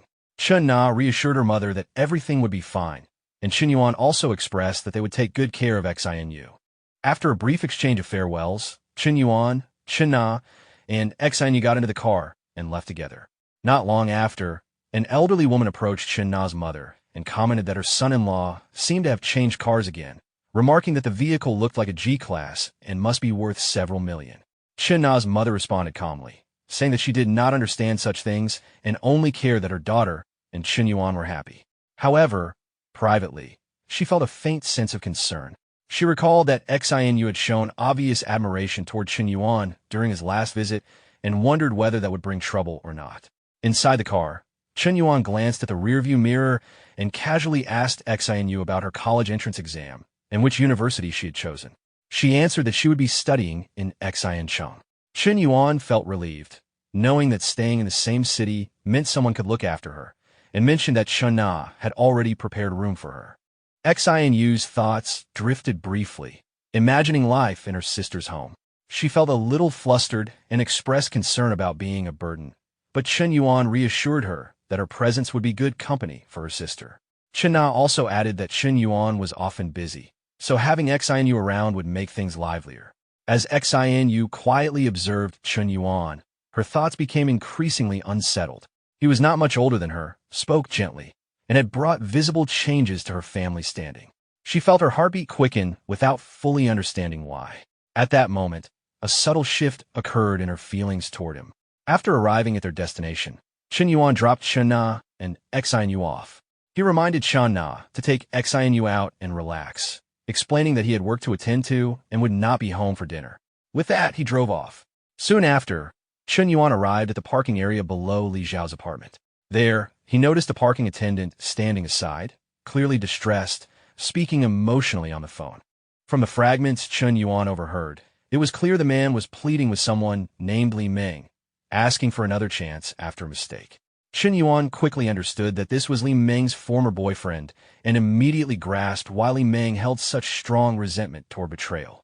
Seeing the man lingering and refusing to let go, Chen Yuan felt a sudden urge to intervene, believing that helping Li Meng cut ties would also help Li Xiao feel more at ease.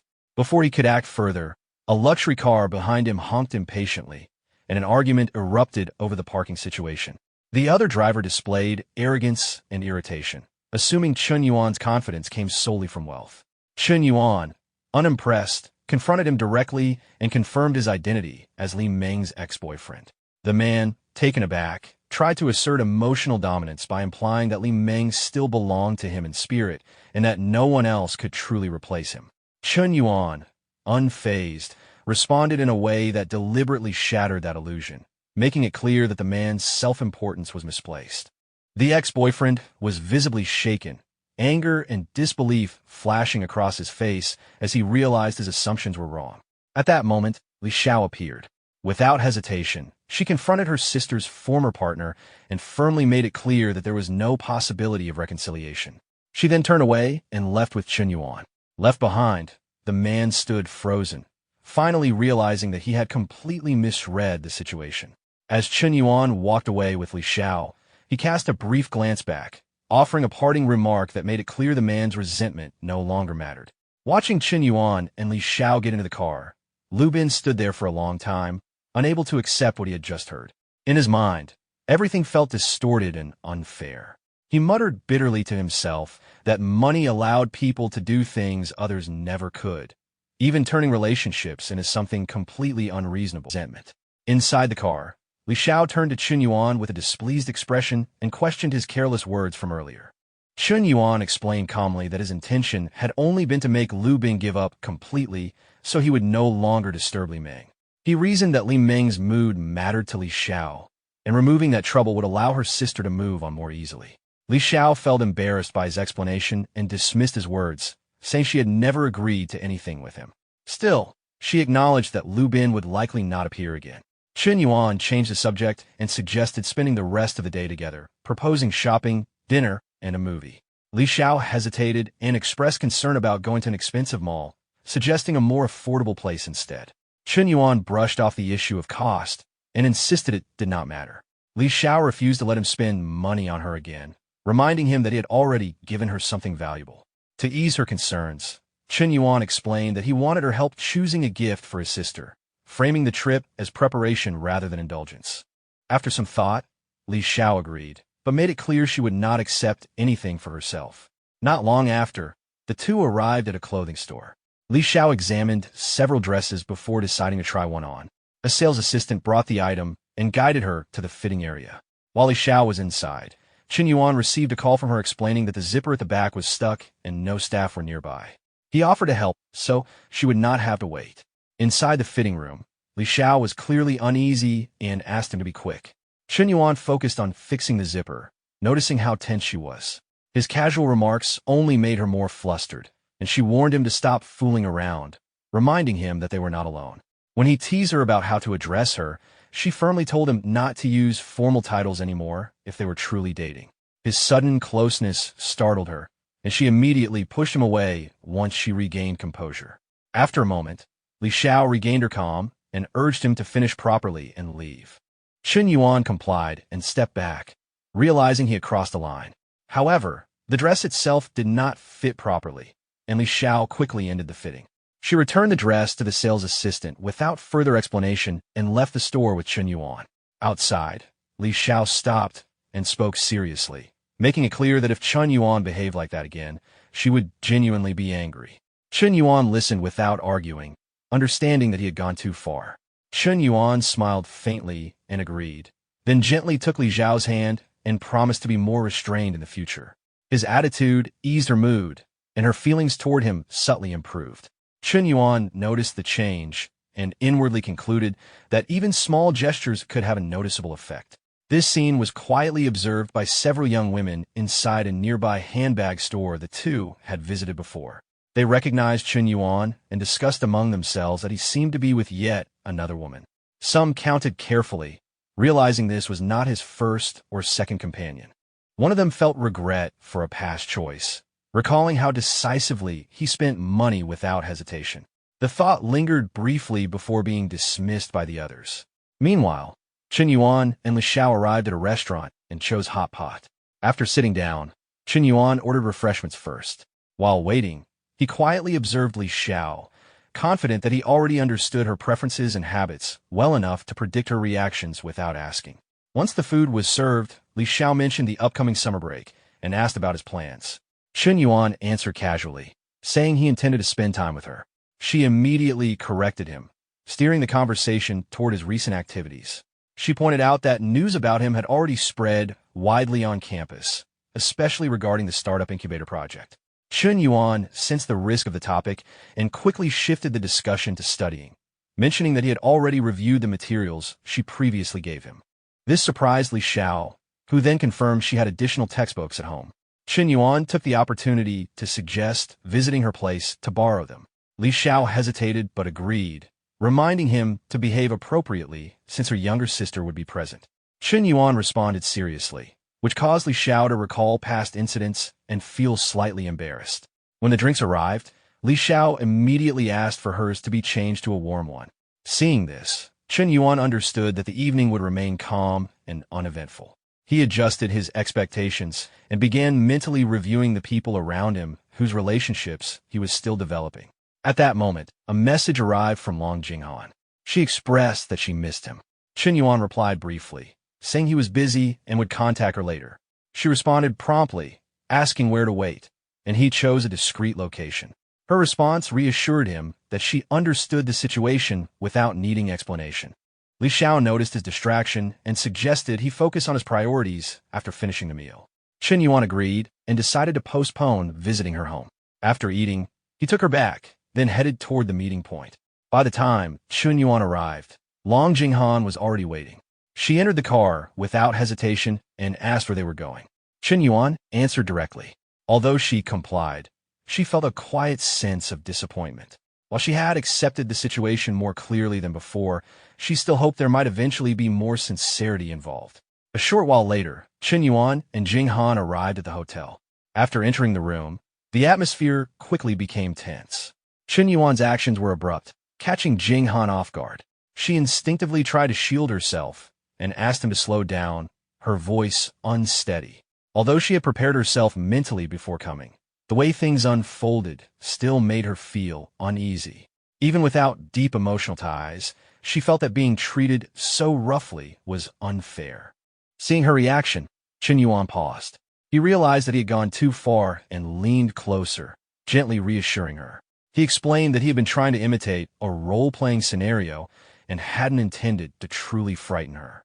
Jing Han was stunned at first, then slowly relaxed as she understood his explanation. She admitted that without any warning, she had thought he meant it seriously. Chen Yuan apologized and softened his tone, comforting her until her emotions settled. He reassured her that he would communicate better next time. When Jing Han worried about her torn clothes, Chen Yuan calmly told her not to worry, explaining that replacements had already been arranged. With that, the tension gradually faded, and the night passed quietly after that, the details left unspoken. Sometime later, Chen Yuan showed Jing Han several options for new clothes and bags on his phone, telling her to choose whatever she liked. She was surprised by the gesture and hesitated, but he insisted that she didn't need to think about the cost. Holding the phone, Jing Han felt a strange sense of unreality. For the first time, she clearly felt the difference between her previous life and the one she had just stepped into. At the same time, she couldn't help wondering where she truly stood in Chen Yuan's heart. During that moment, Chen Yuan received a call. He quietly stepped aside to answer it. Jing Han overheard only fragments of the conversation, enough to sense that Chen Yuan spoke much more gently with the person on the other end. The contrast made her feel a little conflicted. She didn't say anything, but the thought lingered. After the call ended, Chen Yuan asked Jing Han to help him with something, and the two spent some more time together before finally resting. The next morning, after Chen Yuan left, staff from the store arrived with the items he had ordered. They carefully assisted Jing Han, asking if everything was satisfactory. She confirmed that everything fit well. Standing in front of the mirror afterward, she felt conflicted. The material comfort was real, but her thoughts had shifted. She found herself caring less about the things and more about how Chen Yuan truly felt toward her. Meanwhile, Chen Yuan continued with his routine. After leaving the hotel, he went to train at the gym. Meng Lu noticed how intensely he was pushing himself and handed him some water, telling him not to overdo it. Chen Yuan drank while briefly checking his physical condition. The results showed only minor changes despite all the effort, which made him realize he needed to adjust his approach. He told Meng Lu that they would increase training intensity and make changes to his diet starting the next day. She agreed without hesitation. Later, the two returned upstairs to rest. Meng Lu complimented his appearance, noting how different he seemed compared to before. Chen Yuan laughed it off, teasing her for suddenly being so affectionate. Meng Lu stepped closer, clearly seeking attention, and joked about being hungry. Chen Yuan played along, amused, and a relaxed atmosphere returned. Standing by the window afterward, he closed his eyes briefly, enjoying the quiet moment as time continued to move forward without pause. The next day had arrived.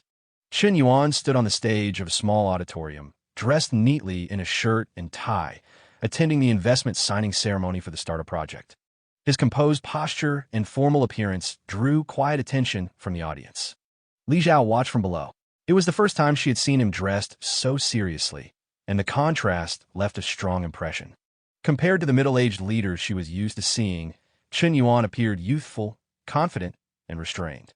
A senior female teacher seated beside her noticed her reaction and casually remarked on the quality of her class, mentioning that Chen Yuan was both wealthy and good-looking and that many female students on campus were interested in him. The question of whether he had a girlfriend caught Li Zhao off guard, and her reaction was noticeably flustered, which only invited further teasing. Though she denied it, her reaction made her feelings obvious. Their attention soon returned to the stage.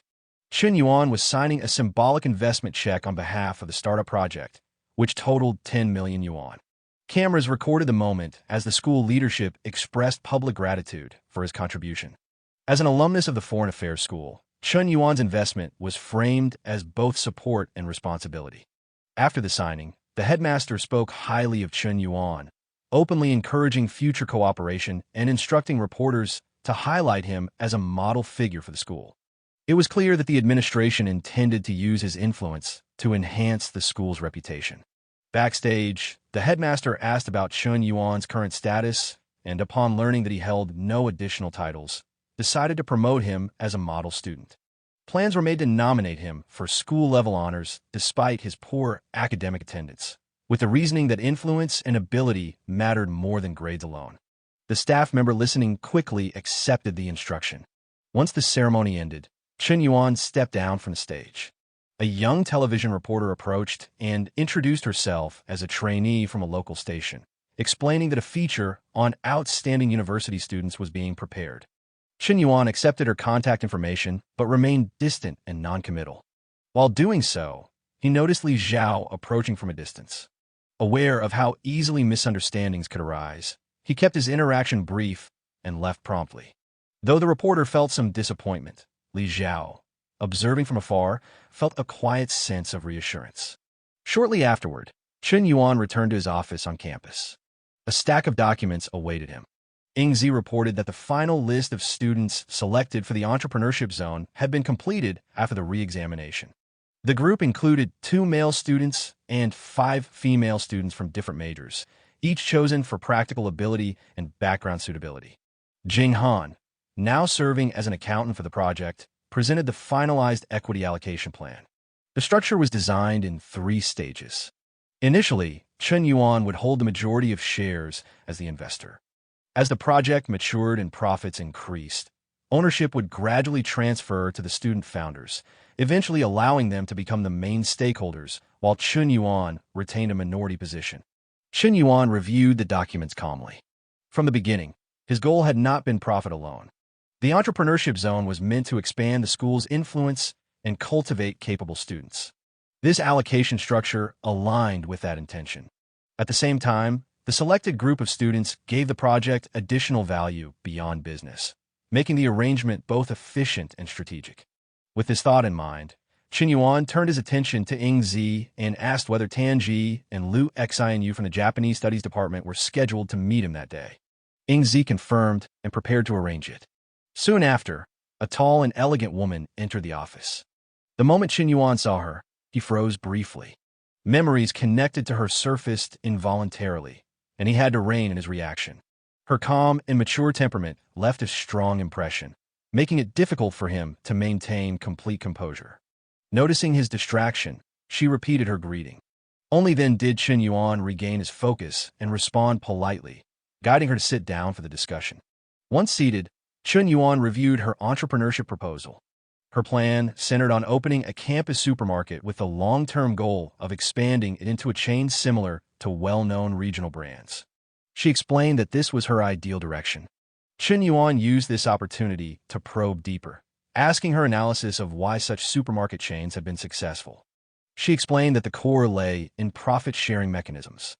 By being willing to share benefits with employees, these companies built strong reputations, relied on low prices, good service, and strong employee welfare, and ultimately crowded out competitors. As he listened, Chen Yuan noted that her understanding aligned with widely studied business cases.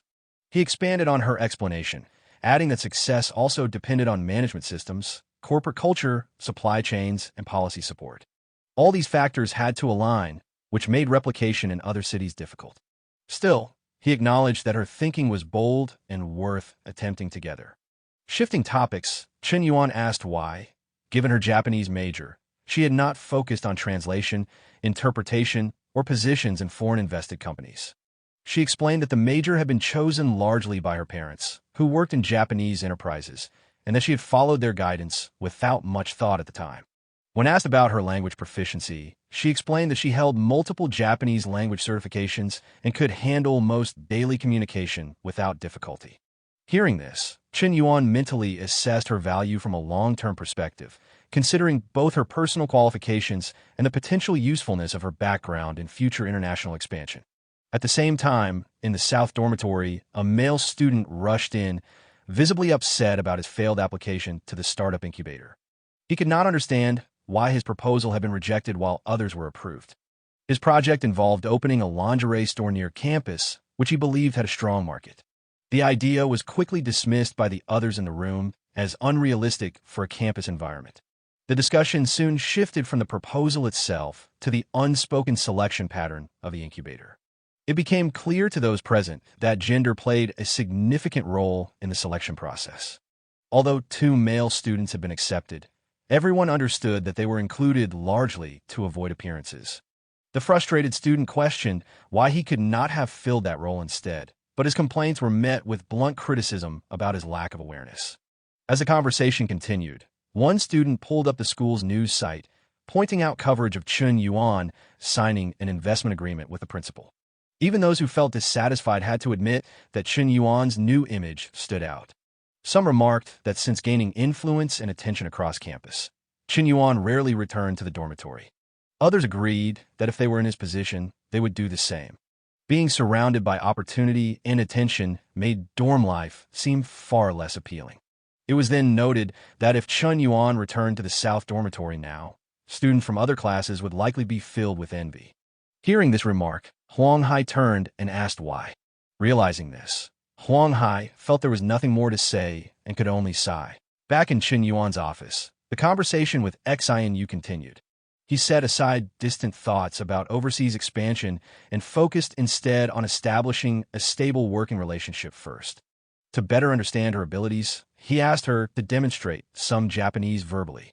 Xianyu responded with basic phrases, calmly explaining their meanings as she went. Chen Yuan showed interest and encouraged her to continue. When she added another phrase meaning to keep listening, he prompted her to go further. At that point, Xianyu became visibly embarrassed, realizing what he was hinting at. She hesitated, then acknowledged that he was likely referring to phrases commonly heard in adult media. When she finally spoke one such word, her reaction was restrained but clearly shy. Chen Yuan observed her response carefully. From his perspective, her willingness to cooperate and her composure suggested that working with her would be smoother than expected. With that assessment in mind, he moved the discussion back to business and proceeded with formalities. The contract process followed. The investment amount for Xianyu's project was confirmed at 220,000, and she signed without hesitation. Chen Yuan watched quietly, deciding that further evaluation of her practical abilities would come later through real operations. Shortly after, Chen Yuan received confirmation that his total investment had reached the required threshold. The reward was not symbolic but tangible. Full ownership of a health management company that already operated multiple health examination centers, fitness facilities, and a yoga studio. The scale of the reward surprised even him, as it amounted to an entire functioning business rather than a simple bonus. While processing this development, Chen Yuan received a message from Manhwa expressing that she missed him.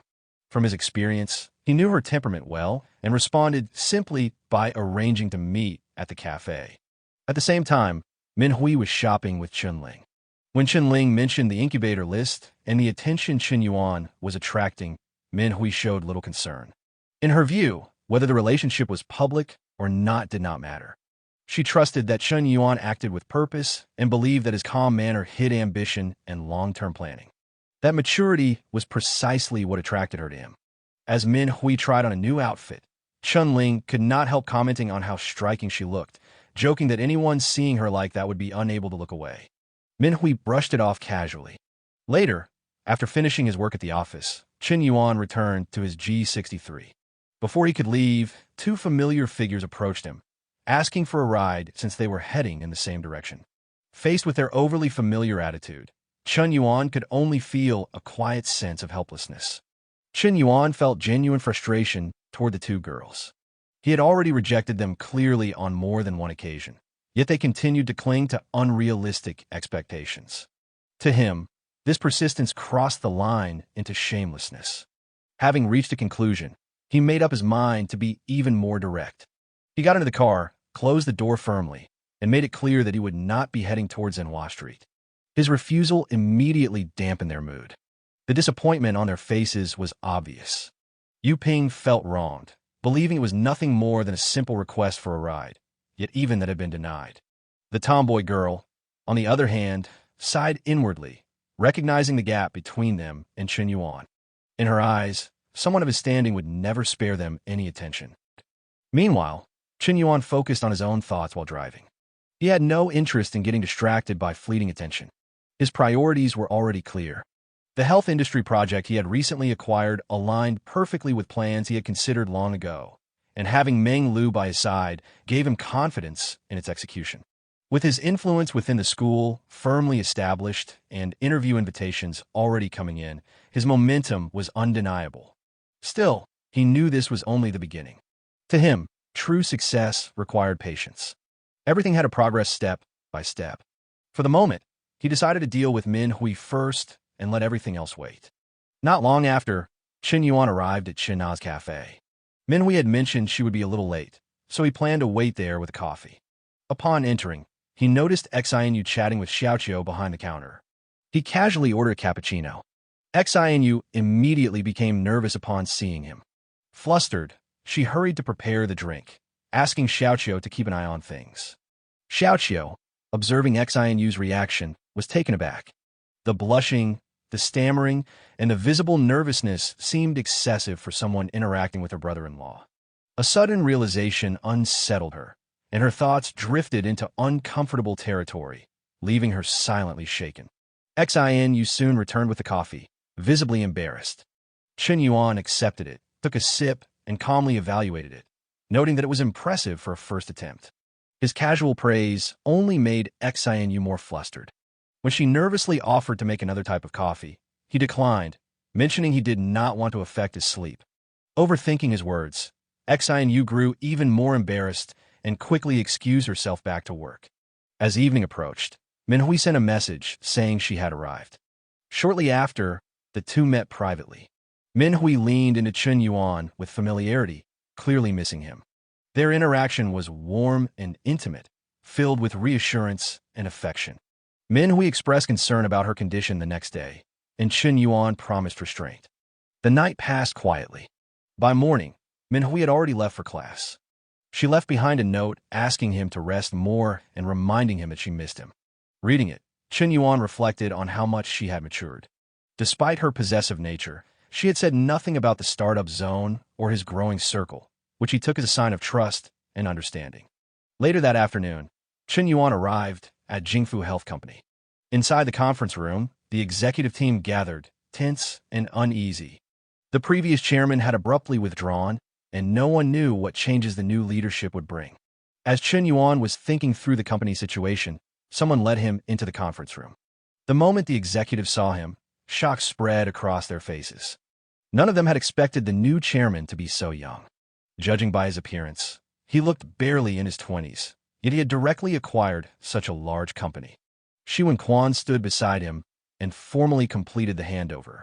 He informed everyone that he would be leaving Jingfu, thanked them for their years of cooperation, and introduced Chen Yuan as the new director.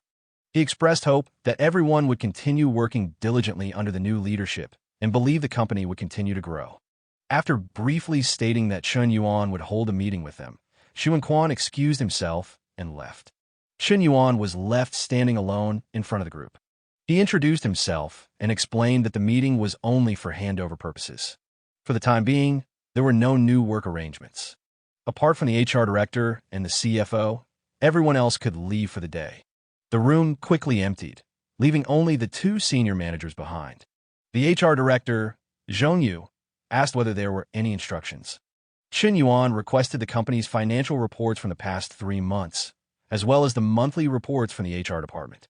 Zhongyu acknowledged this and stated that the documents would be sent to Chen Yuan's email immediately. After confirming there were no further instructions, Chen Yuan asked how long the two directors had been in their current positions. One had served for over 5 years, while the other had been there for 3. After hearing this, Chen Yuan dismissed them.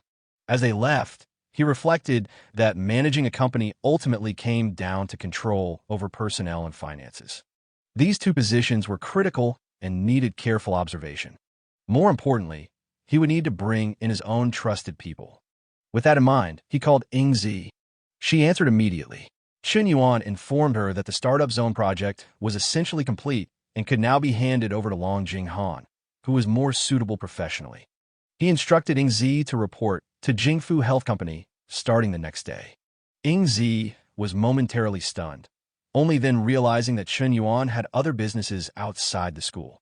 After collecting herself, she mentioned that she still had classes for another half-month and could not officially start her internship yet. Chen Yuan told her that as long as she didn't fail her courses, it wouldn't be a problem. Since she would be interning next year anyway, this was simply an early opportunity to take on greater responsibility. Hearing this, Yingzi quickly agreed and asked for the company address, promising not to be late. Shortly after, Chen Yuan received confirmation that the financial and HR reports had been sent. He reviewed them carefully. The fitness centers and yoga studios were performing well, while the health checkup center was barely breaking even. The main issues lay in redundant staffing, low efficiency, and overly high online promotion costs. None of these were urgent problems. Since the company was still profitable, drastic reforms were unnecessary at this stage. Satisfied, Chen Yuan left the office. The company matters were largely settled for now. His thoughts shifted to Xu Wei. It had been over a week since he last saw her, and he wondered how she had been doing. He called her, but no one answered. After several attempts, unease crept in. He then contacted Fu Jingmei, who informed him that Xu Wei had taken leave earlier due to urgent family matters. She hadn't explained further, and subsequent calls to her had gone unanswered. Without hesitation, Chen Yuan drove straight to Xu Wei's residence. As he climbed the stairs, he noticed a crowd gathered outside her apartment. Loud voices echoed in the corridor. From what he could hear, a water leak had occurred, and the argument had escalated. Some residents dismissed it as a minor issue, while others criticized the homeowner for being rude and irresponsible.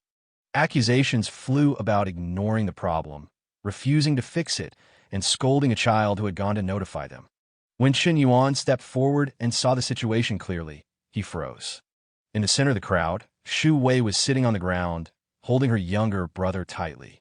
She remained silent while an older woman berated the child, claiming she was disciplining him on behalf of his deceased father and insisting she had done nothing wrong. A neighbor grew indignant and tried to speak up, but Xu Wei stopped her, asking her to let it go. Even so, the neighbor continued arguing on the child's behalf, demanding an apology. The older woman grew even angrier, refusing outright. At that moment, Chen Yuan stepped forward from the back of the crowd. His expression was cold and displeased as he firmly demanded that the child be apologized to. Seeing Chen Yuan step forward, Xu Wei was clearly startled and instinctively called out his name. The woman being confronted lifted her chin arrogantly and refused to back down. She openly mocked Chen Yuan for interfering, questioning his relationship with Xu Wei and implying inappropriate behavior, while belittling the younger generation's morals. Chen Yuan turned back to face her, his expression firm. He stated plainly that since she had scolded the child, she should apologize. At that moment, a voice cut in from behind. A thin, scruffy-looking man stepped forward aggressively, clearly provoked. He demanded to know who Chen Yuan thought he was and why he was ordering his mother around. As he approached, he deliberately patted Chen Yuan's shoulder in a threatening manner, trying to intimidate him. Before the man could finish his provocation, Chen Yuan struck first. One punch sent the man's head snapping sideways. The sudden action stunned everyone present. Xu Wei and the surrounding neighbors froze, unable to react. The man staggered, momentarily dazed, then flew into a rage. He tried to swing back at Chen Yuan, but Chen Yuan avoided the blow with ease and immediately countered, landing a solid strike to the man's chest. The impact knocked him backward onto the ground. He curled up, clutching his chest, breathless and shaken, barely able to speak. Still unwilling to give up, the man pulled out his phone and called for help, claiming he had been beaten. Chen Yuan calmly took out his own phone as well, stating that he would also call someone. He then made a call of his own. About 15 minutes later, a car arrived downstairs. 4 men got out, each carrying something in their hands, and quickly made their way up. One of them stepped forward and demanded to know who had beaten their associate. The man on the ground immediately pointed at Chen Yuan, loudly identifying him. Seeing the situation escalate, Xu Wei looked worried and suggested involving the police. A nearby neighbor agreed, saying disputes like this should be handled legally. One of the newcomers, the apparent leader, stepped forward with a mocking attitude and questioned Chen Yuan. Chen Yuan replied calmly, saying there was no need to rush, as the people he had contacted were about to arrive. Almost immediately, the sound of police sirens echoed from below. The men who had just arrived panicked. One of them warned their leader that the police were coming. The leader turned angrily on his subordinate, realizing he had been dragged into trouble unnecessarily. The injured man tried to explain that he had assumed Chen Yuan was also calling reinforcements rather than the authorities. Soon after, a police officer arrived on the scene. He immediately recognized the group leader and questioned why he was involved again. This officer was Chen Wei, the deputy captain of the local public security team and Chen Yuan's cousin. The previously aggressive man instantly changed his attitude, claiming he was only there to watch. Chen Wei dismissed the excuse and told him to stand aside until the situation was clarified. Chen Wei then pulled Chen Yuan aside and asked what had happened. Chen Yuan calmly explained everything from the beginning. Upon hearing this, the group leader realized the severity of the situation and angrily blamed his subordinate for dragging him into it, especially after realizing the two officers were related. After listening, Chen Wei lightly admonished Chen Yuan, half-jokingly remarking on his sense of justice. He then asked how Chen Yuan wanted to resolve the matter. Chen Yuan suggested a simple solution. As long as the woman apologized to the child and properly fixed the leaking roof, the issue could be settled without further escalation. Chen Wei agreed and stepped in to mediate. He sternly warned the troublemakers, making it clear that further issues would not be tolerated. Faced with the authority present, none of them dared to argue. The woman who had previously been loud and aggressive immediately changed her attitude. She bowed repeatedly and apologized to the child, admitting her earlier behavior had been inappropriate. The boy, frightened, hid behind his sister. Seeing that the apology had been made, Chen Yuan waved his hand, signaling that the matter was over and instructing them to go deal with the leak. The man responsible hurried upstairs to fix the problem, and the woman followed closely behind, promising it would be resolved immediately. Chen Yuan told them to go ahead. Only then did he glance at Zhu Wei and quietly ask about the boy beside her. Zhu Wei, still comforting her younger brother, was slightly startled and replied that they were not together yet and asked Chen Yuan to keep it private for now. She also understood that after this incident, no one in the building would dare to trouble her family again, and the neighbors' attitudes would naturally change. Chen Yuan did not comment on that. He simply laughed and said that she now had something to hold over him. As he prepared to leave, Xiao Ji followed along. Zhu Wei stood up, turned toward Chen Yuan, and thanked him sincerely for what he had done.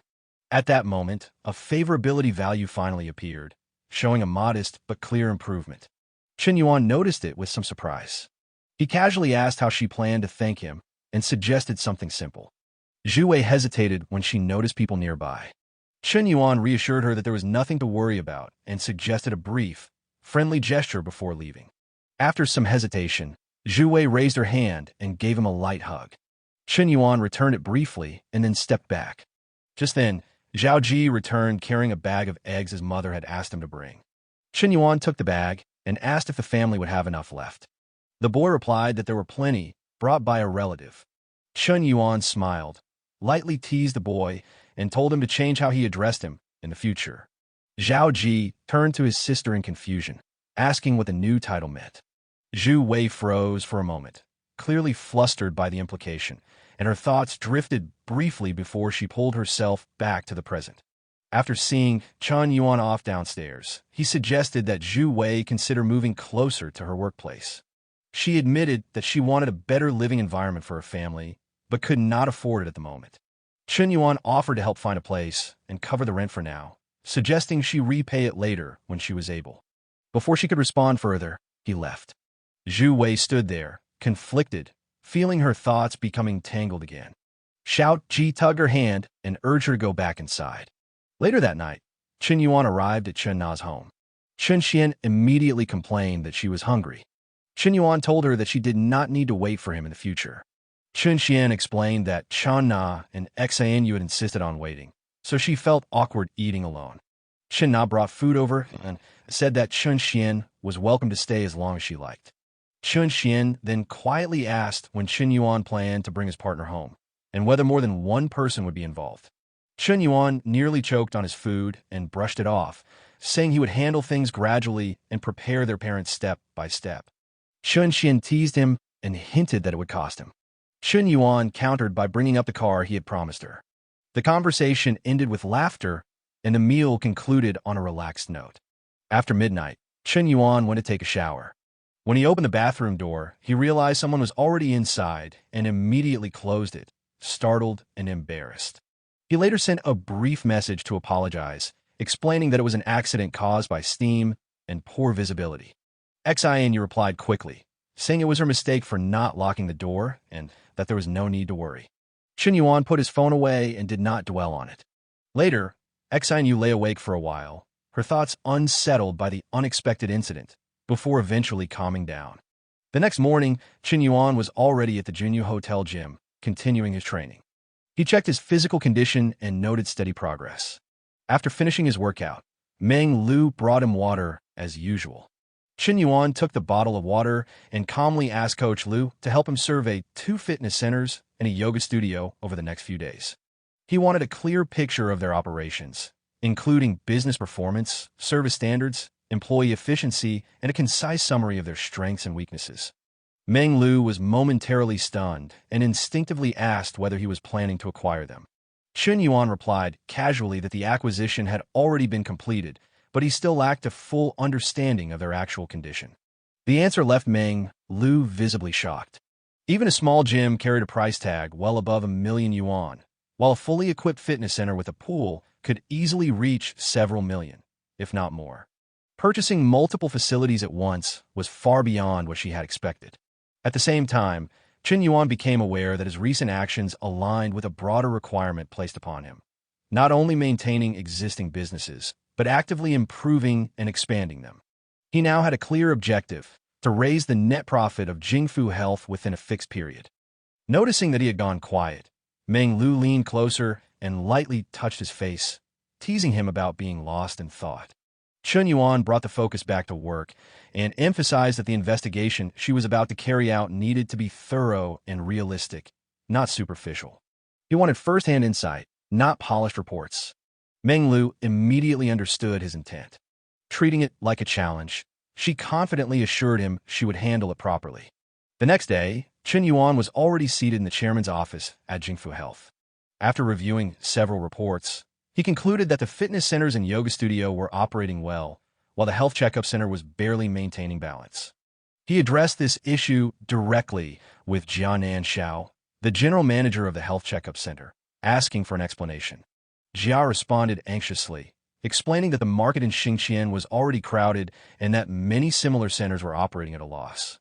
By comparison, Jingfu's situation was not particularly bad. Chen Yuan acknowledged the statement, but remained unconvinced.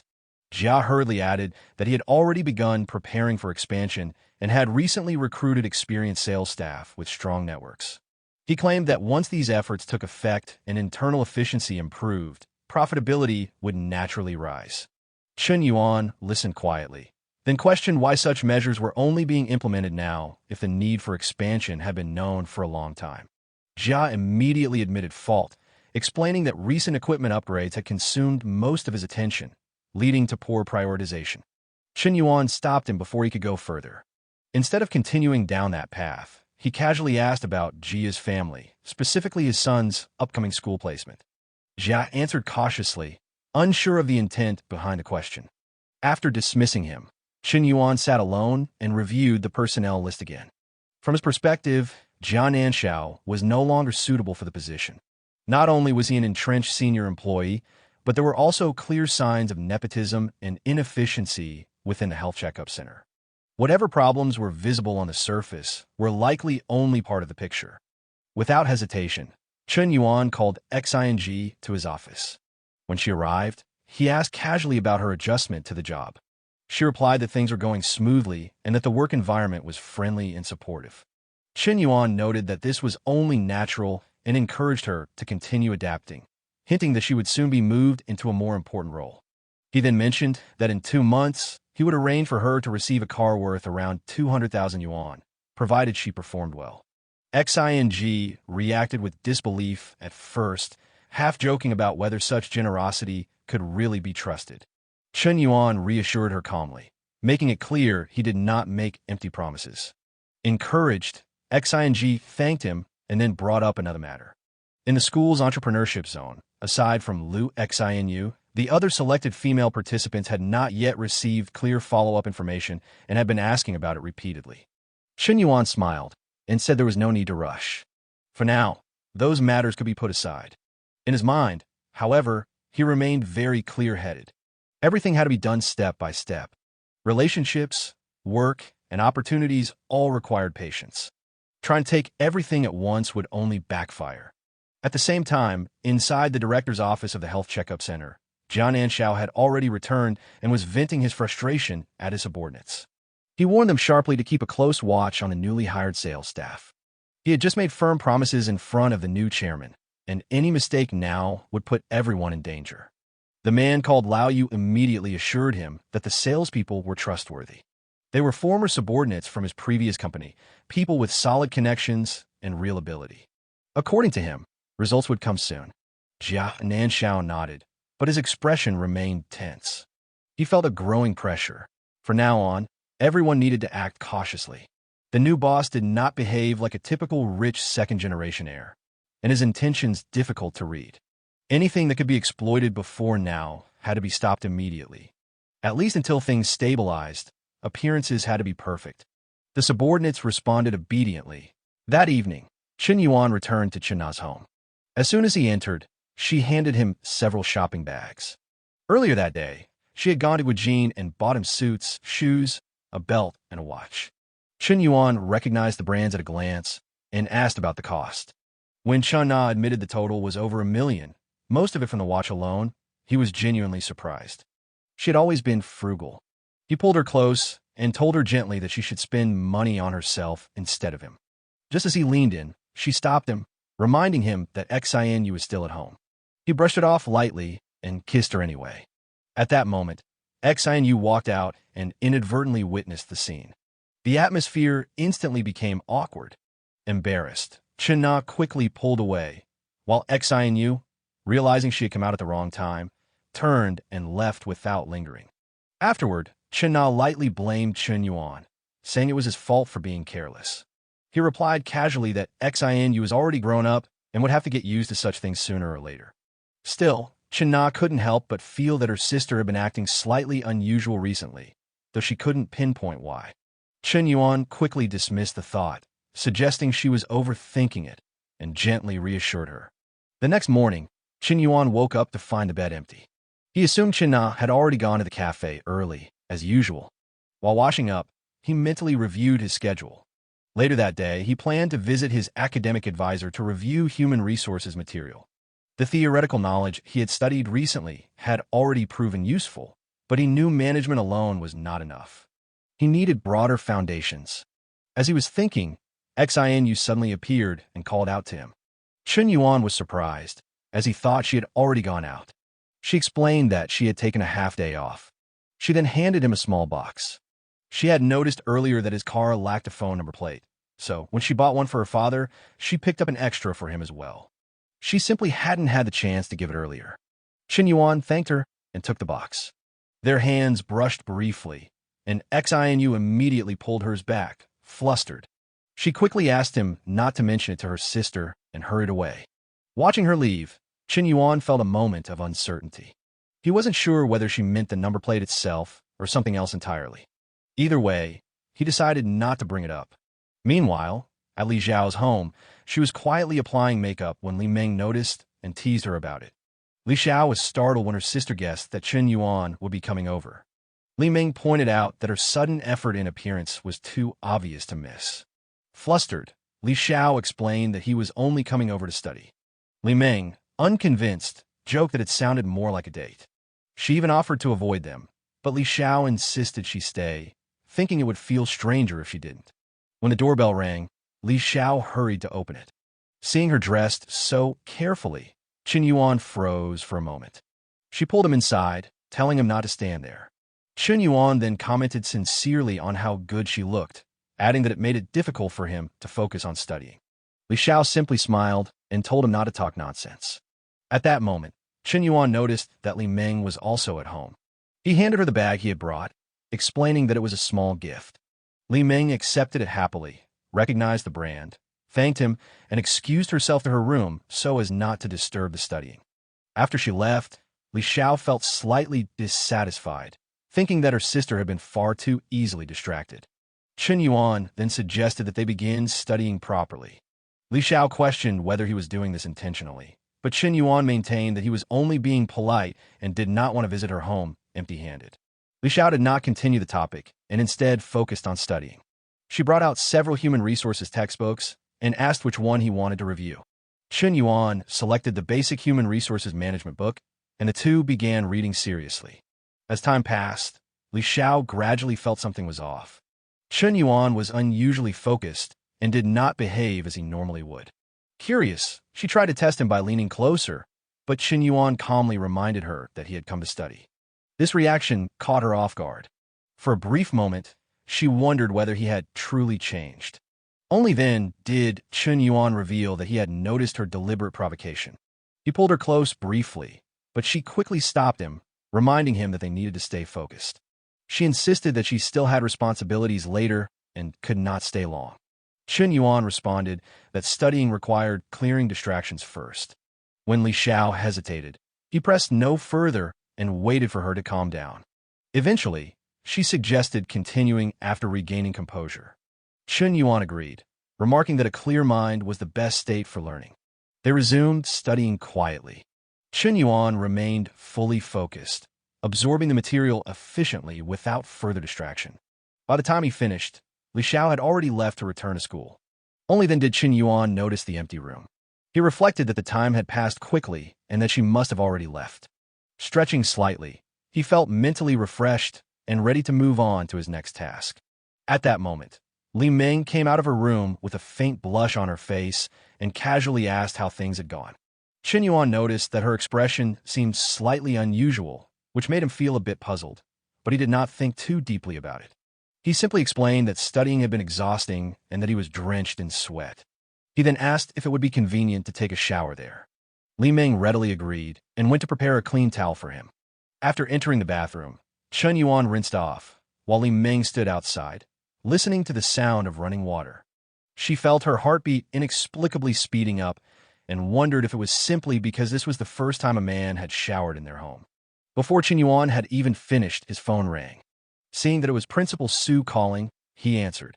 After the brief call, Chen Yuan quickly wrapped up and came out, saying that he had something urgent to deal with and needed to leave. As he stepped out, he felt a lingering sense of confusion. Both Li Ming and Xianyu had been acting strangely lately, and he could not quite pinpoint the reason.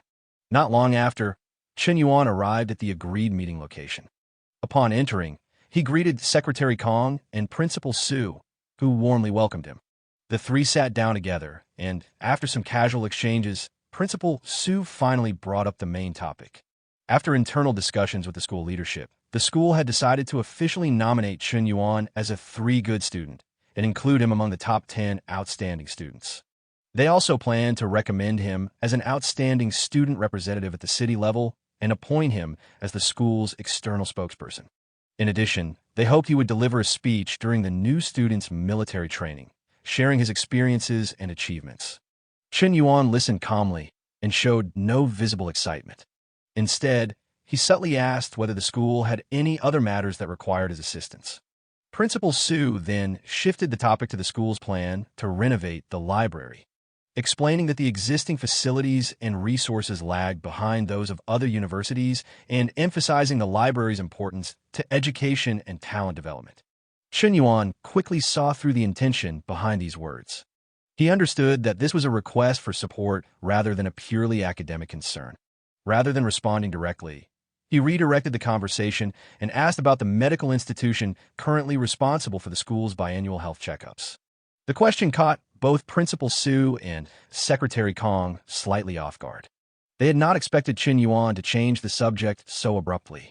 Chen Yuan calmly explained that he had recently acquired a healthcare company that included a health checkup center, and that he was looking to expand its business through cooperation with familiar institutions, including the school. Realizing that he did not have the authority to decide on such matters, Secretary Kong tactfully excused himself, leaving the two of them alone. With that, Principal Su finally acknowledged Chen Yuan's position and influence. He remarked that, as someone representing the school externally, Chen Yuan's cooperation with the institution was both natural and beneficial.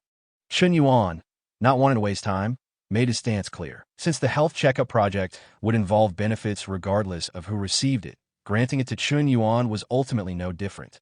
After realizing the direction of the conversation, Principal Su smiled and indicated that the matter fell under his authority. Chen Yuan immediately acknowledged this and stated that his team would formally contact the school so that the school could first review the company's qualifications. Details such as pricing and proposals could be discussed afterward. Not long after, Chen Yuan excused himself, citing discomfort from drinking, and left early, promising to host a proper meal once the contract was finalized. After Chen Yuan departed, Secretary Kong returned and learned that the meeting had already concluded. Principal Su reflected privately that Chen Yuan was far more calculating and composed than expected for someone his age, able to bypass superficial fame and turn conversations directly toward tangible business interests. Later that evening, Chen Yuan rested at Meng Lu's place. She helped him recover, and after he had sobered up, the topic shifted to the investigation he had asked her to conduct at the fitness center. Meng Lu reported that she had spent several days observing operations firsthand. While there were no major structural problems, numerous management issues stood out. She summarized her findings clearly. The fitness center's online promotion lacked engagement. Service quality was mediocre and unfocused. Front desk responsiveness was slow, trainers showed weak service awareness, and often chatted among themselves during idle hours. Customer follow-up after visits was minimal, and the sales department lacked clear performance indicators. Based on these observations, she concluded that sales management urgently needed restructuring. Chen Yuan listened carefully and expressed satisfaction with the thoroughness of her report. He recognized that these details provided a concrete starting point for improving profitability through operational optimization. The following morning, Chen Yuan continued his regular training routine. Reviewing his health data, he saw clear progress across multiple indicators. Shortly afterward, the system confirmed that the physical training mission had been completed and the final physique reward would be delivered gradually over the next week, provided he maintained a stable training frequency.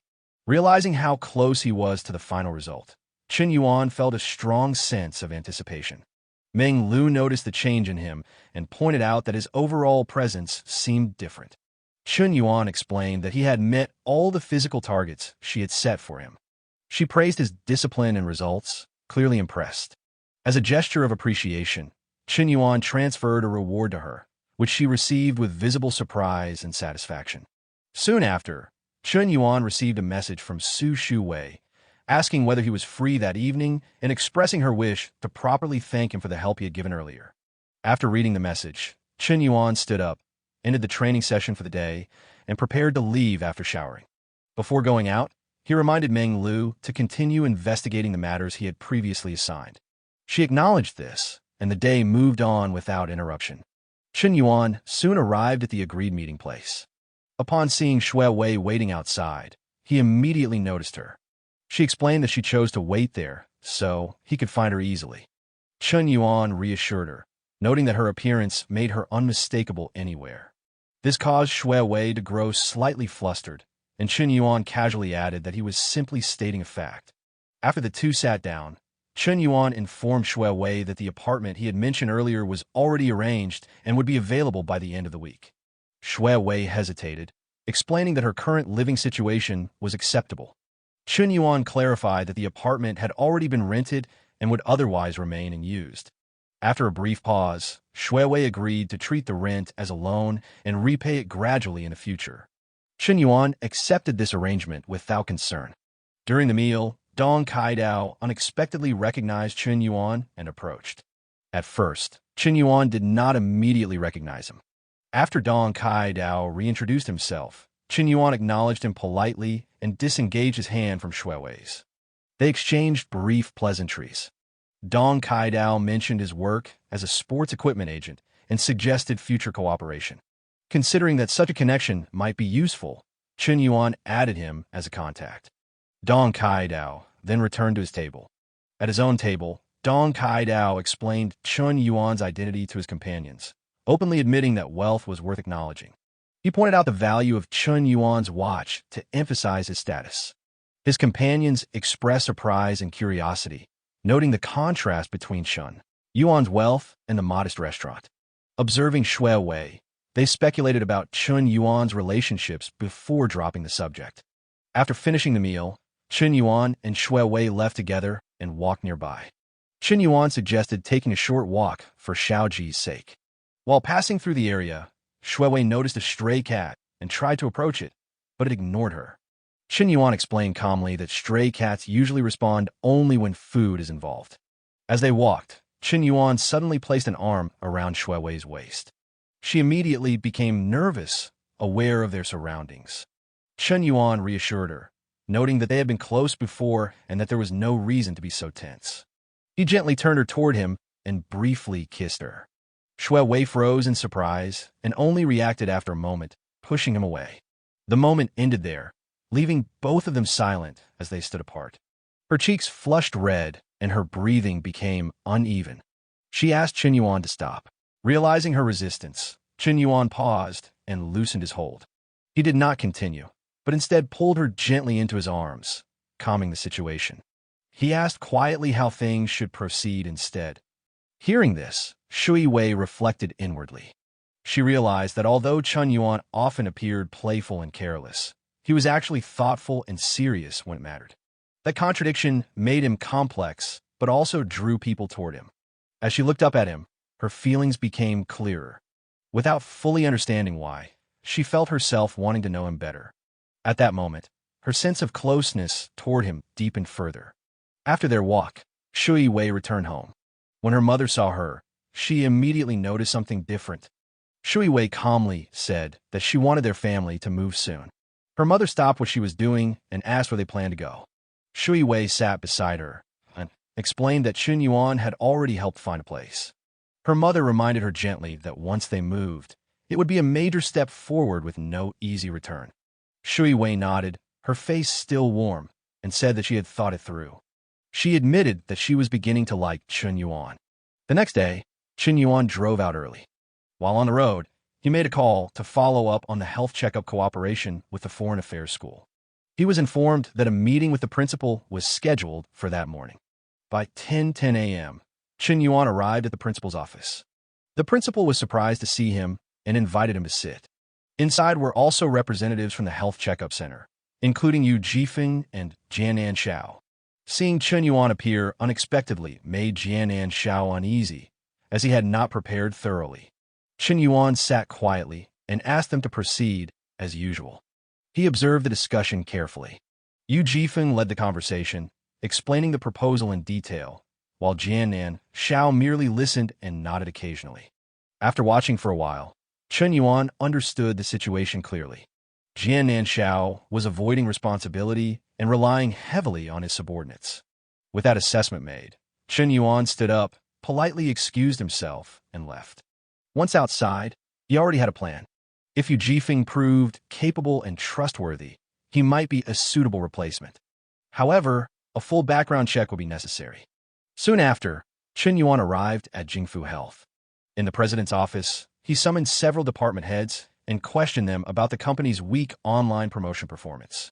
The operations director explained that effective content required specific presentation styles that exceeded their current budget. Chen Yuan questioned why internal staff were not being utilized.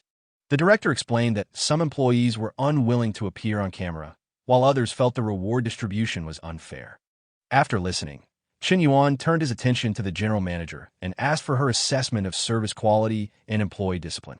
She hesitated, struggling to give a clear response. Chen Yuan remained silent, already forming his conclusions. Seeing Director Sun hesitate and fail to respond clearly, Chen Yuan spoke again, asking whether the problems he mentioned were inaccurate. Director Sun stammered, trying to agree while still offering vague explanations. Her inability to give a concrete answer visibly irritated Chen Yuan. He tapped the table sharply, his tone firm and decisive.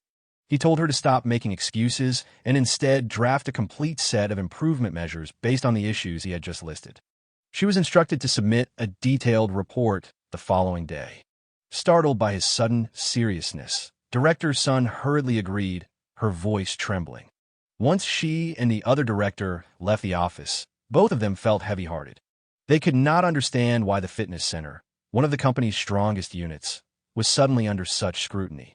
However, being asked to submit improvement measures also meant they still had a chance to prove themselves. Chen Yuan spent the rest of the day reviewing reports and operational data. After finishing, he concluded that the fitness center's problems were relatively minor compared to other departments.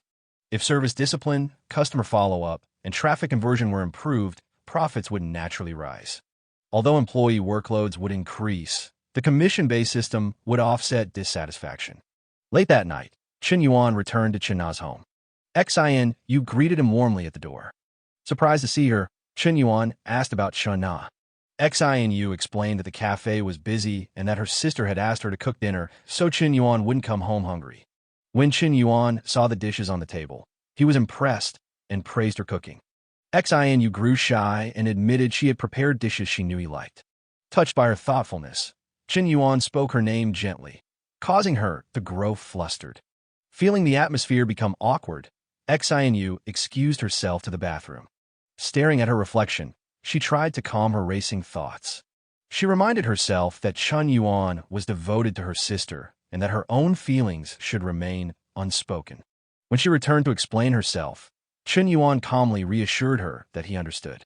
Although his tone was gentle, Xinu felt unexpectedly disappointed, interpreting his response as emotional distance. Sensing her mood shift, Chen Yuan added that everyone had the right to make their own choices and should not be bound too tightly by expectations. Before she could respond, Chen Na returned home. Xinu immediately changed her demeanor and busied herself reheating food. Chen Yuan praised Chen Na's hard work at the cafe, and she expressed how happy and fulfilled she felt because of him.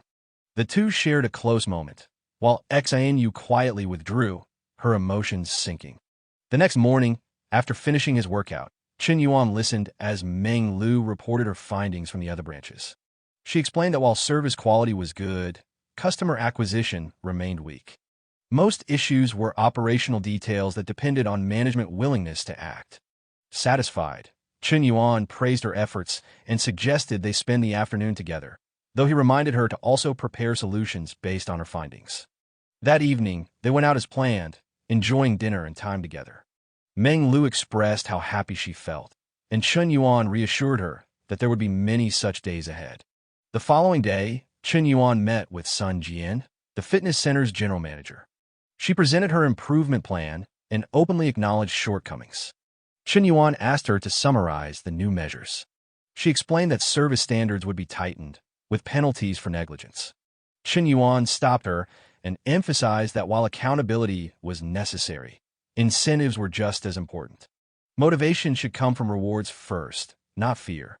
When discussing customer acquisition, Sun Jian admitted online traffic was still weak and required coordination with the operations department. Chen Yuan instructed her to revise traffic allocation rules for trainers and submit concrete details by the next afternoon. He concluded by stating clearly that the company would not support inefficiency.